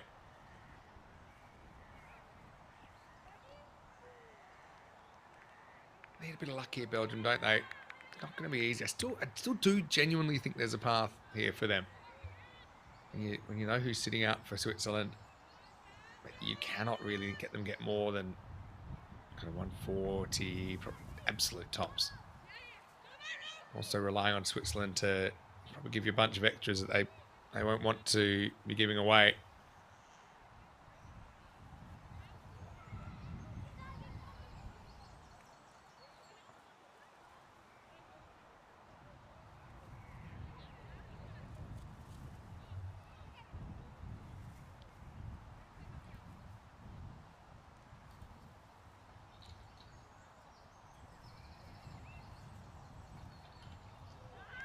Oh, that was a chance. Oh, she kept so well. But this is one, I think, just a bit of a concentration error for Shama behind the stumps. So we can see it side on. See, well, even from here. Again, just wasn't really behind the right line for the ball. 2 feet out. See here. If she takes that, I think she's got a good chance of affecting the stumping. Of course, that one she takes, no problem. That was probably a harder one. And Puneka living a bit of a charmed life. I know the video showed that she was run out earlier in the innings. Of course, no video available in T20I cricket.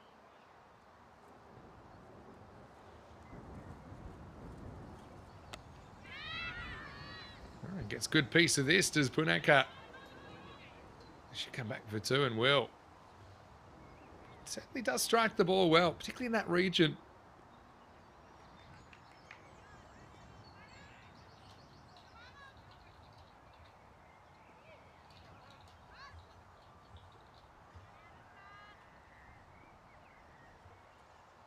Andrew Ryan's watching as well. Hello to you, Rhino. Big Swiss supporter, of course. Had to hit this one, Puneka.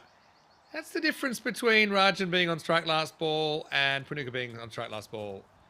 But Rajan gives her the big no thank you. I would like to face. And at the end of the 14th over, 111 for 3. Time to shake a knee for the Nelson.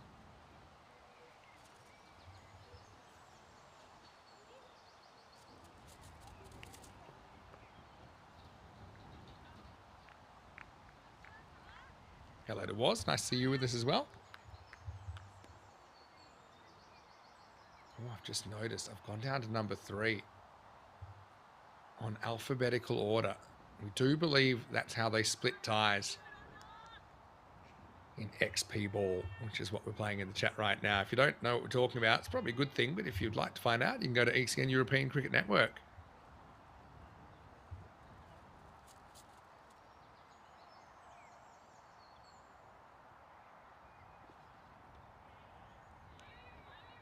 Getting that movement back that she wanted. Tia coming back for a 3rd over.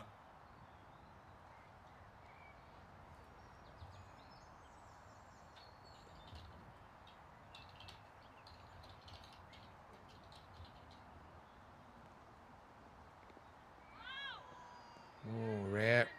False shot from Rajan. Maybe that's a bit of luck you need. Maybe a chop on.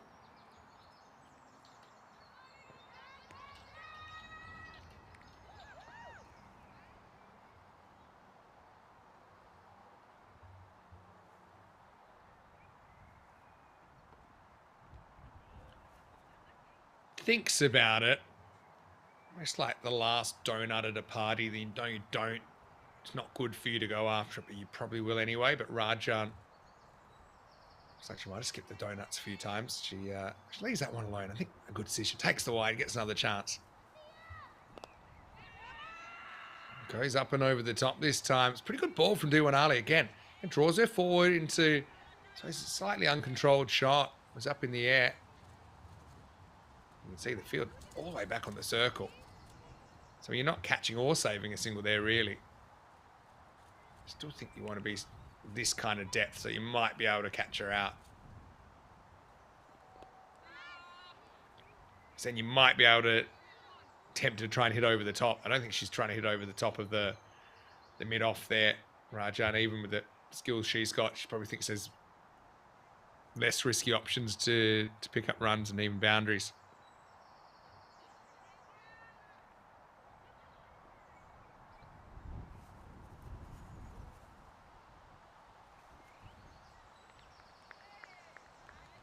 Hey, friendly umpiring.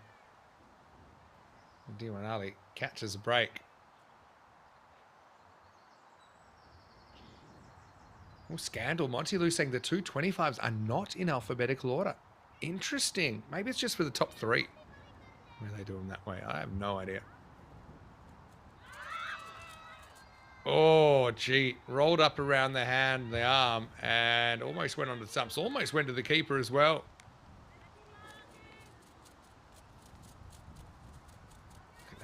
Sure, there had to be a bit of glove somewhere along the line in there. Hey, Kroom's got a good question. Dudley was meant to come in May, but it's now the 29th of May. Where is Dudley? Dudley's our new duck. And apparently he's been in production for several months, but I still haven't seen anything. Well struck by Punica. She likes that zone, doesn't she? I can go for two if she wants. Gets it fairly easily. That will be the end of the over. And after 15, it's 116 for 3. A bit like Derek just turned up one day. We never ordered Derek or anything. Someone just put him on the screen. One of our fantastic crew from 2 Circles. And, well, Derek had a good run. And again, you know, it's been pushed out. I think it's, you know, big zoology pushed him out. I think we need a fresh new face, but right now I don't see any ducks. I don't see any face in 2025. They did make a quick cameo on ECL Championship Week Finals Day. This is what's coming up tomorrow, and I will be here once again to take you through the men's Mdina Cup over the next 3 days. So 3 matches tomorrow, essentially the same 3 matches the next day, and then a final on Sunday morning. So you can join me from 7:45 a.m. GMT, which is 9:45 in Central Europe. It's 1:15 in India for the first of the 3 days of the Mdina Cup men's. Same venue. Of course, the final will tie in nicely with the resumption of ECS Romania on Sunday. So yeah, Belgium, Malta, the first one. All countries with a fair bit of red in their flag. I think the Belgian team will be wearing their lava kits.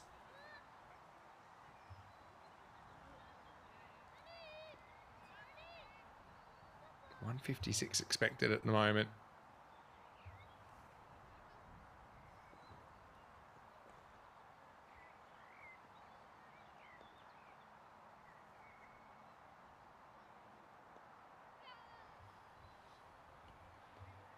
Yanamendra, a bowl out here in the 16th.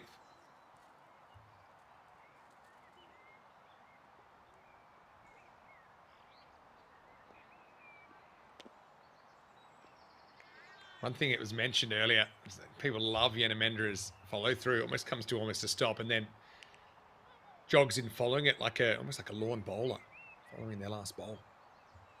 A curler. Love the shoes as well that Sruthi's rocking there. Kind of matching the lava top.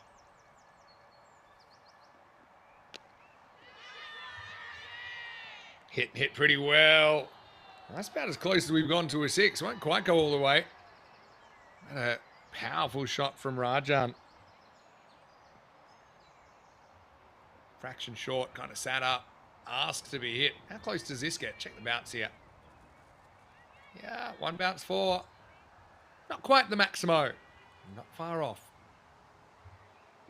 in ECS T10 cricket, that would be a 6.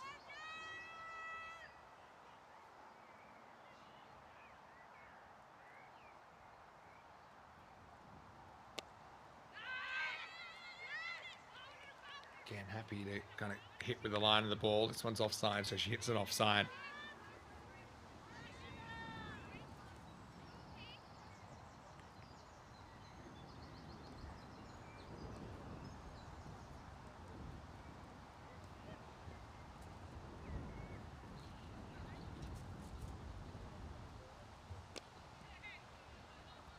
Whacks this towards the mid wicket as well. That'll be another boundary. So, trouble afoot. I think it's also a goal. It could be a double goal. Rajan, is there anything she can't do? It has to be picked out of the back of the net. 4 more. And Amandra trying to force a miss time, taking all the speed out of the ball. But yeah, where's the goalie? Not home. In the back of 2 nets.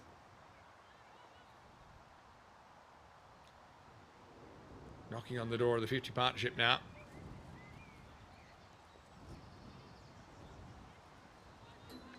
Lets that one go past harmlessly.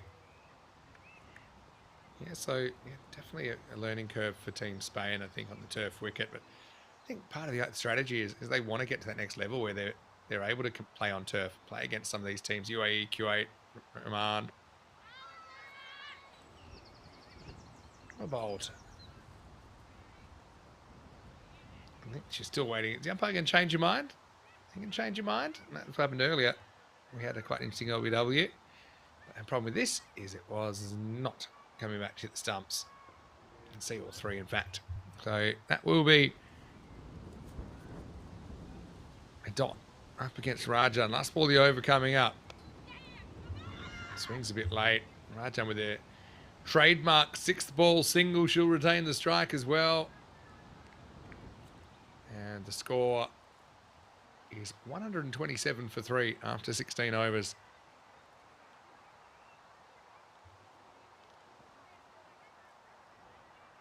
Monty Luce talking about an Australian football jersey from the 90s with that kind of look. Was it the Eagles that had that strange kind of lava front, or are you thinking about another one? Tell me which one you're talking about, Monty.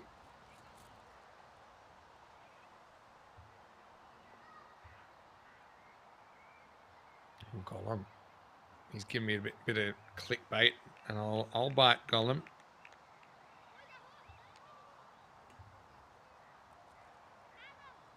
Oh dear. Oh dear. Was that Bangladesh first class? Wow, an actual fight. You hate to see it. But I'll definitely watch it. Pretty close. We'll get quarter wide first up. Got the old face mask, NFL style. Oof. I better get ready for a lengthy ban.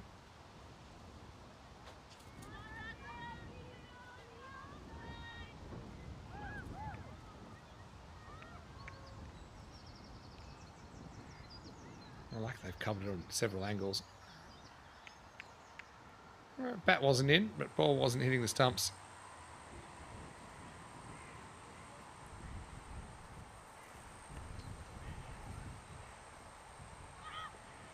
Genuine nick this time from Rajan. She got away with it. It's a funny one. I'm trying to think, how can you get her out? I mean, that would be one place you could get her out. Maybe caught it slip. Just a false shot. Because you got to wait for a mistake. So this incident, it's about 5 or 6 seconds, and I've seen it about 30 times from 30 different angles now, Gollum. But it's, yeah, nasty.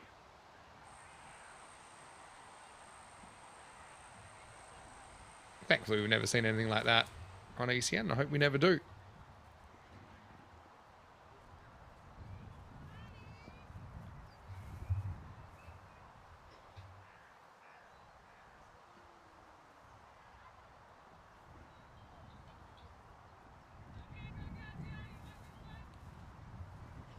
He's had to do an Ali bowling out.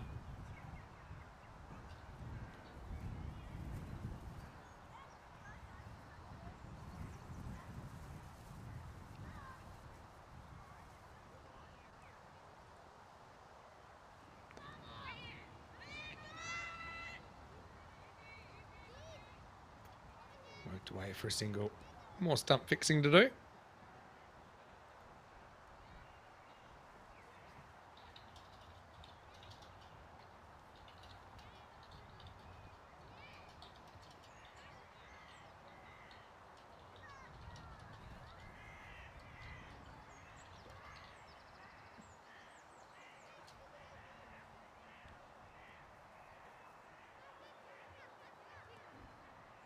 Rajan, 27 off 25. She's been pretty good at going at that.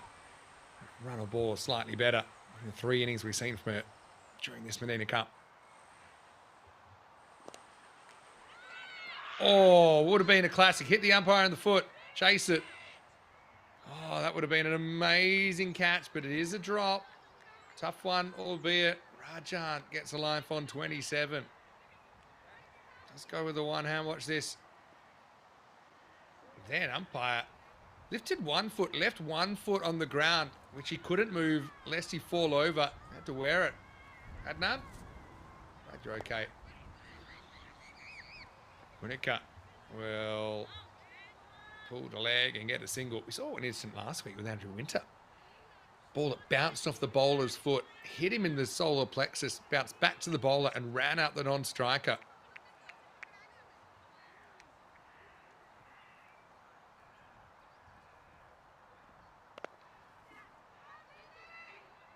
Rajan, oh, he's going to get that through the fielder. What should have been 1 will become 2.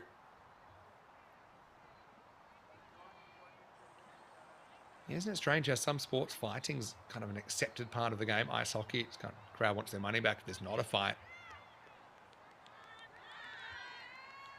I know that in Australian football, I was looking up a game from the 80s last week. In London, actually. That one's hit very hard. It'll get away. Rajan into the 30s doing her work. More work for the young ball kids. That'll be the end of the 17th over. 139 for 3. Yeah, Monty's posted the shirt. I do remember that one. Is that Graham Arnold that's wearing it there? Yeah. I remember watching the Socceroos, actually, Australian Association football team, playing in that jersey.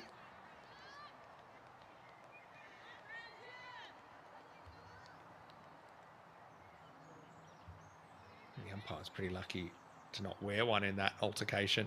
That's the other thing with cricket. You can't really have a fair fight when you've got one side with padding, a helmet, and a bat. The other side kind of resourceful. I think that's... I mean, you'd have to look into why there's no tradition of fighting in cricket. I think it comes down to the basic imbalance in what you're wearing.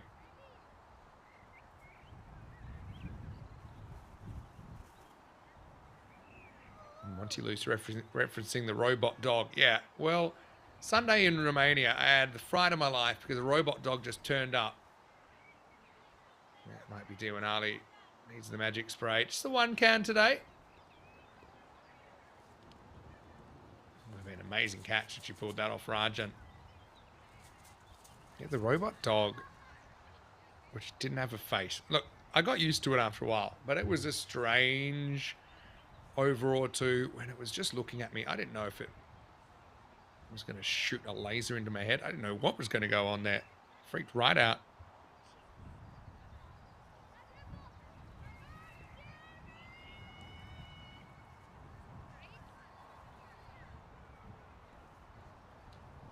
It's going to stay out there, I think.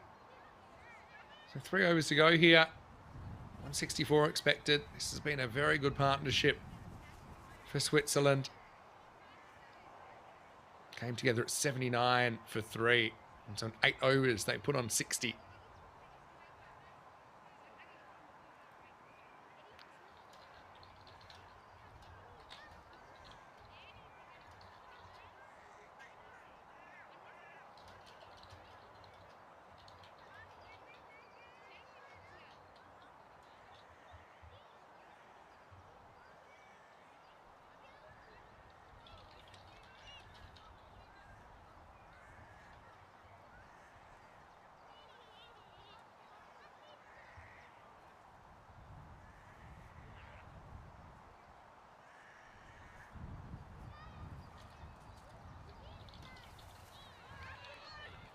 Oh, I think her foot's back, isn't it? I think she'll get away with it, Punica. Had a bit of a charmed life at times. It's an interesting one from side on. I don't get a great view at it. Skip. How big's her toe? Rosemary not doing us any favours, but umpire had a good look and said it wasn't out. Hello, Tim Harmer, nice to see you.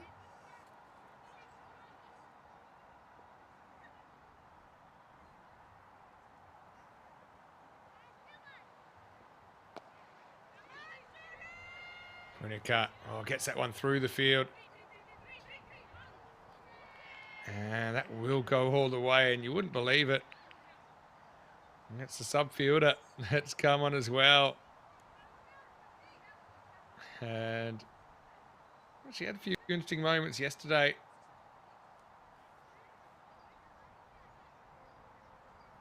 It's Sharon Diaz, who's on the field.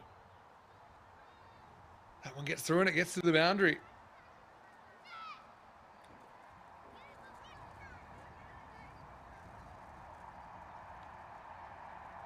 Let's go for a wide. And Monty says he had to once had to break up a fight when he was umpiring. I mentioned there was, I won't call it a fight. Let's just say I've seen someone strike someone else on a cricket field. It's not pleasant. Pulls on here. Punica put together a very tidy 32.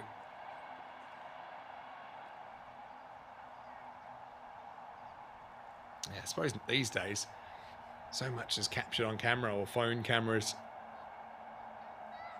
I suppose they're just called phones now. They do everything, don't they? Well bowled, actually. It's a genuine kind of rolling leg spinner from Canaria.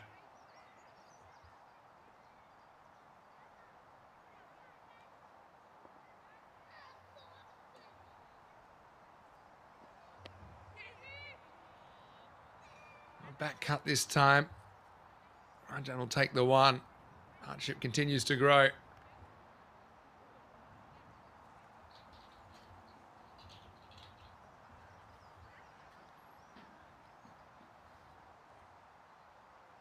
Just over 2 overs to go. 2 overs after this ball, in fact.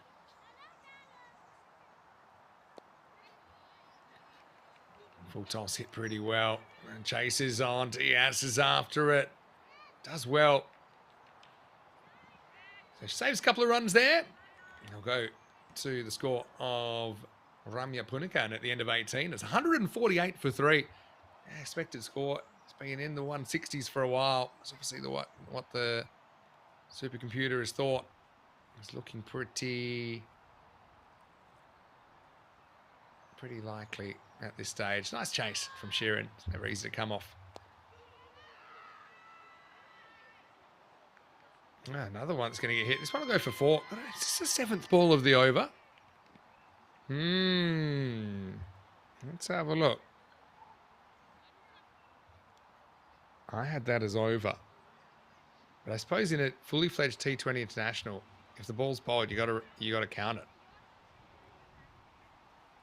Let's wait for the count.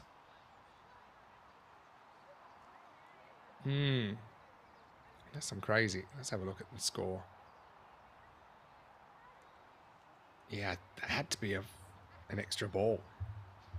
Now in our ECN T10 regulations, we've said if an extra ball's bowled and picked up before, and none of the balls bowled after that, then you discount it, no matter what happened on it. So, I mean, that could bring up the 150 if they decide to count it. Theoretically, to be technically correct, then you should. You should score all 7 balls if it is done. Counting error from the officials. It should be fun to see what they decide. I think you got to count it. She equally could have got out and they would have respected the dismissal. But then it does create an imbalance because both teams should be given the opportunity to face the same amount of balls. Well, looks like we've got a bit of a delay while they sort this out.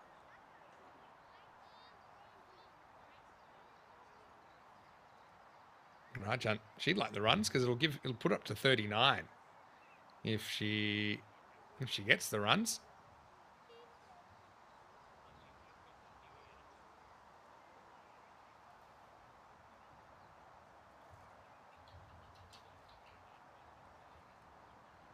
There's no signal for a 7-ball over either because it's not meant to happen. They're saying, hey, it's your fault. So you told me this. Say, well, you told me this. Well, hopefully the players don't have to come between the umpires and break up a fight. You said 2 to come. I thought you said 1 to come. And they're like, all right, here's the thing. we counted wrong. Yeah, let's see. They may call it dead just because they want to, or they might count the extra 4 runs. And here comes the decision. Yeah, they're going to give the 4 runs. That is correct. So it'll be a bit of a bummer for Canaria, who has to wear an extra 4 on her figures and bowl an extra ball. So the old rare ball 17.7. All in good fun though. Here we go. Come back for round 2.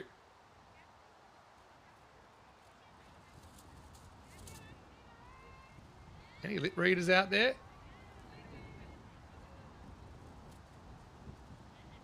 Oh, I honestly have no idea what they could be talking about. I mean, okay, it's done now. It's not the end of the world. Okay, maybe they're saying, what do we do about these stumps blowing over? So, yeah, there you go. Oh, now we've got the rest, 17.8. Now you've scrambled the circuits. Again, this stuff doesn't normally happen in ECN T10 cricket now. So, ball 17.8. I love it.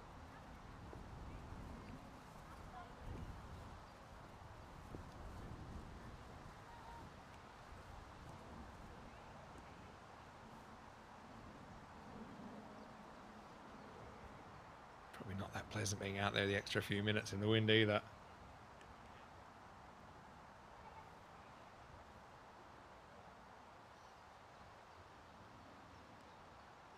Well, now they're trying to work out how to probably get the scoring interface would have given you a little bit of the are you sure? A few boxes, I'm sure.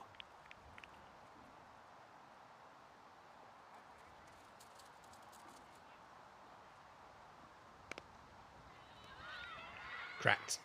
How well done by Diaz. Maybe they'll take it on here. Good throw. Might have her in trouble here. Comes to the bowler. Just doesn't get there in time. Marjan will pitch 2. Adion asking, was there a wide in the over that was missed? I think there was 1 wide in the over, but the thing is, they re-bowled it twice. So there were actually 8 balls bowled in the over. 1 of them was a wide. Marjan gets this past the bowler. Elahi should get 2 here. Now's the time to lay it on the line. And credit to Ramya. She's batted all the way through this inning so far.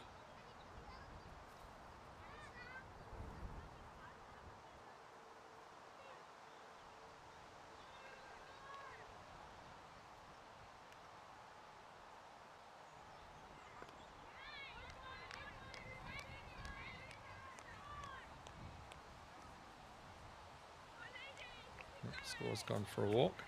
I'm sure it'll come back to us.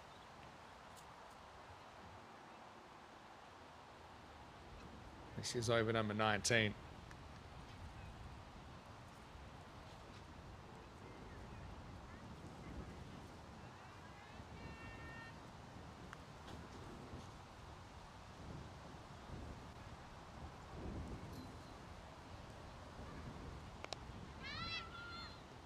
Tries to elevate this time. Still hasn't been out in the series. Meghna Rajan. And gets the honour of captaining her country in game 4.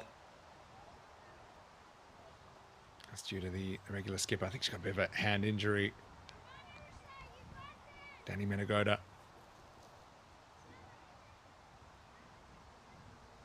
A few theories about what the umpires might have been talking about. Getting hit straight to mid-off and get an easy run. And Paul thinks maybe they're just ordering a takeaway. As far as, I think there was a comment, might have been Tripp, can you give, or Adion saying, can you give him an extra ball in the same over to the Belgians? Yeah, I don't think it really works like that. It's just a human error.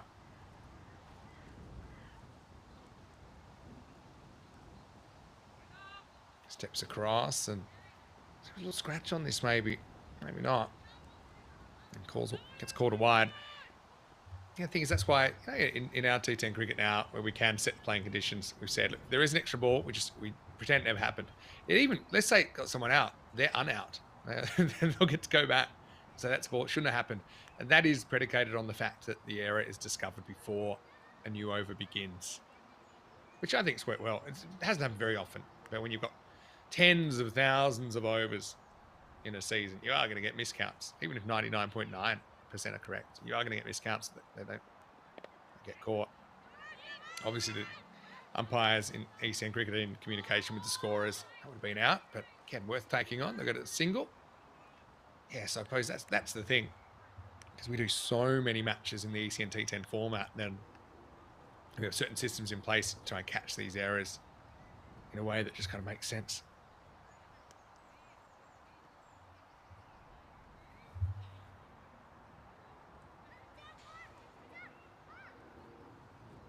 Well, Monty, you got some interesting stories. I'll give you one. I think I can.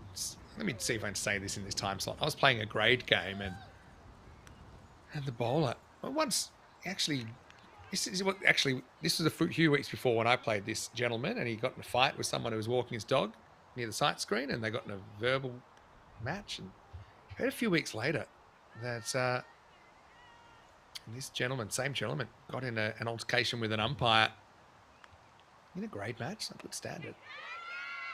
Up in the air. Punica will make it to 40. These two might both end up in the 40s. I'll be hoping to have time to get a 50 here. But, yeah, let's just say that this particular player is the reason umpires aren't allowed to wear ties anymore. You know why? That'll help out Rajan in her quest for back-to-back half centuries, back-to-back innings. Yeah, so you work it out, what this player did to cause a rule to be made that umpires were no longer able to wear ties, no longer allowed to wear ties. Shot. Really good shot. How far? Well, straight to the fielder, actually. It was always going to be a tough catch. Redka is going to affect the run out. It'll be one and done. Unselfish stuff by Punica in the end. She gets run out going back to the non-striker's end. So finally, the partnership is broken.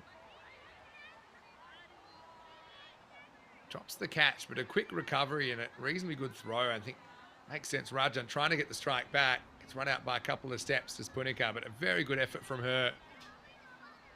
Good grab from the bowler as well. So that will end the partnership. It was worth 85 in the end, but Punica gets run out. Smitty Canaria finishes off the dismissal. 164 for 4.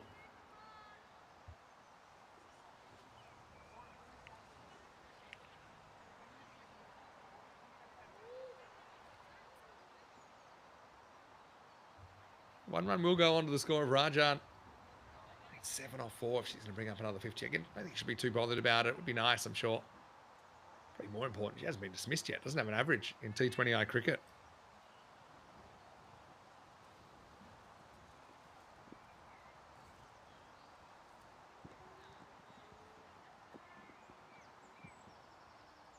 Rajan faces up. Just doesn't get out of the middle, chops onto her own body. 50 on 050. It's been another masterclass from the Swiss teen sensation.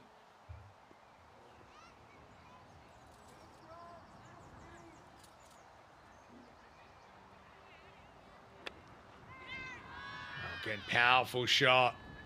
That is going to get through. Will it beat the fielder? Great effort. Saves 2 runs. Jump over that Lahi in the end. Hunts it down, but love the effort from the Belgians. They've had about an hour and 45 minutes in the field.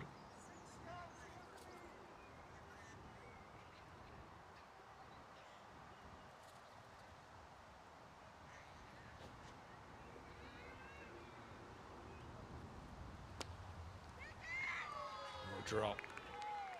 I guess that makes the only way she can reach the half century to hit a 6 here. We haven't seen a 6 so far this tournament. Another drop by a bowler. It was hard to hit. Last ball coming up. Hit hard. Rajan will get 1. Might as well come back for 2. Nat Sincere Clark out there with her. Ball comes back. They'll settle for the 2. So what do you know it? Supercomputer was spot on again. They do end up swinging their way into the 160s, and Switzerland, sent in by the Belgians here in match number 4, are going to finish 168 for 4. Rajan finishes unbeaten on 47. And brilliant effort once again. And yeah, I also wonder, will she bowl her 4? Will they maybe try someone else with a new ball? Will they try something here? They certainly have a mounted runs on the board here, Switzerland and Belgium, playing for pride, but also playing, I think, to be competitive. We saw them score in the 130s yesterday. Can they get anywhere near this target of 169? Let's have a look at the highlights of this first 20 overs in match 4. Punica once again getting the opportunity to open. Once again, Layla Pickard got a chance. She'll be disappointed, although she did strike the 1 boundary. There were a few interesting moments in the first over, weren't there? We had stumps falling over. We had then the shoelace stumps falling over combo. Did finish with a wicket, I will say that. So it's a bit of an interesting one. Probably, if you could really slow it down, probably was out. Dropped the ball onto the stumps, but the umpire, I don't think he had it anyway with his human senses that he could give it out. After a little bit of a slow start, Ramya Punika Krishnamurthy, she really did get to work, didn't she? Batted pretty much all the way through the 20. That was a good catch, though. This one was a pretty easy catch as well. It was the end of Srinivasan. But one door closes, another opens, and Rajan came to the crease and basically put on a bit of a show.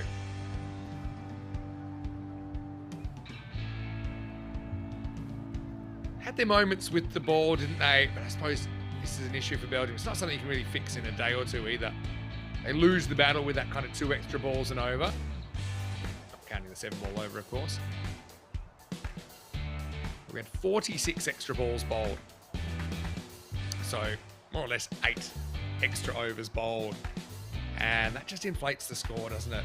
If you can keep it down, we kind of said, can you keep it down?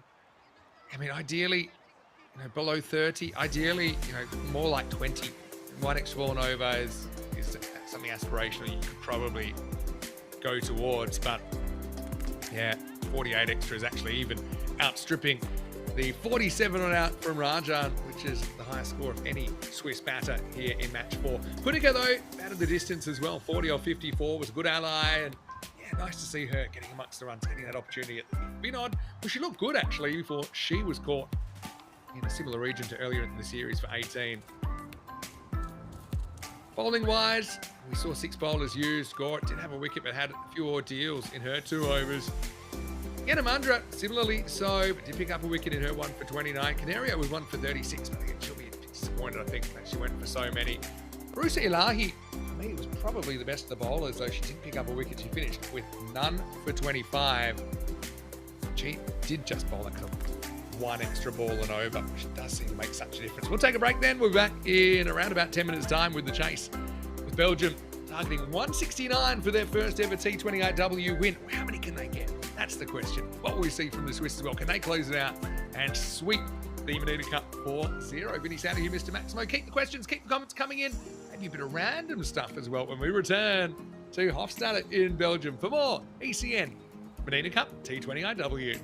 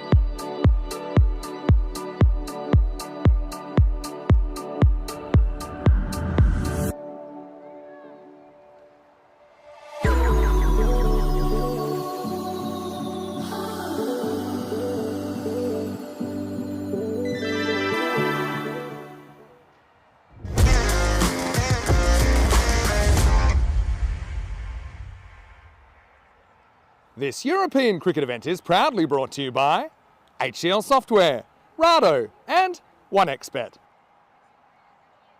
Hello and welcome back. Great to have you with us as we roll into the final innings of this Mdina Cup.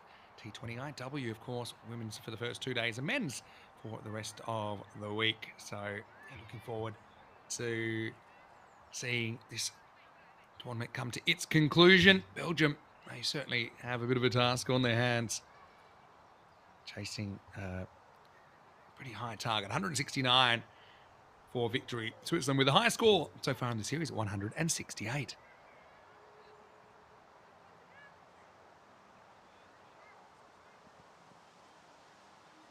I've got viewers from all around the world. Great to have you back with us. A few more computer games in the chat. And hopefully you're having a bit of fun. This is the only cricket on ECN today. Pretty rare that we don't have any T10 cricket in today. That's because the weather in Romania forcing us to delay the start of that series to Sunday. But wherever you're watching from, great to have you with us. Belgium, what can they make? What can they make of this? Kroom suggesting I should go for the 1008. It's 1009 on out, Kroom. Not split hands with you. Run up Danawade. I'm up to 450 points. I think I earned maybe 150. I'm back in the lead. I've got to keep contributing.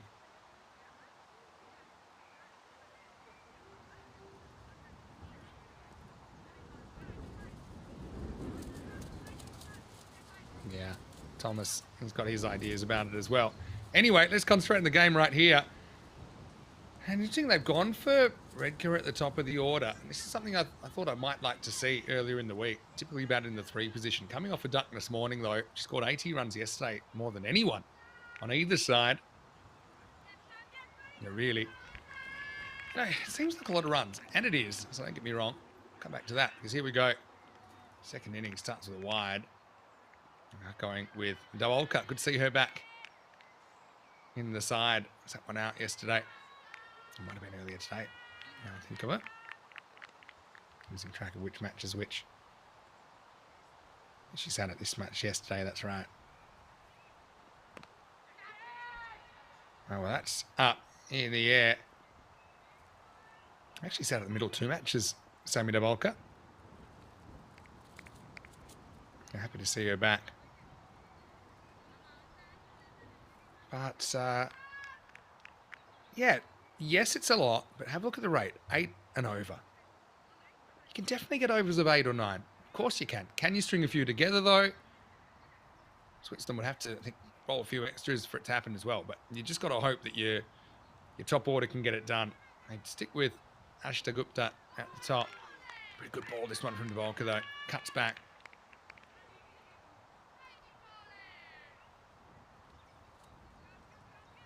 Seam movement there, brand new ball, of course.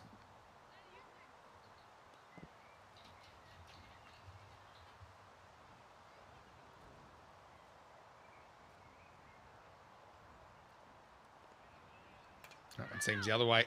Oh, gee. I'd like to see that one side on. If we got an angle of this, because I just got a feeling, unless I'm crazy, which I might be crazy, can we freeze this when the ball hits the stumps? Look. Oh, I'm going to do better than that. Let's have a look. Get back. Is that bat down? Oh, just. No real appeal. Great work there by 2 circles. Give us a great look at that replay. I think umpire couldn't have been sure, even if it was fractionally out.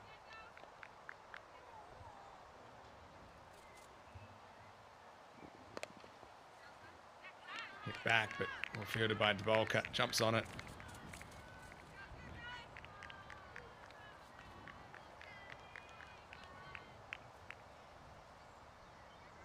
Good change of direction there.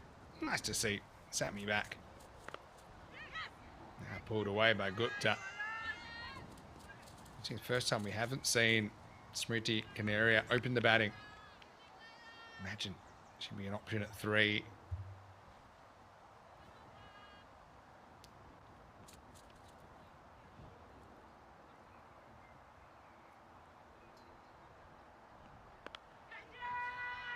A bit late on the pull this time. Almost skews to the fielder. Sits off in odd. Didn't she bowl well earlier?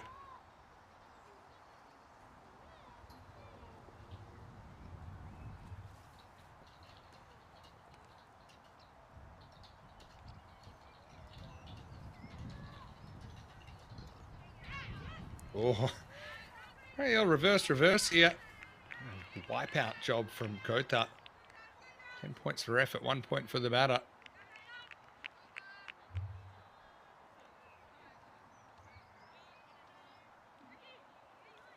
Keeper did the right thing. Followed the line of the ball. That will be the end of the over. So, at the end of the first, it's 6 without loss. But yeah, just keep an eye on that rate. I would rather Belgium go down, at least trying to stay with the rate, rather than just kind of batting it out. Yeah, we're talking about climbing a mountain, aka what's happening in the chat today, the XP ball. But the longest journey starts with a smaller step. Can you stay with the rate? Can you get 9 off this over? That's what your target is. Can you get 9 off this over? Young Nina to bowl. The little bottom edge goes through the keeper's legs and get 1. Okay, so then even 9 and over seems a bit intimidating, but it's 1.5 a ball. And let's say on average you're getting 2 runs in extras and over. 7 off 6 balls is pretty much 1 run a ball.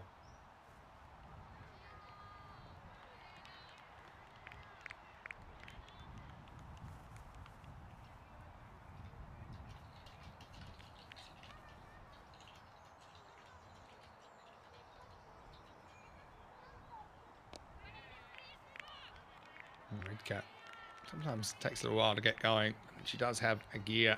We haven't seen too many Belgian batters match.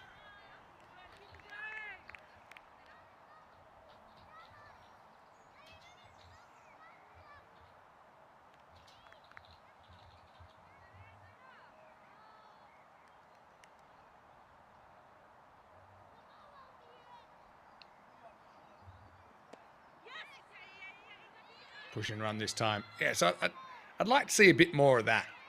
I mean, you've got 10 wickets to play with. I'd like to see a bit more, trying to turn a dot into a 1, even if you're not trying to whack it for 4. I'd love to see a bit more kind of, manipulate, run, eliminate the hesitation. If there's 1 or 2 run outs, I mean, that might just be the price of doing business here to try and stay competitive in the game.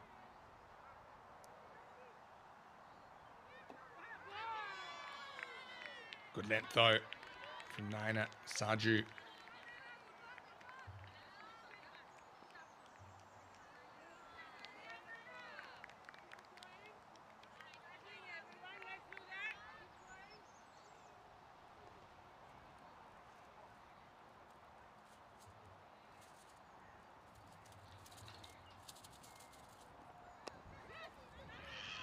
Turned around the corner this time from Gupta. It's pretty well struck. Again, they'll only get a single. And then get it back in. Get it back in.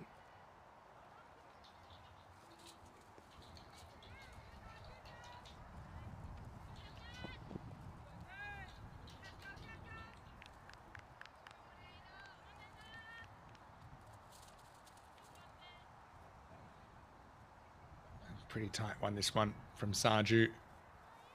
Only giving up the 3. Make that 4.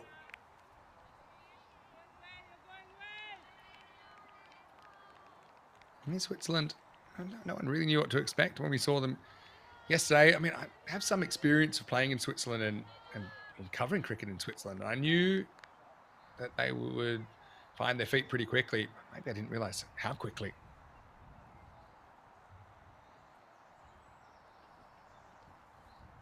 There's 5. You hit the last one for 4, and then you've got your 9. But I think one thing I'd like to see from the Belgians is, bat like it's the last 5 overs from the very start. You don't really have time, or you don't have time to wait.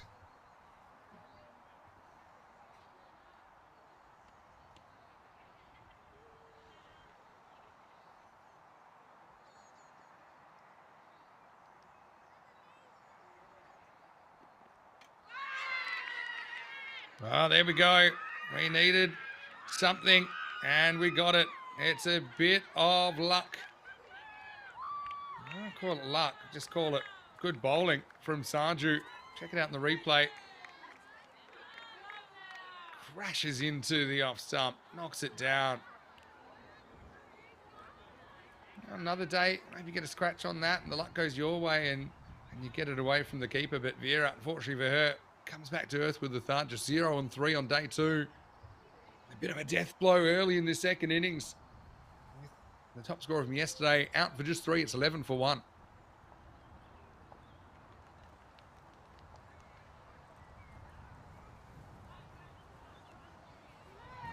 You know, when it's a 2-person job to fix up the stumps, you know the stumps have been done. Great bowling by Nina.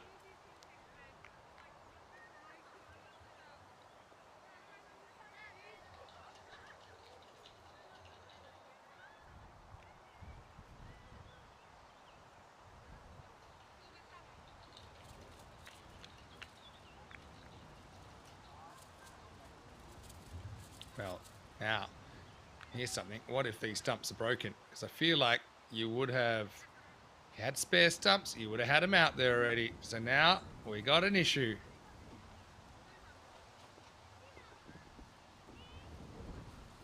I'm going to get the moving camera on the stump rehabilitation session here. All right. Yeah, they've done well.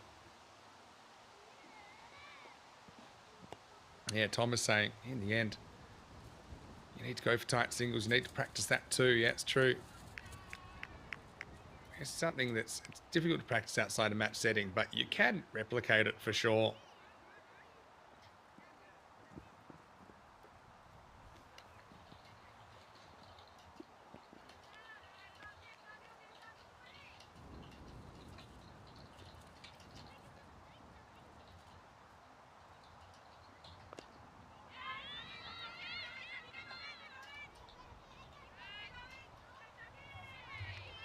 So Canary does come out number 3. As we expected.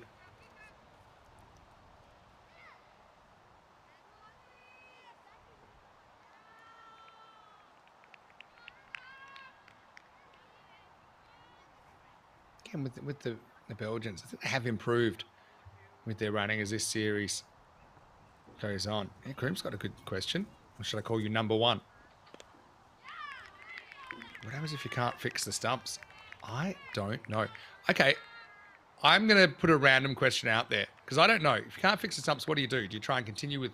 I don't think you can continue with less stumps than there were in the first innings. You could probably start a game with, you know, less stumps. Nicely pulled away by Canaria. Finds a fielder out there. It's Edmiston. It's her zone. She likes to patrol. And you could say, okay, we'll move the stumps every over and we'll have 3 at the batter's end, 2 at the bowler's end. You probably could do that if you agreed to it. You can't really swap halfway through a game. But give me some situations that there's nothing in the rule book. I'm going to call this the Airbud random question round. Oh, up in the air, doesn't quite get to the fielder. Pickard. Can't get a dive on it. Yeah, so you know Airbud, I think it's a movie where basically the tagline of the movie is there's nothing in the rules that say a dog can't play basketball. And this dog's like a gun on the basketball court. Hello to Jacob, by the way, Ted8. Hopefully you're well. Just spent time in Estonia. Nice flick away this time from Gupta. Just get 1. Demolka. Into her second over. Yeah, so my question to you is what in cricket is not in the rule book and there's no rule that covers it? And what would we do in that situation? So perfect example there is stump breaks, you don't have a replacement stump. What do you do? Well, give us other hypotheticals. I'll give you another one. I've seen it happen in baseball. And that's the end of the 3rd over, and Belgium are 15 for 1 after 3. I've seen the ball basically break in half. And then what is the rule there? So let's say you hit the ball so hard and then kind of the casing, or maybe the middle burst out and the casing bounced just before the boundary, but the core of the ball went over. what's, that's just, I'm not saying what you do. I just am saying, well, give us some things that aren't in the rule book or the law book of cricket. Rajan saying it was worth the drive from Zurich to Belgium to watch the Swiss team play. We must be very, very proud, Rajan. 4-0 beckons for the Swiss. I'd say Hopschwitz. Adian saying, yeah, true. Until 1775, only 2 stumps to a wicket. It was Edward Lumpy Stevens that campaigned for a 3rd stump after he had 3 balls in a row go in between the 2 wide stumps. Mdina is back. A bit of a disagreement about whether there's a run there or not. In the end, they won't take it.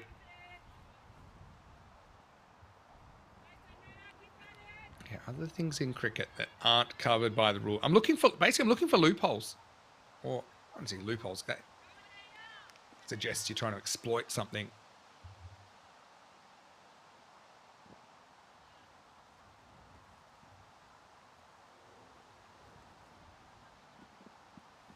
It really swings. Swings too much, in fact. Swings off the pitch.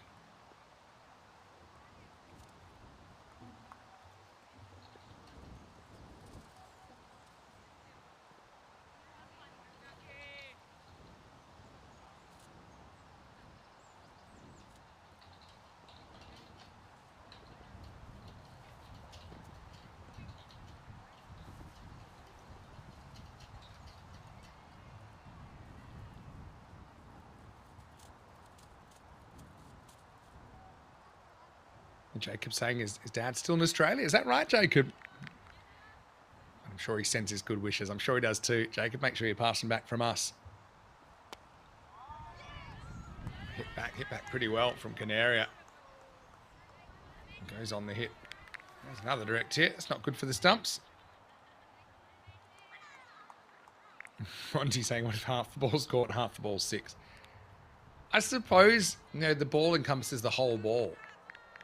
So if you haven't caught the whole ball, then it means some of the ball's touching the ground. So I guess it's not out. But I guess if some of the ball reaches the boundary and some of it doesn't, then remember, any of the ball can touch the boundary and that's a boundary. So I'm going to say it would be a boundary.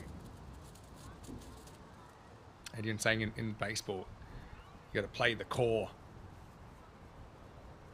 Adrian's got a good one. What happens if the ball gets stuck in the wicketkeeper's gloves? Define stuck. More stuff. I'd love to get an eye roll cam on Adnan Razak, the umpire, because he's sees that one down. He's had enough. He's done all 4 games. Essentially, 16 hours of being out there. And he's saying, still pesky wind. Yeah, I mean, if the ball's stuck in the wicketkeeper's gloves, it's play on. So it counts as a catch. If the ball's lodged in a batter's equipment or an umpire's equipment, then it's a dead ball. But in a fielder's equipment, it's just play on. So you can actually take a catch that lodges in your helmet, for example, if you're short leg.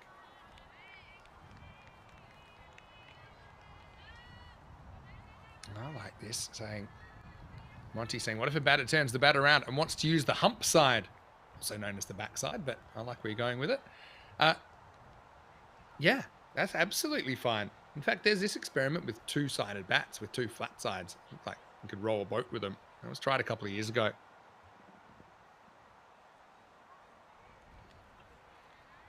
And caught a wide, bounces just on the pitch. And you keep the randoms coming in. I like it. Can they bring on ice cream for the drinks break? Yes, of course. I like that.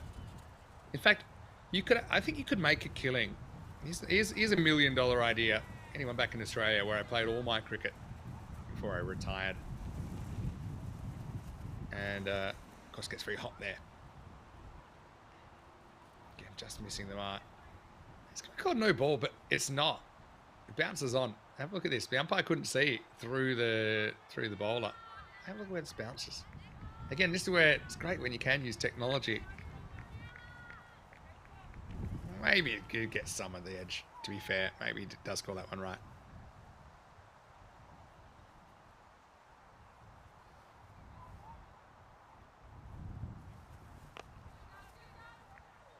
Pulled away by Gupta. Beats the infielder.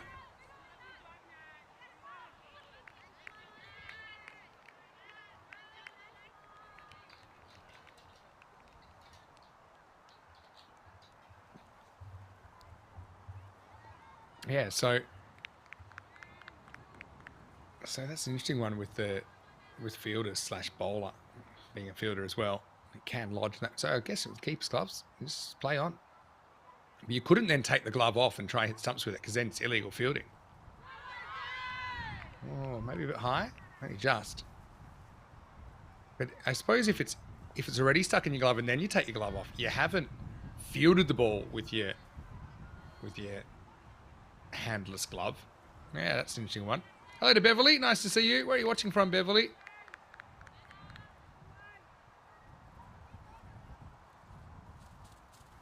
Yeah. How do you want to know the one you're talking about, by the way? That's well bowled. That one does get through okay, and that'll be the end of the over as well. So the score 21 for 1 after 4. Yeah, so I've seen that in baseball a few times. I've seen it with pitchers, actually. Ball gets stuck in the pitcher's glove, can't come out, so they throw the whole glove to the teammate. So I don't know if you could do that in cricket, because I just don't think the ball's meant to be touching the glove if it's not being worn.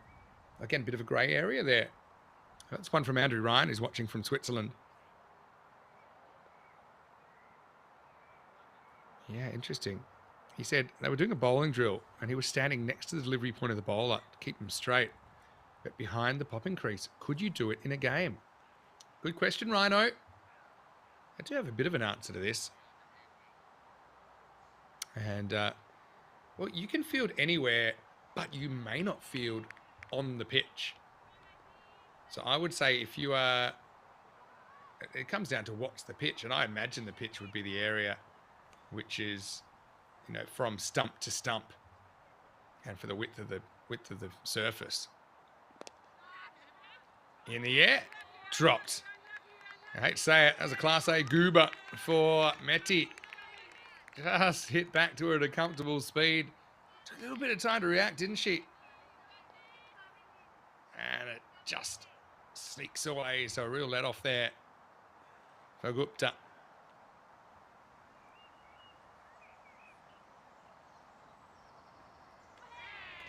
After this, it'll be called a wide. Stumping not in time. So I think you could stand, I suppose in theory. I mean, I don't know how far back you could stand. So for example, could you stand next to the umpire? Because you're not technically on the pitch. Depends where they think the pitch ends. I think this is a good grey area. So I know you can't be standing on the surface. I know that from when sometimes get really, really short leg fielders.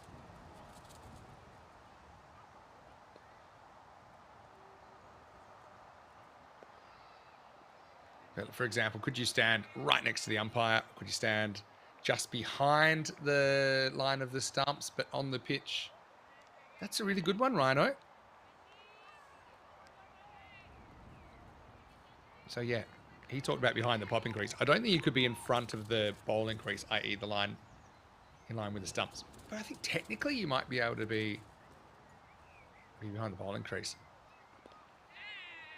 And actually, as a batter, I'd be like, sure, because you're basically where the bowler is, and it means there's one less fielder out in the field. Great question here from Tarushi Mutumala asking, is this Switzerland's debut? And it is. This is their first ever T20IW cricket. They've won 3 games, hoping to make it 4-0 with a win here in match 4. Good comeback from Fernandez. Should be kicking herself. She didn't hold on to that return catch.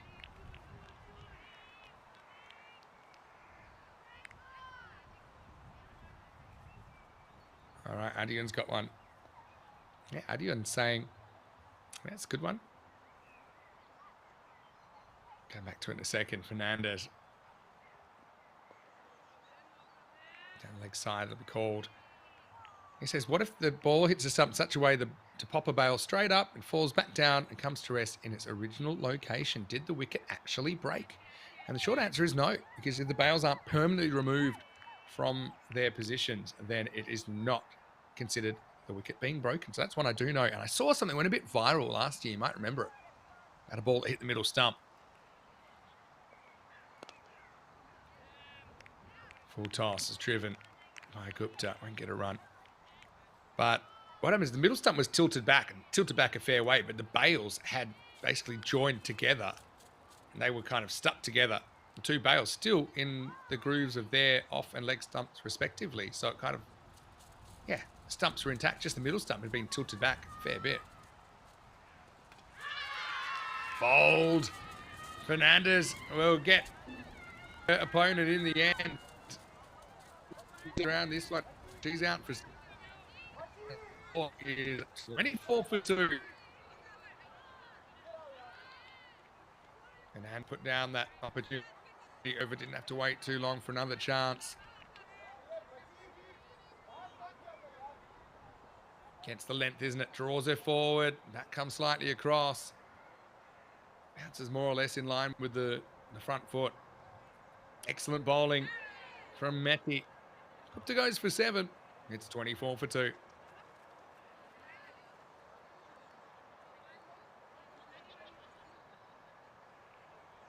Yeah, so there, the bails had to be removed. And if the middle stump had been out of the ground, it would have been considered a removal of the wicket, because breaking the wicket is basically a bail being removed permanently, or if both bails have been removed, or if a stump is removed out of the ground. So, yeah, I love these. Okay, what if a rhino went out? So Art Rhino caught the ball with 1 to win off the final ball, went over the boundary with it. 6 runs out, a dead ball. Well, this actually got brought in to the laws. Well, here comes the paper. You don't often get the umpire signing autographs during the game. And it's windy conditions for the signing of paperwork. I'm going to try and work out what's going on out here.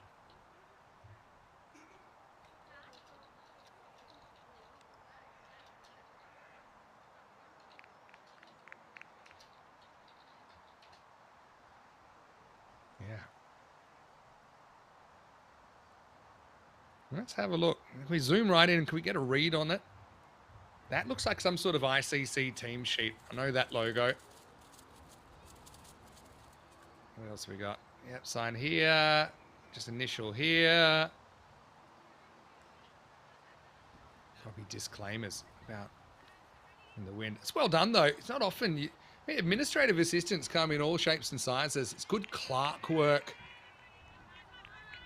Man, the Patrick vest.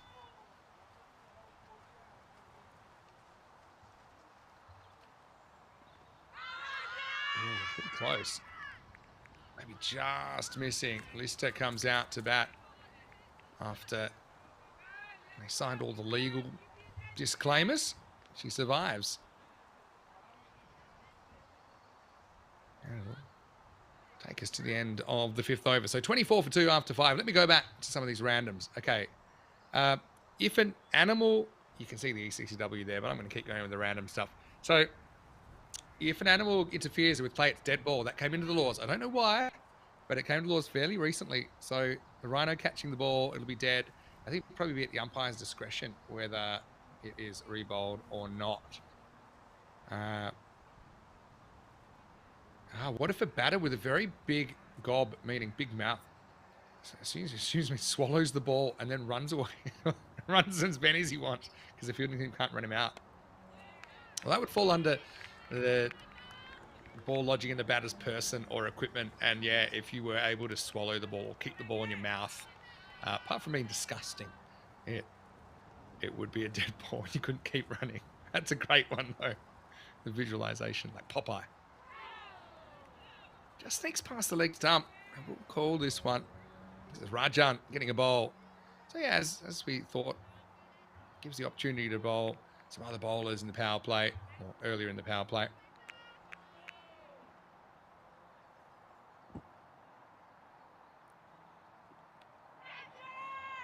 In the air.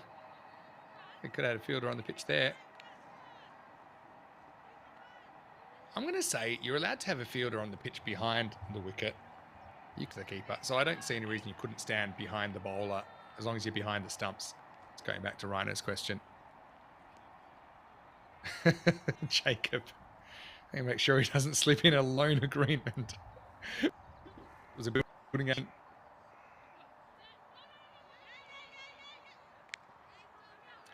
Okay, what else have we got?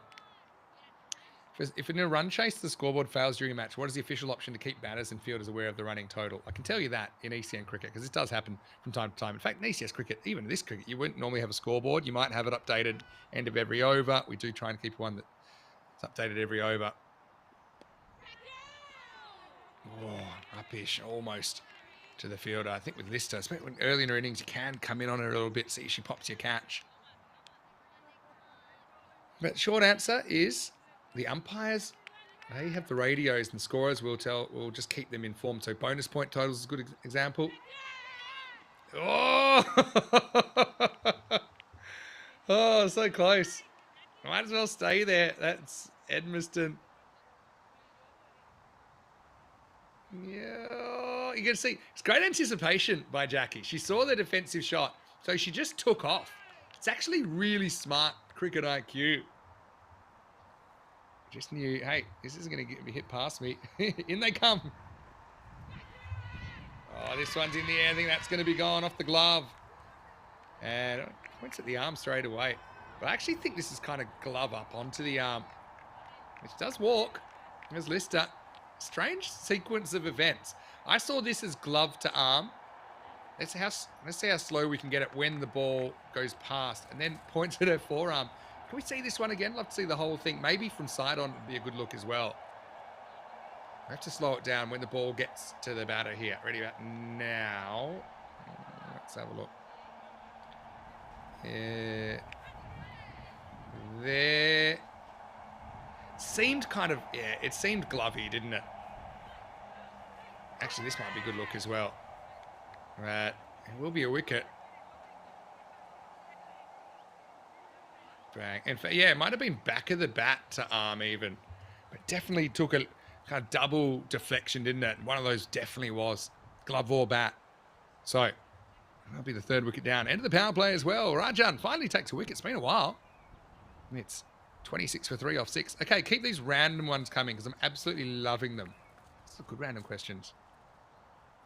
How do you talk about the ball in the 1800s disappeared down a gopher hole and they ran 22 apparently? Sounds like a fake story, but I'll allow it. But the thing is, back in those days, I don't think you do it anymore, but it used to be called lost ball. So you could call lost ball and the batters would get 6. A bit like you don't run anymore, you get 6.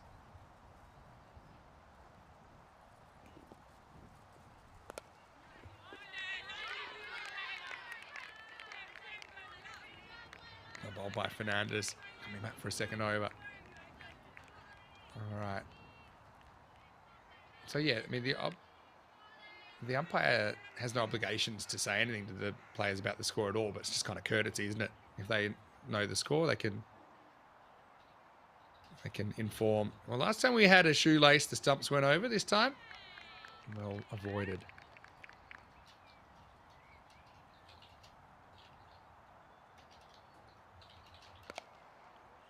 That's got to be a no ball, I think. Well struck, though. Like a line drive from Canaria.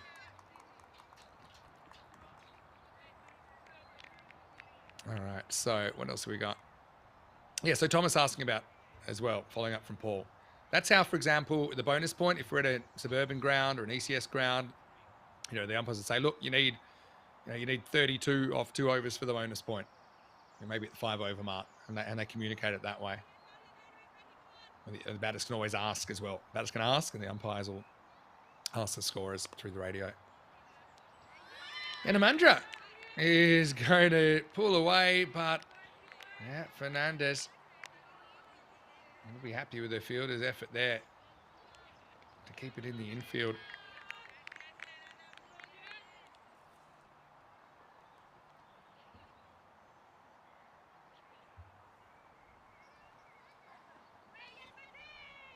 Comes back a fair bit. Good ball, actually, from Fernandez. Kind of gets that outside corner. What have I got? Monty, I don't know if I should touch yours. What if the umpire develops a condition during the game, starts giving players out randomly? I suppose. Can they be relieved of their duties? I suppose that would be up to the other umpire to maybe adjudicate on their fitness to continue.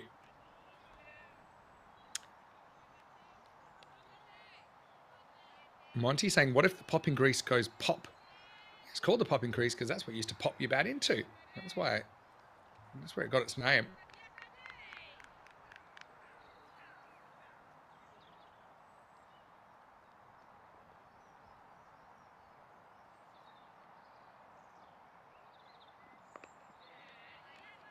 A bold, nice Linducker once again from Fernandez. Okay, David Swan, excellent question. Can a fielder jump on another fielder's shoulders to take a high catch? Absolutely. I wouldn't advise it if you're wearing spikes. I suppose if you're wearing shoulder pads, all right. So yeah, you absolutely can, I believe, use another fielder in order to take a catch. But I'll give you a but here. Big appeal. Wow, a huge cartwheeling kind of star jump appeal for Rajan. He made a good 5-6 meters to get in the umpire's eye line. Check it out here. She thought there was a little inside edge. It's actually pretty close to the stumps. Should be a keeper actually with footwork like that. Rajan covered the ground very quickly.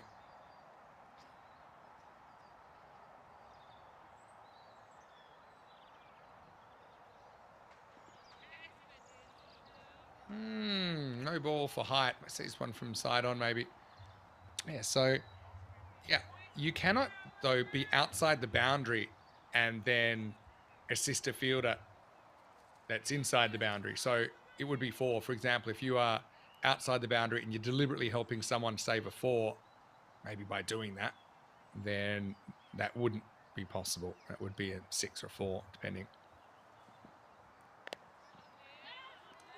Free hit then for Yanamandra, and she will use it to get off the mark. She gets a fair piece of it. Will it go all the way? It does. Well done. She deserves that, Shruti Yanamandra. Gets a full toss from Fernandez and puts it away. So turns out to be a pretty good over for the Belgians. They'll finish the 7th at 34 for 3. Groom asking, can a fielder climb up a tree that's in the outfield and use it to take a catch? Yes, I think so. Although ground rules would apply. If they have a rule that says if you're touching the tree, it's like touching the boundary, then maybe not. But that would depend on the whatever's decided before the game. But yeah, if it's not allowed, then it's allowed. Paul Kempen saying feel tough when you just smoke on the outfield. I mean, there's no law, I suppose. I'm sure if you go back 200 years, you would have had the players smoking pipes on the field and there was no issue at all.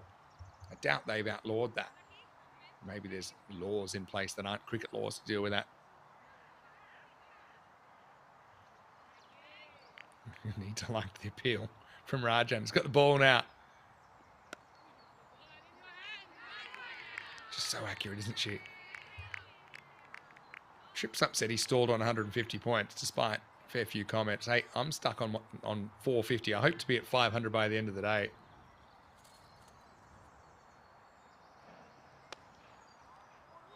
Oh, finger tipper for Rajan. I've seen a few caught and bowls go down.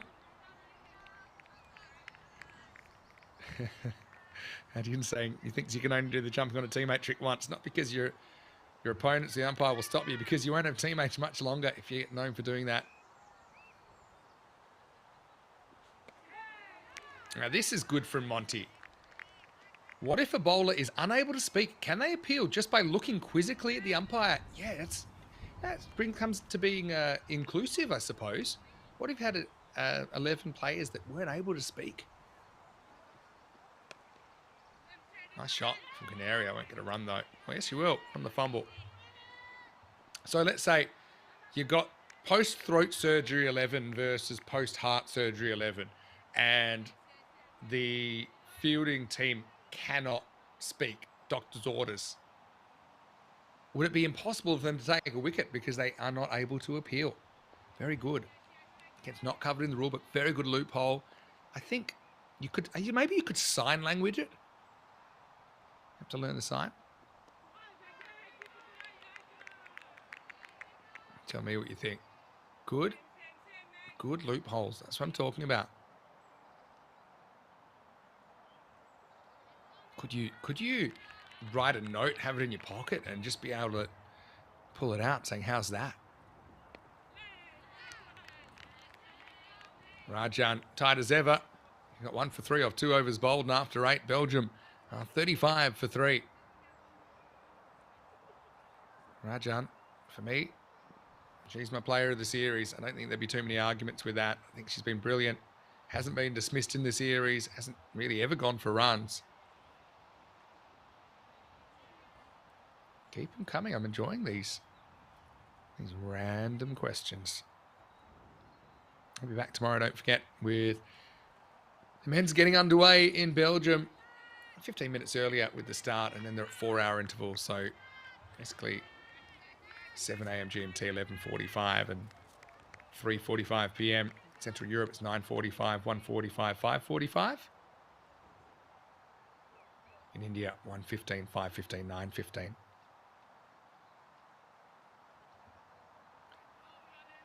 Nat Sincere Clark is back into the lineup. Misses the mark on the first one.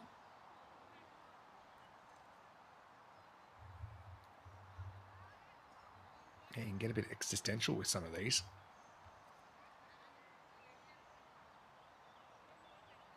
David's saying surely the bowler could just raise their arms. True. But is that... It's like saying you could just yell, but a yell's not an appeal. Let's say, how's that? I've got a random question for all of you that have played cricket. This takes a bit of a Tortuga. Gets around Sarju. I'll get through for one. When you appealed, what did you say? Did you actually say, how's that? I had a PE teacher that always said, how's he? Can I be honest? I'd either say azar, open mouth, extend the ah.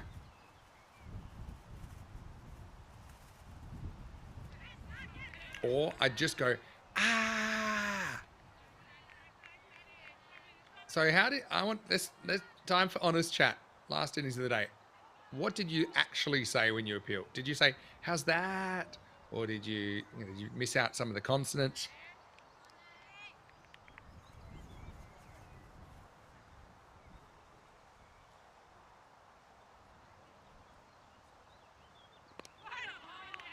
Pretty well bowled. It's more like it. It's a bit more rhythmic there from that time around. It's right on the money. And Area just keeps it out. And this is why we love random questions, random chat time.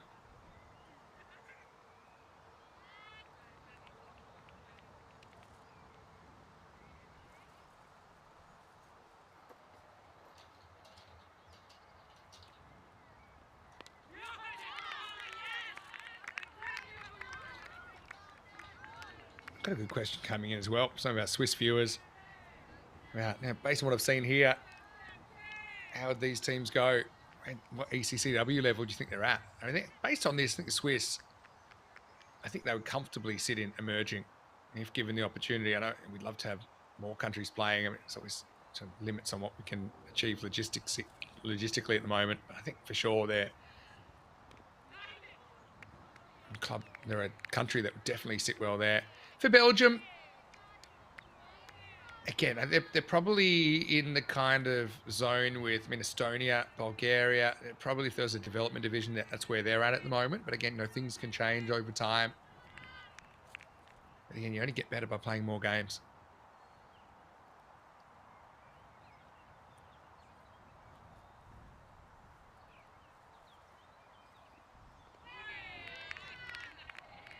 So we're going to miss this time. What will be called?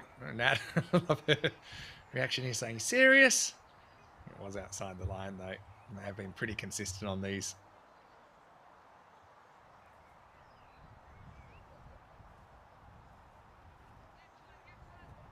Yeah, tell us how you appeal. Yeah. Kroom says just loud, how? I like Thomas's idea as well. How he appeals. In the air. Once again.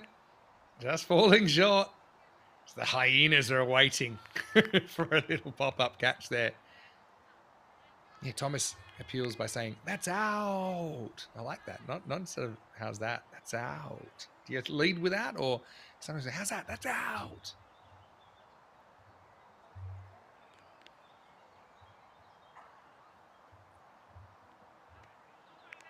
This has been where Nat's missed more often than not, just outside off. Maybe she could make a run up a little bit wider, approach at a slightly different angle.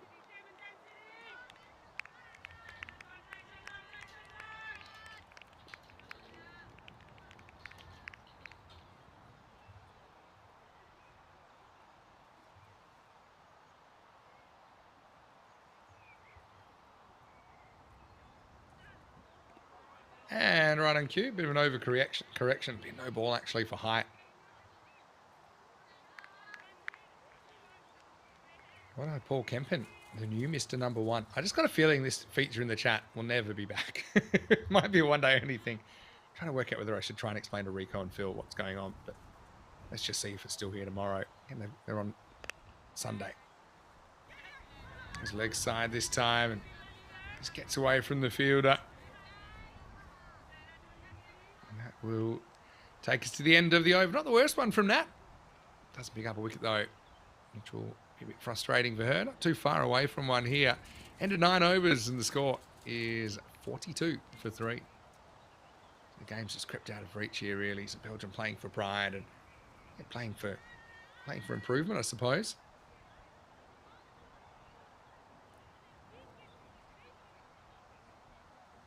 Got any more hypotheticals for me? Let's say, I mean, there's not many. That's the whole idea of having the laws written down and playing conditions to cover some of these grey areas. But there are still things that just happen that aren't really covered. I'll give you one. It's when the bowler's towel falls out in delivery. We've seen it happen quite a bit. Actually saw it happen earlier on today. I feel the right thing in that situation is to give the batter the option whether to take the result of the ball or to have it re-bowled. I've been looking forward to this. Sejal Vinod with her, what do you call it, leg spin. Took 3 wickets earlier today.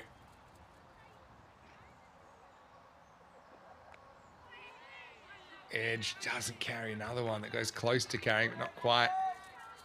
A bit surprised that came in her direction. It's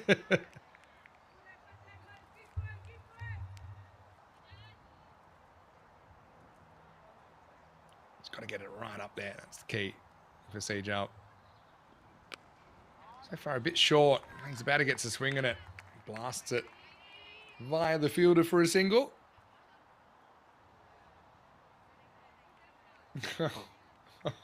Monty. I won't read your question, but I'll answer it. Number one, I feel like it would cause a delay.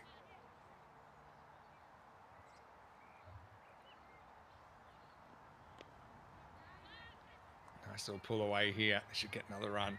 It will.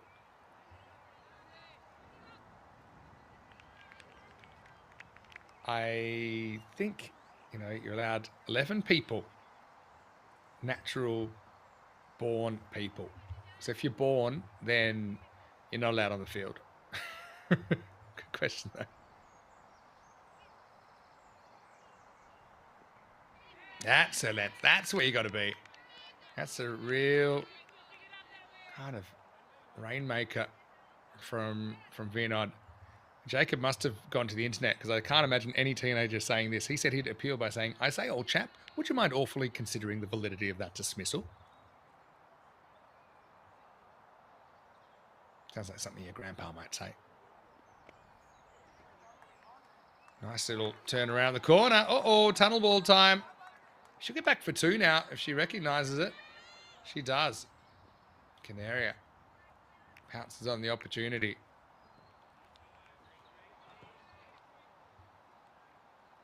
So that will take us to the end of the over.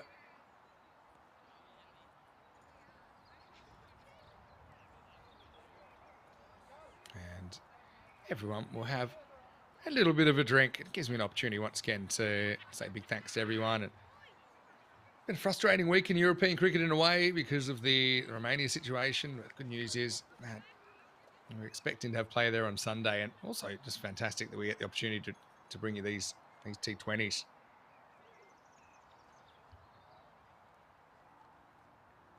And don't forget, you can always get in touch with us and keep abreast of what's happening on our social media at European Cricket. Check it out, all those platforms. What it looks, it looks like an Egyptian code actually. If you just came from another planet and you saw those 7 symbols, you'd be wondering what it means. Maybe one day archaeologists will be doing something similar to our civilization. Okay. Adrian saying, if you know for a fact that a player is a chimerical twin, a rare type of conjoined twin where one of the twins is actually physically inside the body of their twin. Does that count as one player? Whoa, now you've lost me. Is that a thing? I think it goes in the pub test. If it looks like one player, then it is. But it does bring up the with conjoined twins. How does that work on a cricket field?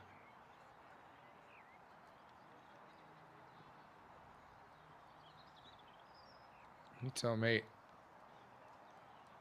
And Johnny, that's one that I won't be touching in any way, shape or form.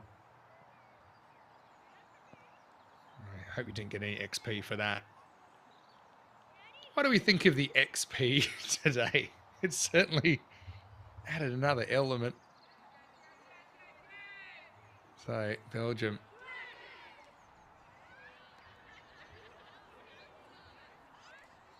I'll be hoping to finish strongly here, at least on home ground.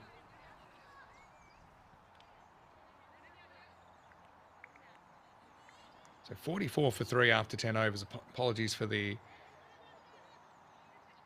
scoreboard being down, but I'll be back up pretty shortly, hopefully. Leaves 125 to get in this 10. I don't think that's going to happen, but let's see if both teams can get a couple more highlights. Got to say, it's nice to see the bowler here, Hatson Sear Clark, running in a bit more, a bit more intent. She'll be hoping she can grab a wicket or two. That one though, just lost down the leg side.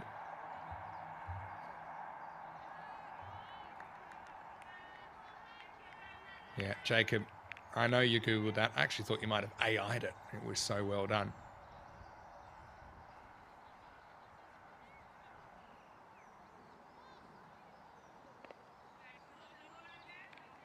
Dab to point, no run here. Okay, I'm going to put a request to the chat. No more medical ones. Let's get out of the medical.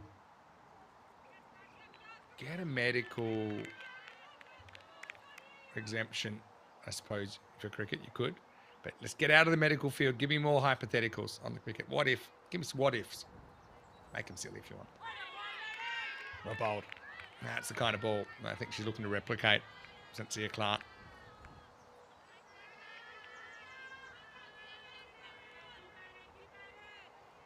Rhino says that he appeals with a, oh, that's plum, mate. That's his appeal.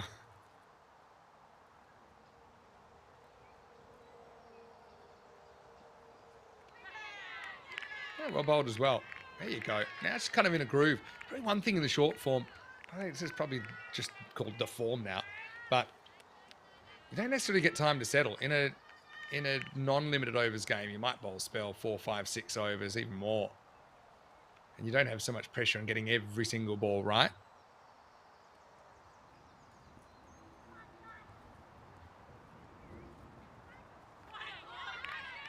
Again, now she's cooking.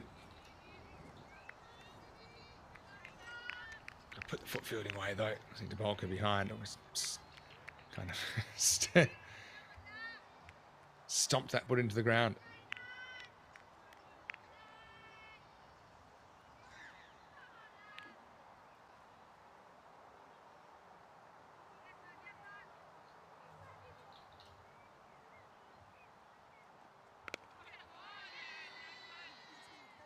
Pulled across the line by Canaria. That'll actually go for 4. Very nice shot.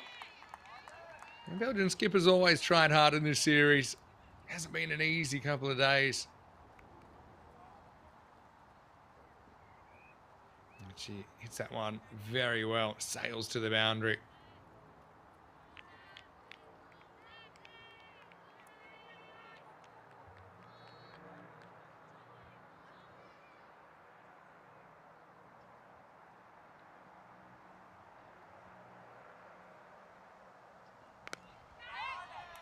Takes it on. Goes aerial. Good contact once again from Canaria. Again, might be the 2. I think that 2 might be on there. Maybe, maybe not. Canaria took responsibility and said, nah, don't come back. It's too dangerous. I suppose it makes sense as well because it was the end of the over. She retains the strike. She's on 15, and the score is 52 for 3 after 11. Adrian's got a good one. What if a powerful wind gust moves the rope while the ball is live in such a way as to prevent a boundary? Well, I think the rule book would say you consider the boundary where it was intended to be in its original position. So you'd have to judge where the rope was and use that. Good question, though. These are the kind of questions I want. All right, okay. So here we go. Imagine a cricket match where as the bowler releases the ball, a time traveller activates a device that freezes time for everyone except themselves. They stroll onto the pitch, nudge the ball slightly off its path, and then restart time. That's so sick. An area hits this well as well. She'll just get a single out to Sincere Clark. And yeah. Well, I mean, to use your one, Groom, by the way, congratulations about making number 1. It mean I'm available to get another 25 points. Yeah. Thank you very much. 475. So try AI again. No, if no one notices the time traveler, then I think you just call it as you see it. I like Paul Kempen's one as well. Another way to get caught behind. As long as it's pocket. Yanamandra. Nice shot, this one. Can come back for 2.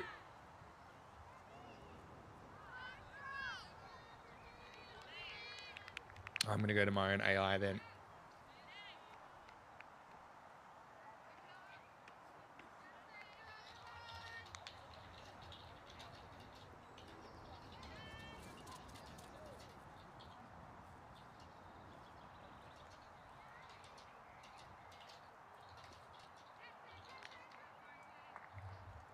Well, AI, let's check you out.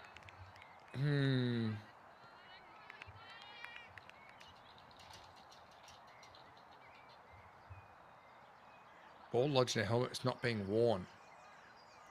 Nah. Boring. I'll try again. Yanamandra. Putting together a nice little innings here. She moves to 8. Vinod. With her flighters.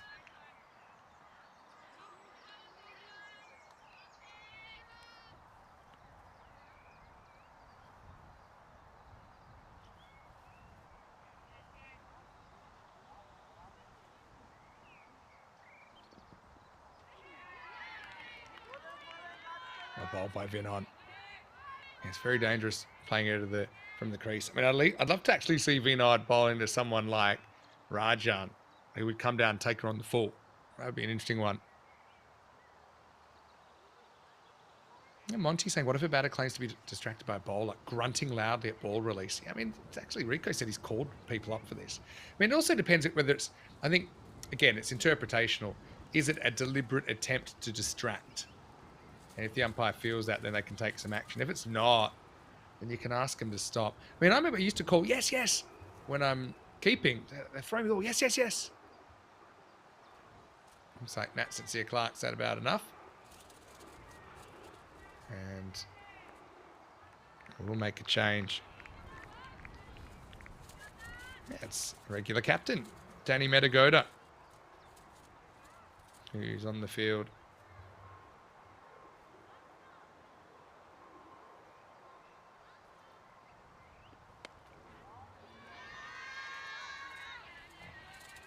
Reasonably well hit ball by Canaria that time. It will take us to the end of the 12th over. So 57 for 3 after 12.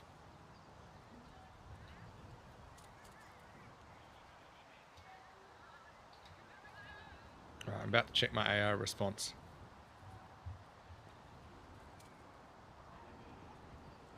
Did I finish that last one? Oh yeah, so grunting at ball release, if it's considered to be deliberate, then I think you take action.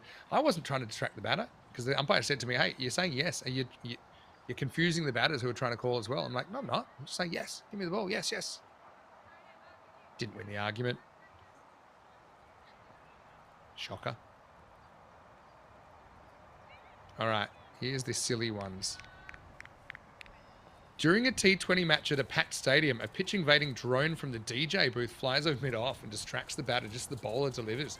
The batter plays a wild slog and is caught. Yeah, so interference, but not by the bowling team. I'd say happens once, could be dead ball if you could establish it was distracting. A fielder's toddler wanders onto the field and picks up the ball just before it reaches the rope. The child then lobs it back into play right into the fielder's hands, saving a boundary. I think there's a rule that covers this too. Here's Kota. On the wickets earlier. Almost gets one here. Gets past Yanamandra. I think if it's interfered with by the crowd and the umpires, if the opinion would have gone to the boundary, then they will give it a boundary. So it depends if the toddler was stopping a boundary. Maybe the ball already stopped.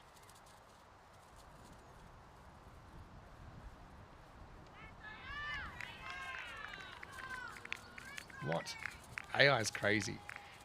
You make sense of this.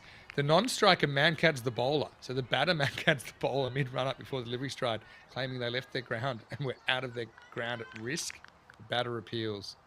That makes no sense. Computers aren't as smart as I thought.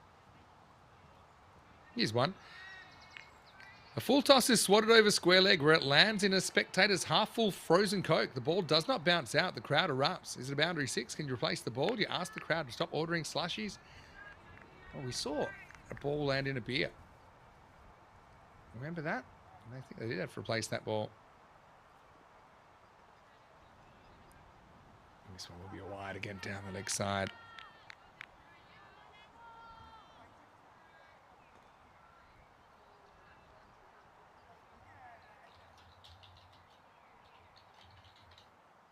I'll ask for more silly ones.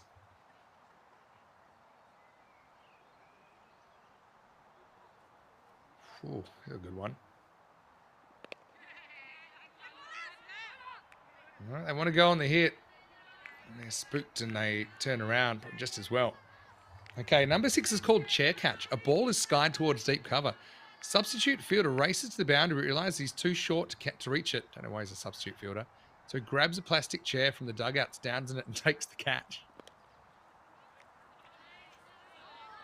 Oh, great fielding. I'd love to see this one side on the bowler's end. It's back flick. Very good instincts from Rajan. Just look at this bit of fielding. This is top class work, improvisation. There she is. Grabs, flicks. Lucky for the batter, she was awake to it. I don't think you can use a chair from outside the field to field. But again, I don't think it's in the rule book. So maybe it comes under unfair play, which is pretty blanket. If you think it's unfair, then you can invoke that.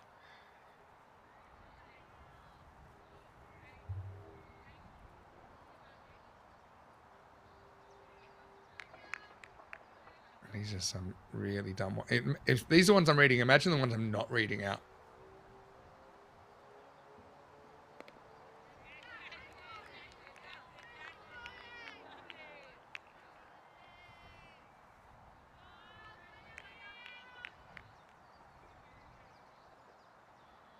There's a lot of just kind of external objects in this.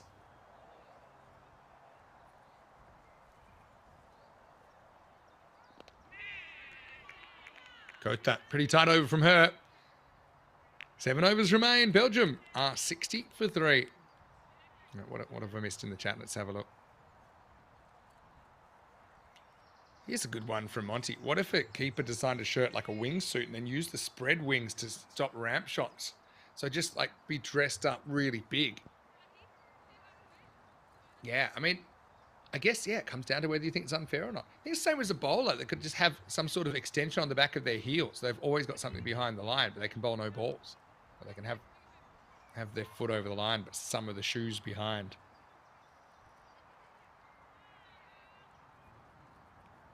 Oh, Kroon, your one where I've already had one where the player swallows the ball. That one where you say the fielder literally swallows the ball, even though I think that's a medical incident, it's allowed to lodge in a fielder's clothing or person. It doesn't make the ball dead. It means it could be a clean catch.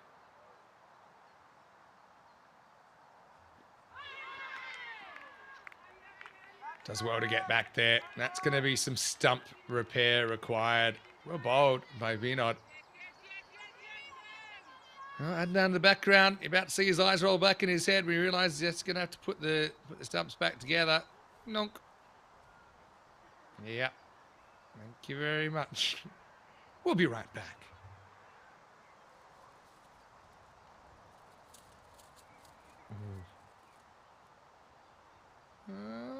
Pretty good job. Pretty quick job this time. All right. I'm going to get off the hypothetical soon.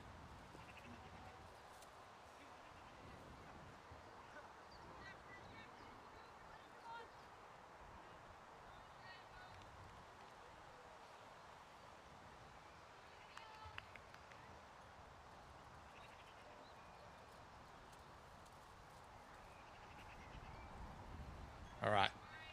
I think I'm pretty much done. One is we keep without gloves. But yeah, the keeper doesn't have to wear gloves. So that's a pretty easy one.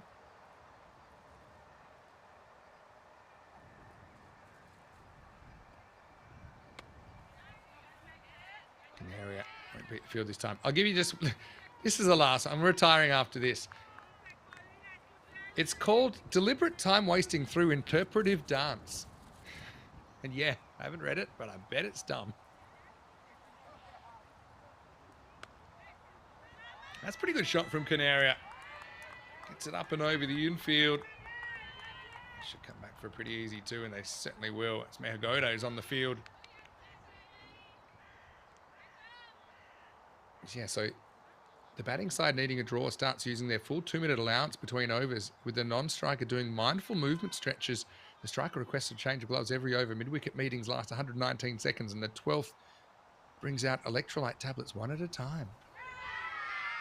Oh, it could be out. I think it is out. Very low. Yanamundra tries to hit across it, and the ball just knocks into the bottom of the stumps. It's one I think might have even bounced twice, but the second bounce is after the crease. Let's check it out. Yeah, straight through the legs. A genuine nutmeg. She was through the shot too early. Gets that lack of pace. Rack it up as another wicket for Sejal Vinod. I'm going to show this one again. To me, it's certainly out. Canaria with a few parting words. But yeah, just gets on the straight against, uses that deception, that flight. I've got one more replay of this one, but yeah, plays across it. Through the shot early. One bounce, drops. Second bounce just before it crashes into the stumps. And luckily, it doesn't knock that stump out of the ground.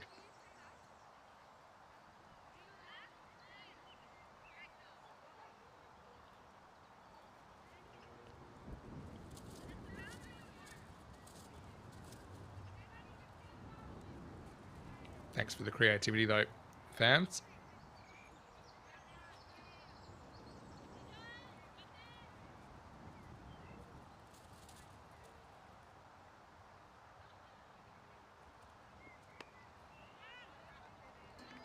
New batter comes out, and Shama Diwanali, the keeper. Yes, good fighting knock from her earlier.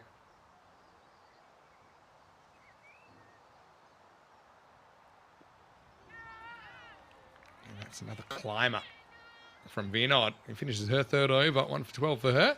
And after 14, 63 for 4. Yeah, I've still got a few to clean up in the chat. How about Paul Horn saying if teams don't have shirt names or numbers but do have identical twins, can the umpire ask them to differentiate themselves to ensure they're restricted to the over limits, etc.? Yeah, I think definitely. That's a reasonable request, Paul.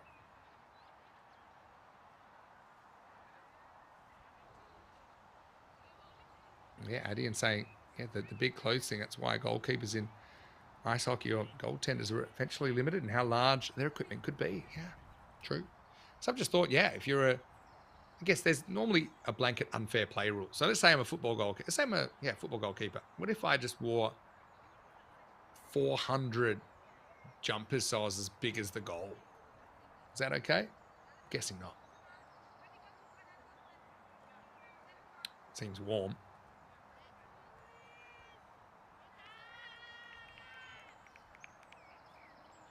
Volker comes back into the attack.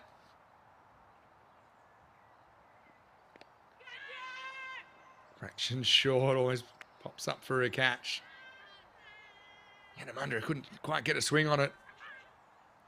Needed to kind of commit to the horizontal bat shot.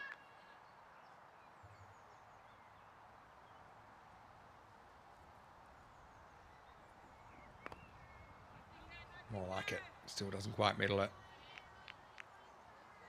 So I suppose kind of we're wrapping up this series in just a few overs. I think there's a lot of learning for both sides. And for Belgium, it's nice to see them out there playing T20 cricket again over a year since their last game.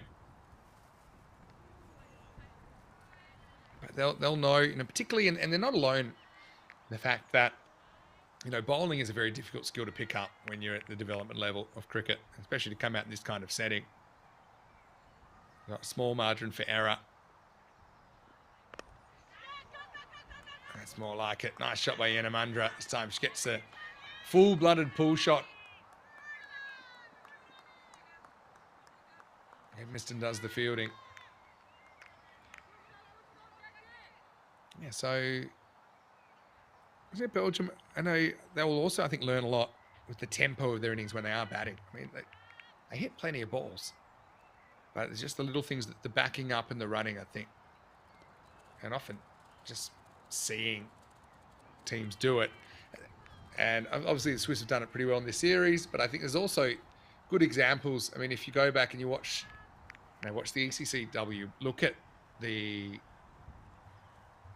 top teams and what they do, even when they're not facing.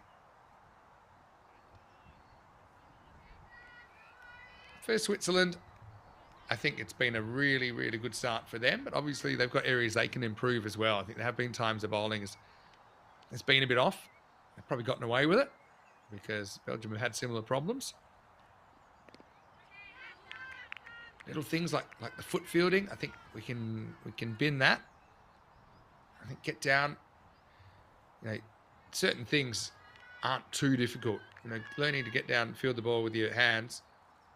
That's something, if you're training, it should just be an automatic. Bowled it as Yanamandra will finally fall to Volker. Breaks through for her first wicket. Nice to see her back. And the Belgians lose the 5th wicket, 68 for 5.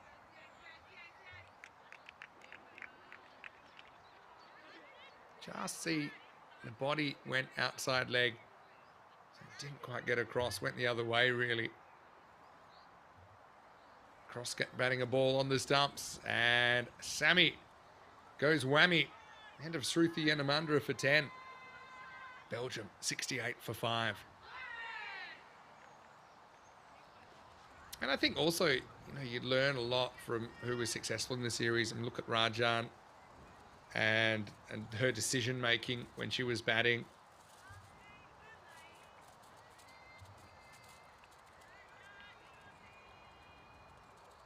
And then you also go back to like a Kuenberg and how she ran. Even like, you know, she'd be the first to say, look, she's not the quickest, but she made so many runs. It also was pretty selective what she went after and what she didn't.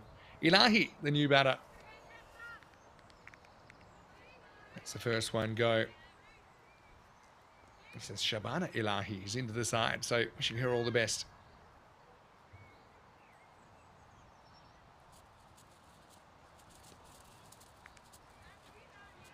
Again, just misses the mark. Yeah, Adion's pretty excited tomorrow because Malta will be playing. Oh, spot on. We'll probably have a look in a minute at the end of the over about the fixtures for tomorrow. We can let you know what's going on.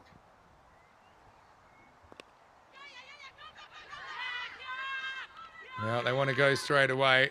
Luckily, they decide against it. Sharma was off, and she gets sent back. So that's the end of the 15th over, and the score is 70 for 5. Why don't we have a look at what's coming up tomorrow? Because we had a great couple of days here at the T20IW. Made a good decision there to turn against the run. But yeah, tomorrow we'll continue in the Mdina Cup as the men get underway. 3 matches a day tomorrow, not just the 2. It's a long day for all of us, but hey, we'll keep this show on the road.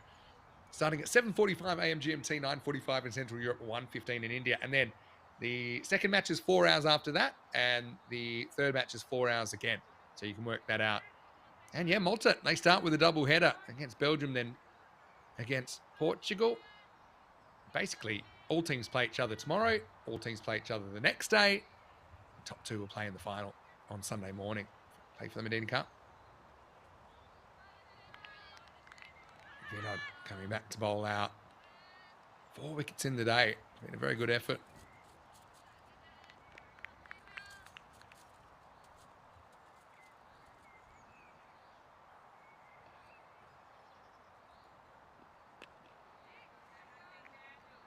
This one's hit, but not going to leave the immediate area. And I'll go to the chat. Who do you like in that three-way matchup? Malta, Portugal, and the hosts Belgium.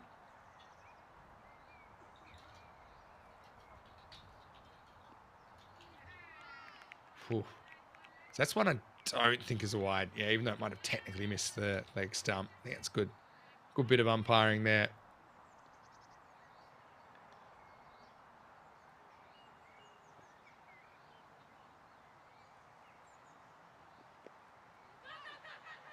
Lifted away.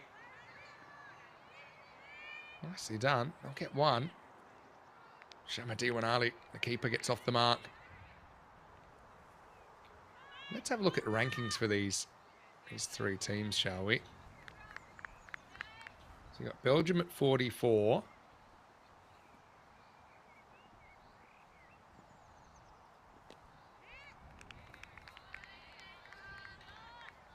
Malta at 73.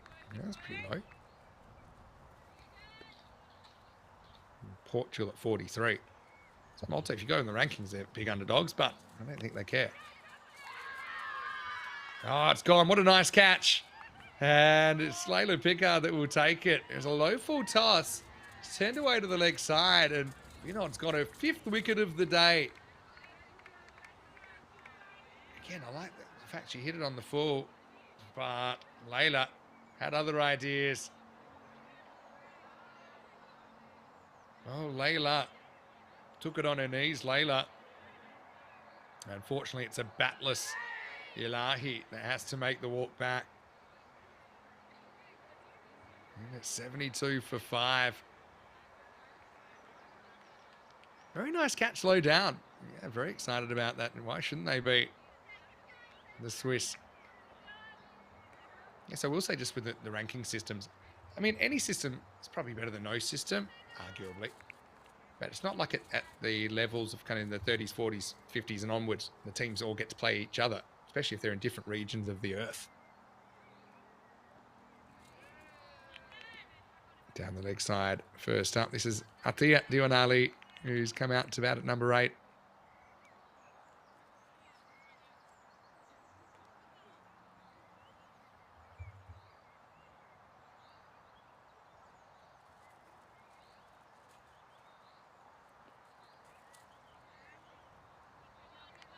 Big wide given here.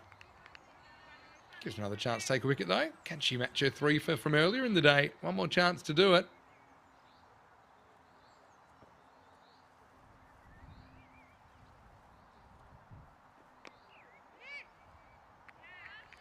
It won't be 3, but it will be a pretty handy 2. 5 wickets in the day for Sejal Vinod at the end of 16.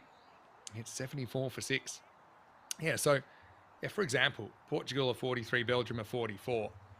France are 45, actually, Austria 46. So there's 4 European nations together. But just above them, you've got Japan at 42, Cayman Islands 41.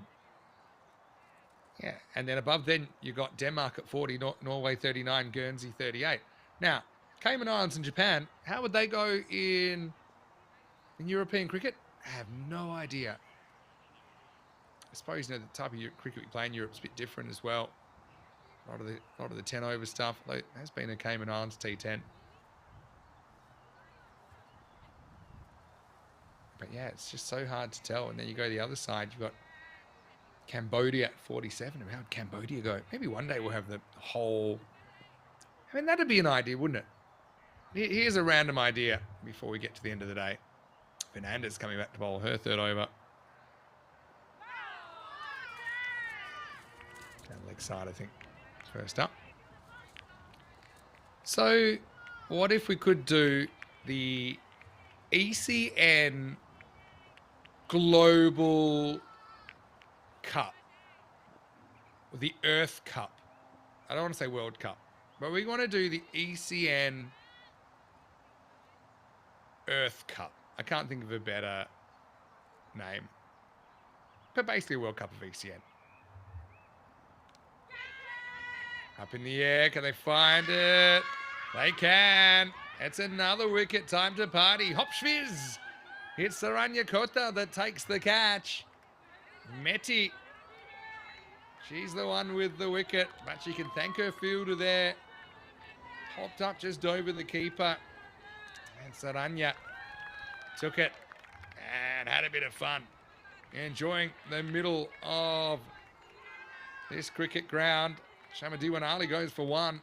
Belgium 74 for 7.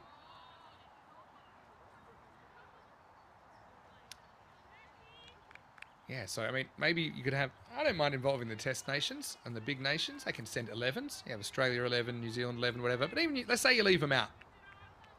Let's say you leave them out. Maybe even we boot out England 11 as well for this. We're going to go kind of outside full members and send your team. And maybe ECN will go to different... We'll go to Asia and we'll do the kind of Asia, ACC, like ECC, but ACC. We'll do the... Or ECC Asia, we might as well call it that, because it still is European cricket. It's the format. So we have the ECC Asia. Then we go off, we do the ECC Americas. We spend a bit of time in Brazil. We up the security. Then we go to Africa. And we got Uganda playing. We got Kenya playing. Tanzania, they're playing. Maybe SA 11 if we let them. The global, ECN Global Cup. Nope. Right. Pretty well bowled.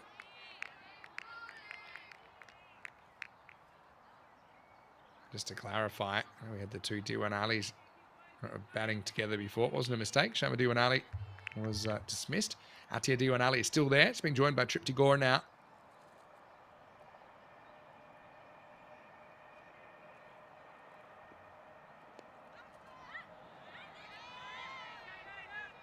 So I guess... You know, we have regions. So let me have a think. What regions have we got in the world? We got, I think the Americas, we do it as one. So you include USA and Canada, but we'll have it somewhere in South America. And, so we'll have that. The Americas, that's one. You've got Europe, obviously. That's got to be one region. You've got Asia. That's one region. Do you have... Yeah, the whole of Asia's one? I don't know. Let's say yes. So we've got Americas, Europe, Asia, Africa, and then I'll say Oceania. There's your five. There's your 5 regions. And we do like an ECC at all of them. So this now is pretty much the whole year. So because the same thing. You'll have so many countries that have like Group A, Group B, Group C. You'll have a winner. So just imagine 5 different ECCs around the world. And then all 5 come to the Cardamom Oval, the home of European cricket, for the global ECN T10, or the Global Cricket Championship, the GCC. Into the over here as we dare to dream, 76 for 7 with 3 overs remaining.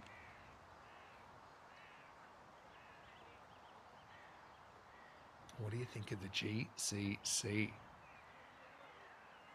But it'll be huge, surely. And then imagine... So where are we holding it? Okay, Europe we can hold at the Cardamom Oval, fine. What country? Maybe we have to start the bidding process. It'll be a bit like hosting the Olympics.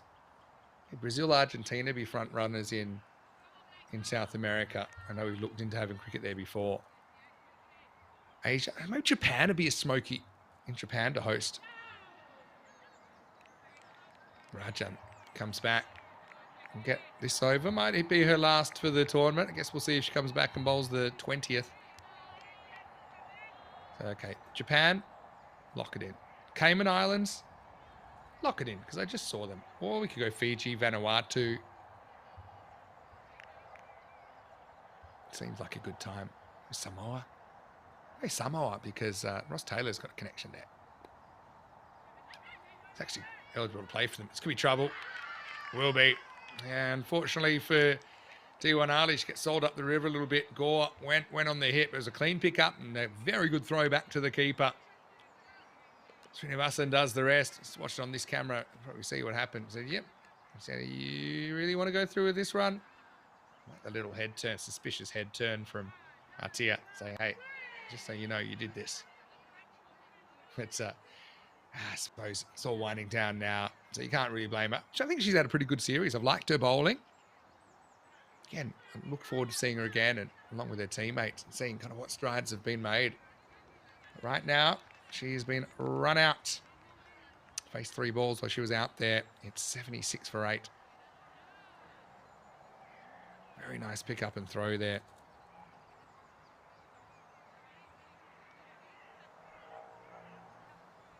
Yeah, so the idea is we have 5 regions, we have 5 winners,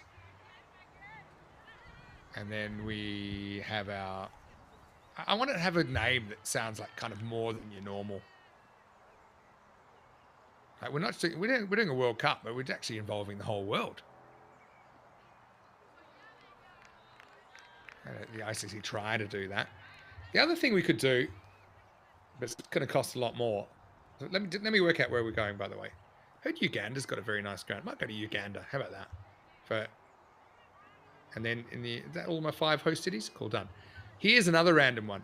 We put how many countries are there in the ICC men's? I'm going to have a look. 100. So here's my other idea, right? We go and we jumble the countries all up because now we've got so much money that cost isn't a factor. Spoiler alert, it is a factor. But we randomly give them what do you want to do? Let's do a 2-week tournament in 10 different locations. Each one of them's 10 teams. Or even more. You know, let's be better. We could go 20 5-team tournaments in 20 locations around the world, but we don't necessarily make them regional. We just draw them out of a hat. So you get South Korea going to kind of South America. That's well hit by Ella. She'll get a run. Nice to see her back out there and getting off the 0. Rajan. Well, the more things change, the more they stay the same. She's got things at 1 for 5.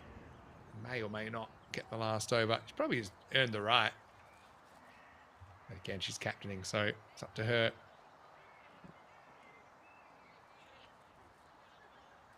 $78 for 8 after 18. One thing in these games, you do see the worm. Once they get to that kind of halfway mark, they don't sway too much, do they? There's a bit of a consistency about it.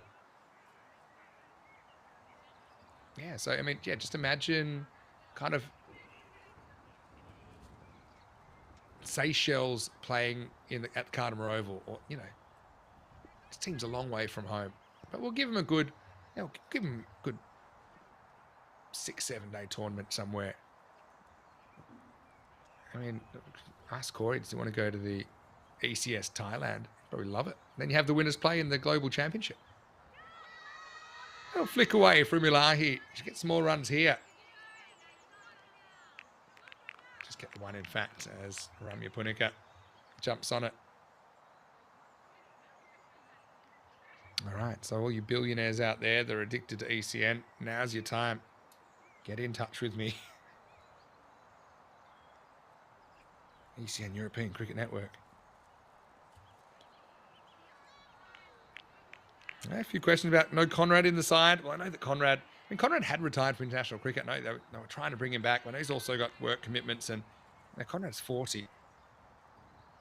The other thing about the Portugal squad, I think they have gone for a lot of their players that qualify in citizenship. Right, one thinks off the glove, climbs over the keeper. I'll be happy with one. Yeah, so remember, to play international cricket, you need to either be a citizen of the country, so hold a passport, or be eligible to hold a passport, or you need to have lived continuously in the country for 3 consecutive years. So actually Portugal, you look at their squad, there's only a couple really of Portuguese-based players there. They've got a lot of players in the county system, South African-based players as well, Portuguese passports. And these aren't rules that we make up. These are criteria set out by the ICC. In fact, all these players that you're watching right now, they fulfill those criteria as well.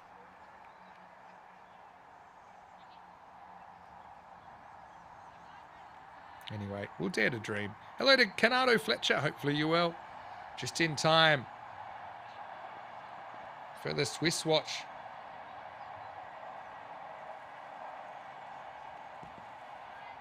Swiss watch like a whitewash, but with a Swiss watch. Looks like they're going to go 4-0 here. Devolka bowling out here in the 19th.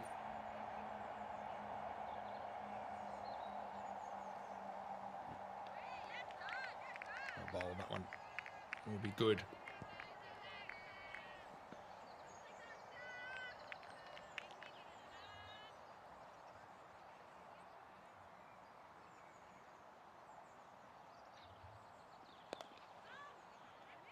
And hits it decently, but back to the bowler.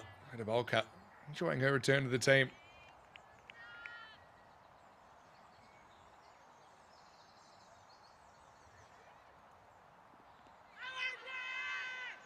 They're in front. Decent shout. Maybe just outside the line, maybe going over a little bit. But it will be the end of the 19th over. We'll go to the last. It's 83 for 8. Yeah, Canado, nice to see you.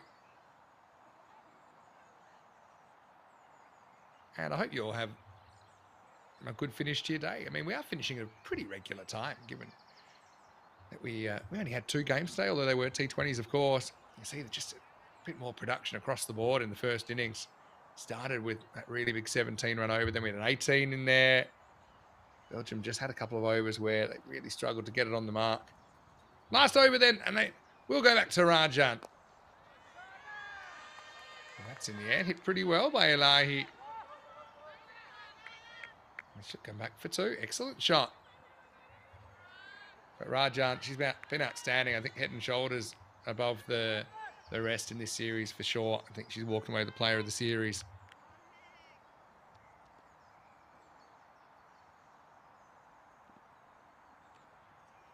And she's been very good for not bowling wide. That's a rare one. Just didn't come out quite right. Yeah, Canado saying very impressive debut for Team Switzerland here. Well done to them all.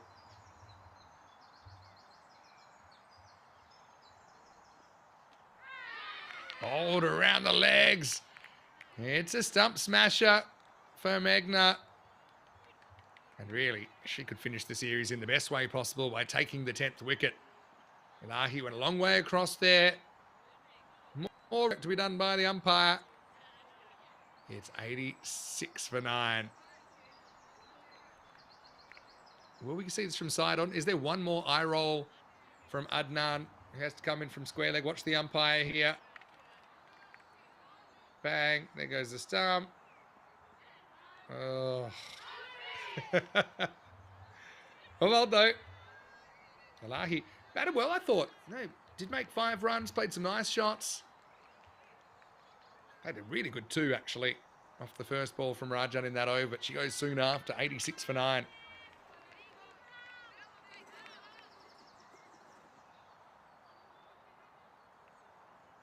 Four balls remain.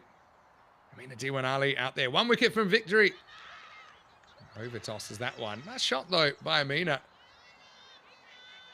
She seems very happy just to take the 1.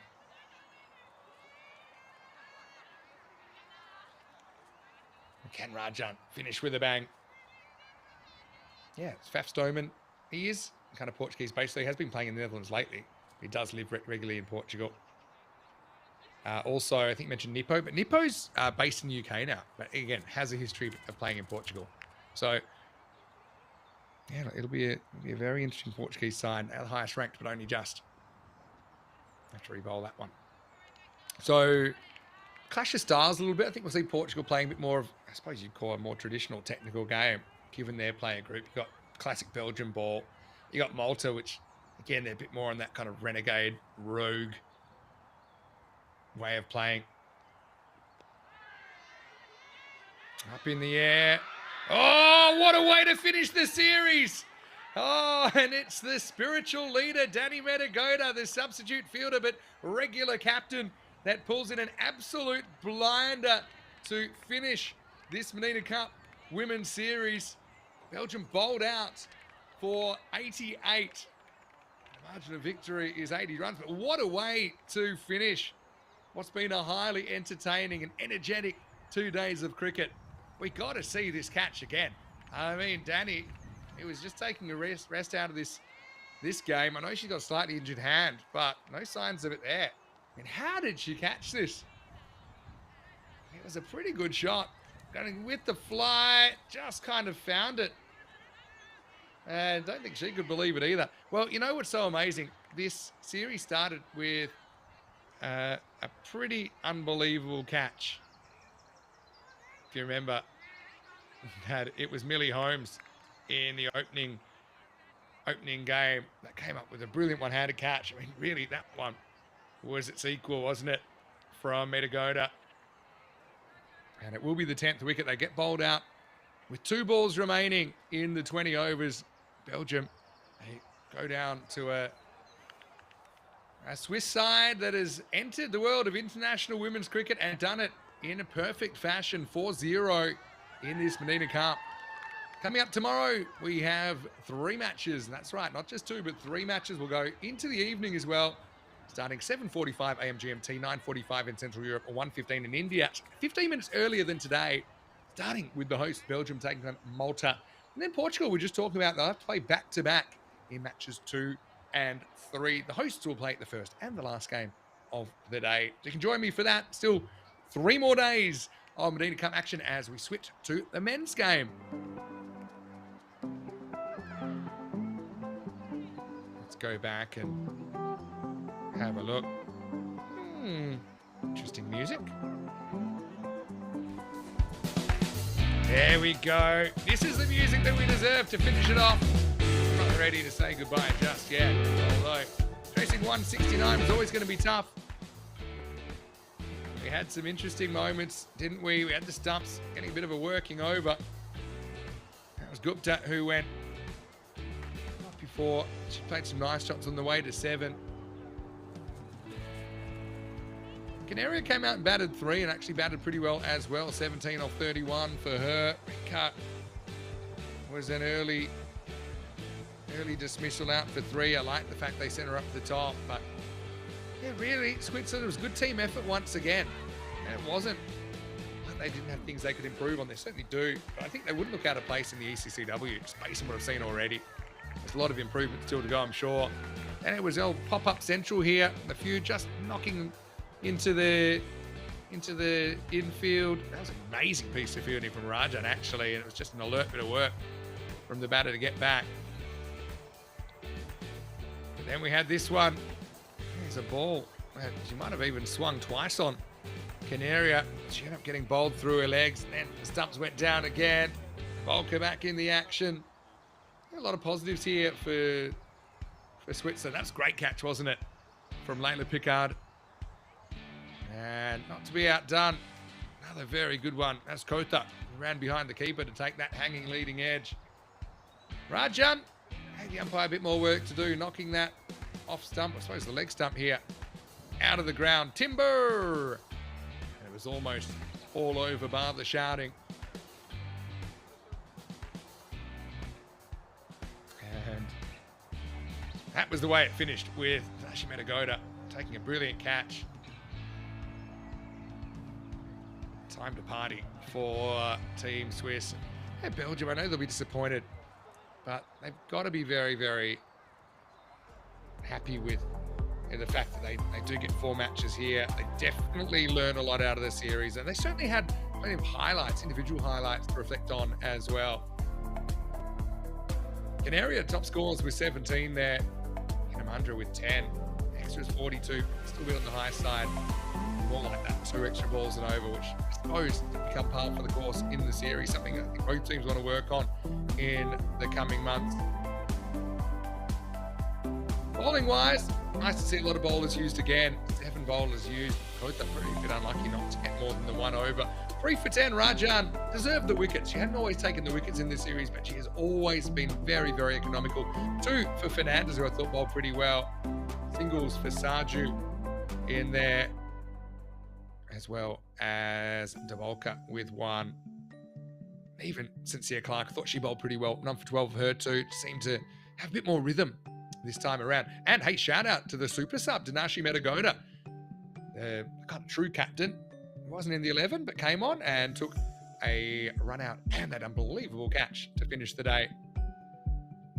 So I want to say a big thank you to everybody out there, and thanks for your company. It looks like, and I have to tip my hat, looks like Kroom has won the day with 525 points. So well done, Kroom. Now that certainly was an interesting sideline for the day, wasn't it? Looks like I was asleep at the wheel towards the end. Well, I've matched him 525. Okay, I'll take it. But look, for the Belgians, again, disappointing for them. They don't walk away with a win, but I certainly know that they'll have plenty to work on. And that incentive, I suppose, to get better and compete. I mean, you'd love to see that these two teams match again in a year or so and see how that goes. One quick look, one more time at what's coming up tomorrow, perhaps, as we will start just 15 minutes earlier for the men's T20I Mdina Cup, starting with Belgium versus Malta. Malta play Portugal game 2, Belgium, Portugal match 3. Those are the fixtures pretty much for the next day as well. So each team plays 2 matches in the day. You can join me 7:45 a.m. GMT, which is 9:45 in Central Europe, and 1:15 in India. The first of the 3 days of the Mdina Cup for men. Well done to everyone. Hey, it's been a lot of fun. I know with no cricket in Romania, it's quite upsetting for a lot of our viewers, but I'm glad that we could be here and we can provide this kind of entertainment. And look, let's be honest, the pace will go up a touch tomorrow. And then you've got teams number 43 and 44 in the world, as well as Malta, who are 73 technically, but I think they've been playing better than that. They did a bit of a number on Estonia when we last saw them on the network. That is coming up tomorrow. Before we go, if you are watching on YouTube, please like this video, subscribe, tell your family, tell your friends about ECN. Don't forget also our social media at European Cricket and our website, europeancricket.com. Before we leave you with some of the best bits of the day, I want to say a big, big thank you to all of our crew who have been absolutely amazing. And yeah, shout out to Indulis as well, who's been pushing the buttons today. He's been brilliant. Like he's been doing it his whole life under the expert direction of Alex as well. And to all of our crew at 2 Circles and all our crew at the ground, everyone behind the scenes, really do appreciate the team effort it is to pull this off. But for now, it's Vinny Sounder here, Mr. Maxim, on behalf of the European Cricket Network and the European Cricket family. Hope you have a happy and safe night. Join us in the morning for some crash and bash as we switch to the Mdina Cup T20I Men's Series. Here's some of the best bits of day 2. An historic series for Switzerland. They announced themselves with a 4-0 clean sweep over the proud Belgians. As these two teams reflect, I'll leave you to do so over these highlights of the day. And see you tomorrow for more Mdina Cup live from Belgium on the European Cricket Network. Hasta mañana.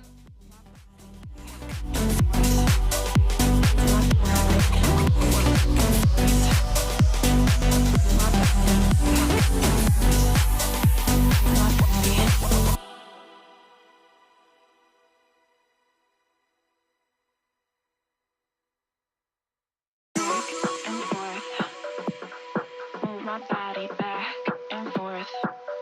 Move my body back and forth. Move my body back and forth. Move my body back and forth. Move my body back and forth. Move my body back and forth. Move my body back and forth.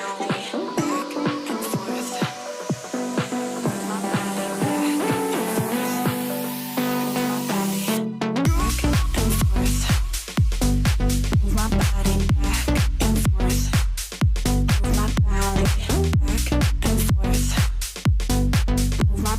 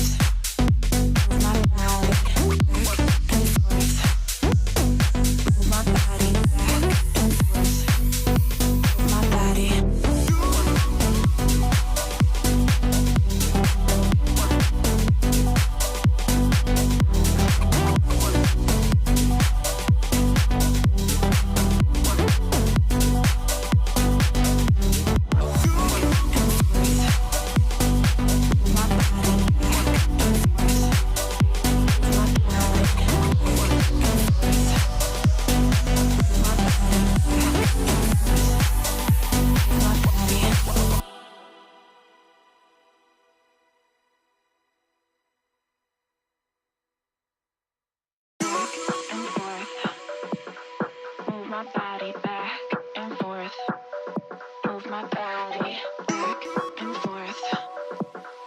Move my body back